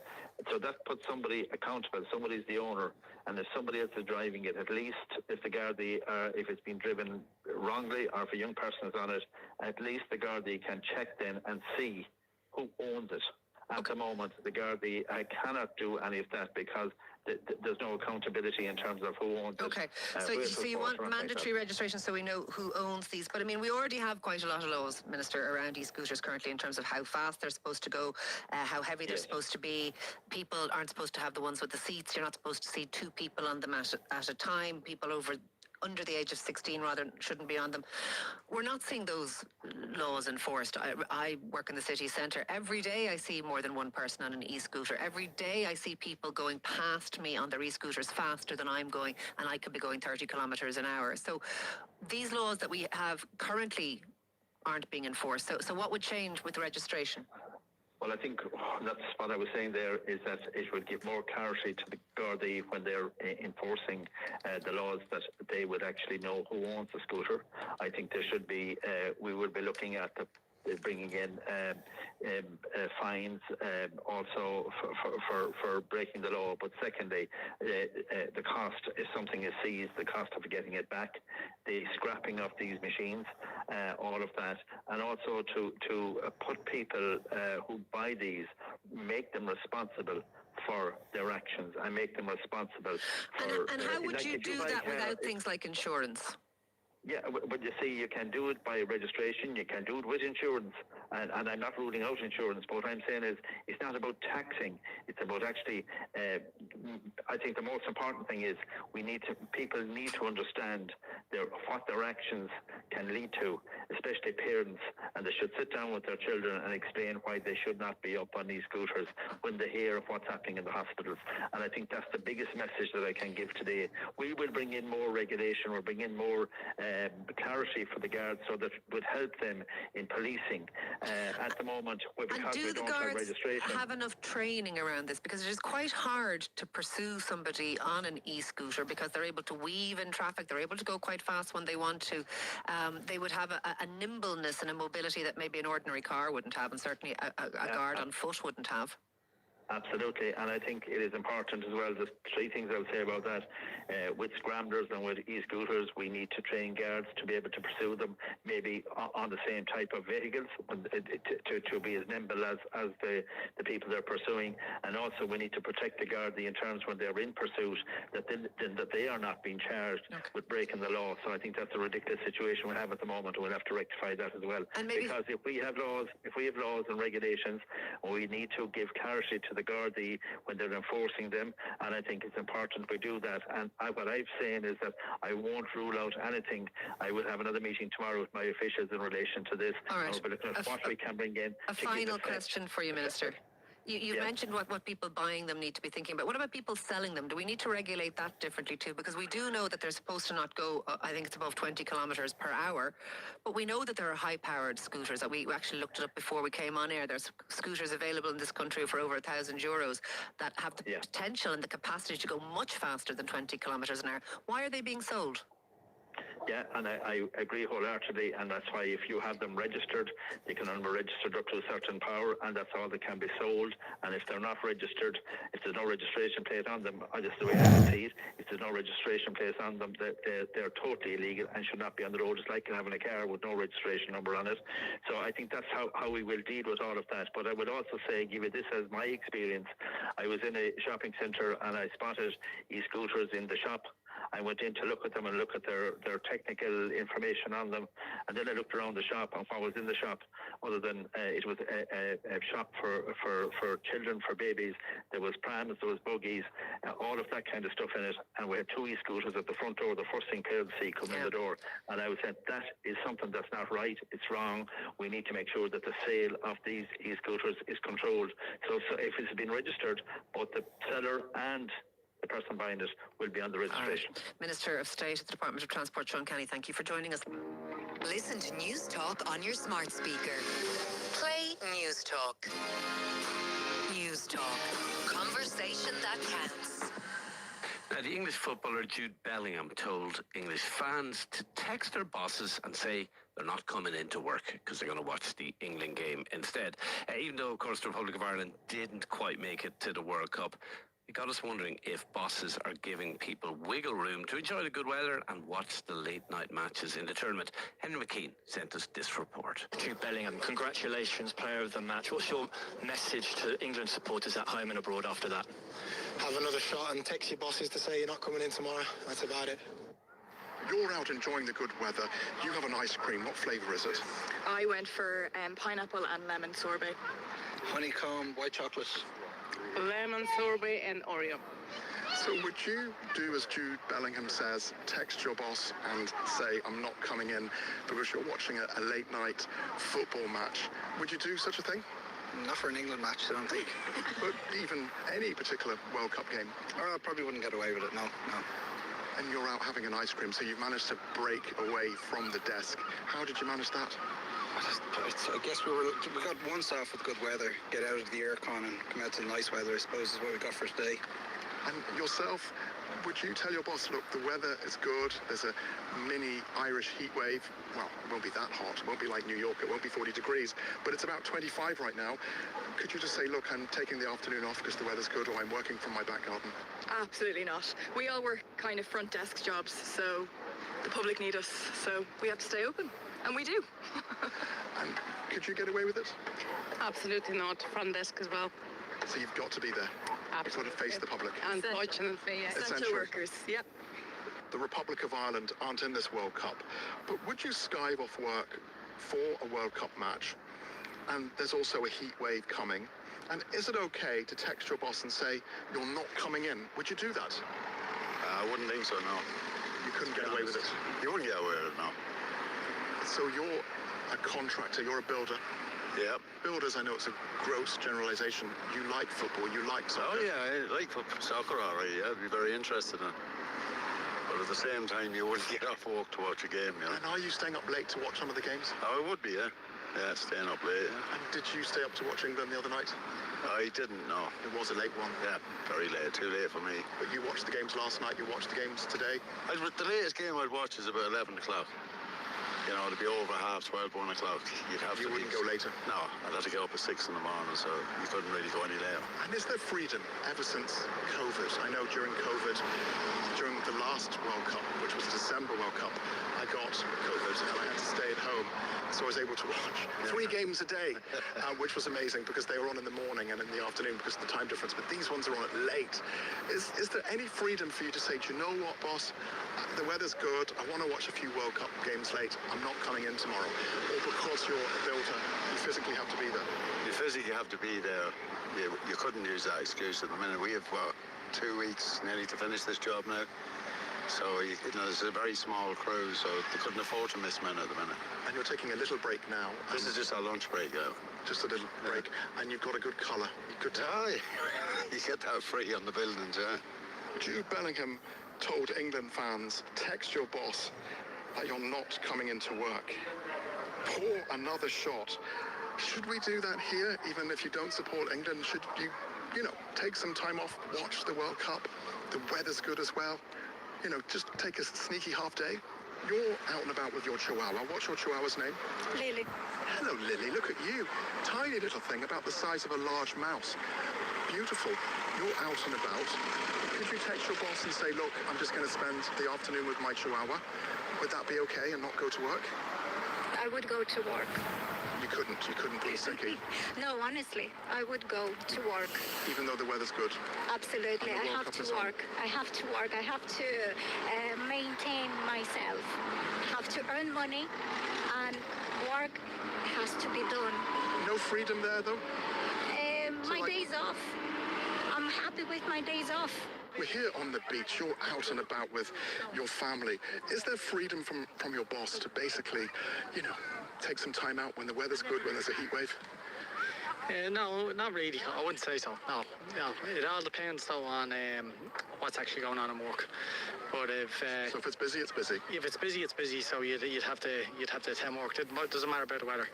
But on the flip side of that, if things were not so busy. I'm sure he would accommodate us with a bit of like a reverse half day or something like that.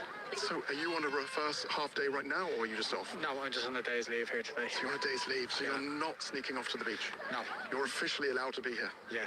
And ever since COVID, has there been more freedom by employers to allow their workers to, spend some time with their families, stay up all night, watch the football, not make it in the next morning?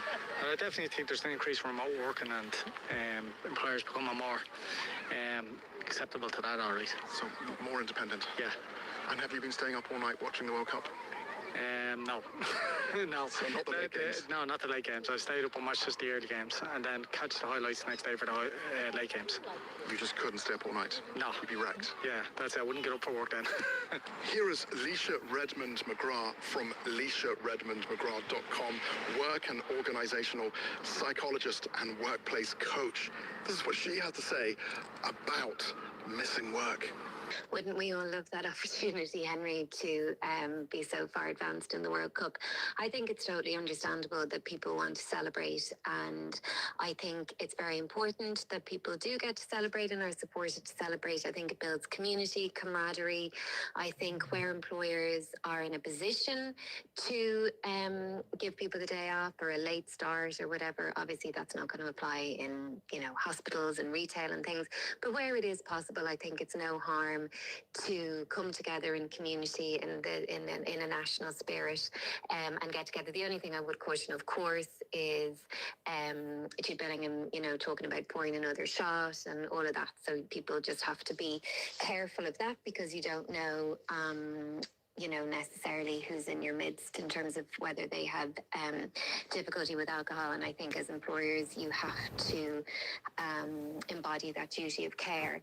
But I think certainly giving people some time off, it's that give and take, isn't it? Then when the chips are down, hopefully for an employer, their staff might go, you know what, you've scratched my back, I'll scratch yours. It's give and take. It's an adult relationship. So I can totally understand where that's coming from, just with the caveat of being careful about promoting alcohol consumption around work events or work narratives. You're a homemaker and a carer, so you're busy with the family. Yes, I am indeed, yeah. I care for my dad. He was diagnosed with cancer 2 years ago, and I have two young children. So there's not much freedom for you to ring yourself and say, I'm taking a break? No, definitely not. Bedtime is the only time. You would book annual leave? You wouldn't just disappear? Or text your boss and say, I'm not coming in, the weather's good, I want to go to a GA match, or I just want some time off? Well, you'd book in advance. Yes. Would there be any freedom to just disappear? Possibly, yeah. They'd be accommodating. And yeah. Do you work from home? Partially. And are you working right now? Yes. Okay. We won't ask any more questions.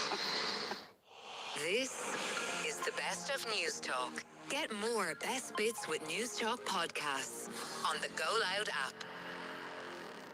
Now, a vote will be held tomorrow on a non-binding motion that seeks to impose EU sanctions preventing the Ohanige Alumina refinery in Limerick from exporting to Russia. Fine Gael are voting in favour of the amendment, but Fianna Fáil are abstaining from the vote, believing sanctions would hurt Europe more than Russia. And I'm joined now by Regina Doherty, Fine Gael MEP for Dublin, and Cynthia Ní Mhurchu, Fianna Fáil MEP for Ireland South. Good evening to you both. Regina, I'm going to come to you first of all. Why are you voting to sanction? On the amendment, I think it's important. It's for a full ban on EU alumina exports to Russia because, and the reason I'm voting yes is because I feel that we can't keep supplying what are obviously strategic materials to a country that's waging an illegal war against Ukraine that has been so heavily supported, not just by Ireland and Irish individuals, but by the European Union. 21 regimes of sanctions over the last 4 years, billions of euros in taxpayers' money supporting Ukraine in order for them to sustain and hopefully win that war. And I just feel that if we do stand with Ukraine, and we do, our actions have to match. Okay. Excuse me, our words. That makes infinite sense, I would have thought. Cynthia, why are you abstaining? absolute sense, except for the fact that there is a report being prepared and awaited from the Department of Enterprise, Minister Burke, and I'd like due process to unfold. I'd like us to be in possession of that report before any decision is made, and I think the reason why I'd like that is because it's a very serious situation. There's a lot at stake here. First of all, I'm going to start with jobs. Aughanish employs 475 full-time, 475 part-time and 1,000 off-site jobs. It also powers, Ciara, 200,000 homes. It also powers the port of Foynes, critical access for trade, EU transatlantic trade. It also sells half its alumina to the EU ourselves for car manufacturing, for aircraft manufacturing, cans for soft drinks, medical devices, even the food processing industry. And there is more at stake in terms of the environmental implications, because if it was shut down, it's a massive plant. It's got acres and acres of the red mud deposits, the waste product that is derived from the production of alumina. It's highly alkaline, and environmentalists like myself and Fianna Fáil, I'd have a big worry about that. Okay, Regina, what do you have to say to that? This is about protecting jobs, etc. First of all, I think the jobs are really important, and Cynthia has, cited off the amount of, and there's a significant amount of jobs that are there. This is an efficient and very profitable plant, and alumina is traded absolutely globally, so there's nothing stopping us exploring that the plant either could be nationalised or change owner to somebody that isn't obviously repugnant to the European construct of what we're doing is to support Ukraine. And I'm absolutely of the belief that jobs should be protected, but we shouldn't be protecting the Russian supply chain. So this isn't about stopping the Limerick plant or the Swedish plant selling its alumina to anywhere else in the world except Russia. And with respect, and I respect Cynthia completely, I think there's ample evidence to prove that what's leaving Limerick is going to Russia, which is waging an illegal war against Ukraine and therefore against Europe. I don't need to be 100% sure that it's providing military supply chain, but what I definitely do is supporting the Russian economy, and we shouldn't be doing that. We shouldn't be talking out of both sides of our mouths from a European perspective. If we support Ukraine, we have to support Ukraine. If we're military neutral, we have to be militarily neutral. We need to make decisions even when they're hard decisions for ourselves. Cynthia, I really do respect Regina's viewpoint as well, but I suppose the evidence that she's relying on to make up her mind, and she doesn't need 100%, she said, and that's fair enough, I respect that. But I mean, the evidence that I've seen so far, if you want to call it evidence, is obviously a very fine piece of Irish Times investigatory work in cooperation with the Organised Crime and Corruption Reporting Project and so forth. But immediately after that, the government of Ireland, Minister Peter Burke, and the government made a decision to initiate an investigation. It's ongoing. It's going to be with us in a number of weeks. And he has very plainly said, the same said Minister, action will be taken if government investigation finds that Aughanish exports are being used to make weapons for the Russian military. But even if it isn't, Cynthia, the Russian military. Regina's point is it's either going over to support the Russian economy or it's going over to support the Russian military. Either way, is that not a problem? Like what's the difference between this and the occupied territories bills? Do you support that? I do indeed, but there's a huge difference here. Sorry. If half of it, and we do know that 45 to 50% is allegedly going over, let's confirm that now with the report if we can, if and when we can. But the problem is that there are other implications for the other 50%, and the nationalisation of this plant cannot be done at the flick of a switch. Legally and financially, it's hugely complex, and even contemplating a sale to another private investor may be coupled with state aid or may be coupled with EU aid. It's still a huge cost for the taxpayer, and I'm firmly on the side of getting good value for the taxpayer, as well as making sure that if it does go on the list of sanctions, that at least that's well grounded in fact, and that our government, because remember it's in Limerick, it's on our national sovereign territory, that our government has had an opportunity to complete and produce its report. Regina? So I don't think there's anybody that's disputing the fact that a significant portion of the alumina that's being made in Limerick is being shipped to Russia. I have a problem with that, I really do. Where I think we should be focusing our efforts is not trying to determine what it's actually being used for in Russia, because either way it's being used to prop up the economy in Russia. I think what we should be focusing our aims at is to look at how the plant could be nationalised, how we can protect the jobs and not protect the Russian supply chain. And I think on honestly, I've only been in this parliament for 2 years, but I've watched the Irish government and the Irish people support the Ukrainian people with every single decision that they could have made, and hundreds of millions of euros, and indeed if we're talking about Europe, billions of euros. We can't talk out of both sides of our mouths. We can't be supplying the Russian economy on one hand and saying, oh well, actually we're trying to stop them from being able to win a war on the other hand.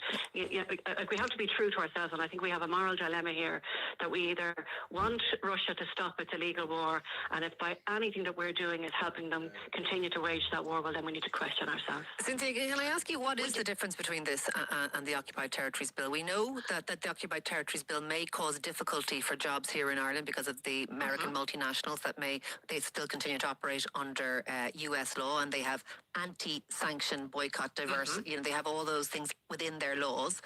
We know that this may cause problems for them, but it's a moral position to take. How is this in any way different? It's different because, there is an investigation being carried out here, which is initiated by our own sovereign government on foot of the investigation that I referred to. And I do believe that while an investigation is going on, which is only a matter of weeks away from us, that we shouldn't be voting in this even non-binding vote. And that's why I'm abstaining. That would prejudice the outcome of that. Why are we putting the cart before the horse? How would it prejudice the investigation, the government? How would you, entertaining a non-binding vote, prejudice the investigation? Oh, I think that's very clear. This is like a judge and jury making a decision before the evidence is heard. The evidence may not be conclusive in the report. I'm not going to preempt what's in it or what's out of it. We don't know whether the supply chain, Ciara, is so concealed. We don't know whether there's any way of determining with 100% accuracy where the alumina goes when it makes its way into Russia. Obviously, it'll be impossible for Irish civil servants who are conducting this to make their way in there and to get the data.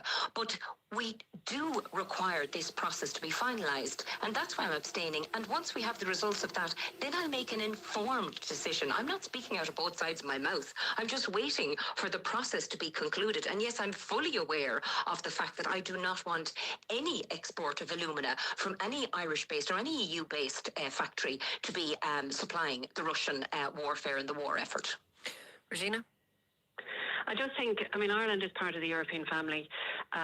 They've really, really stood by us during difficult times over the last maybe 10, 15 years. And I don't think we should be able to pick and choose when our solidarity applies. I really know in my heart and soul that if the plant were in Sweden and France, for argument's sake, as opposed to Sweden and Ireland, you and I, Ciara, would be having this conversation.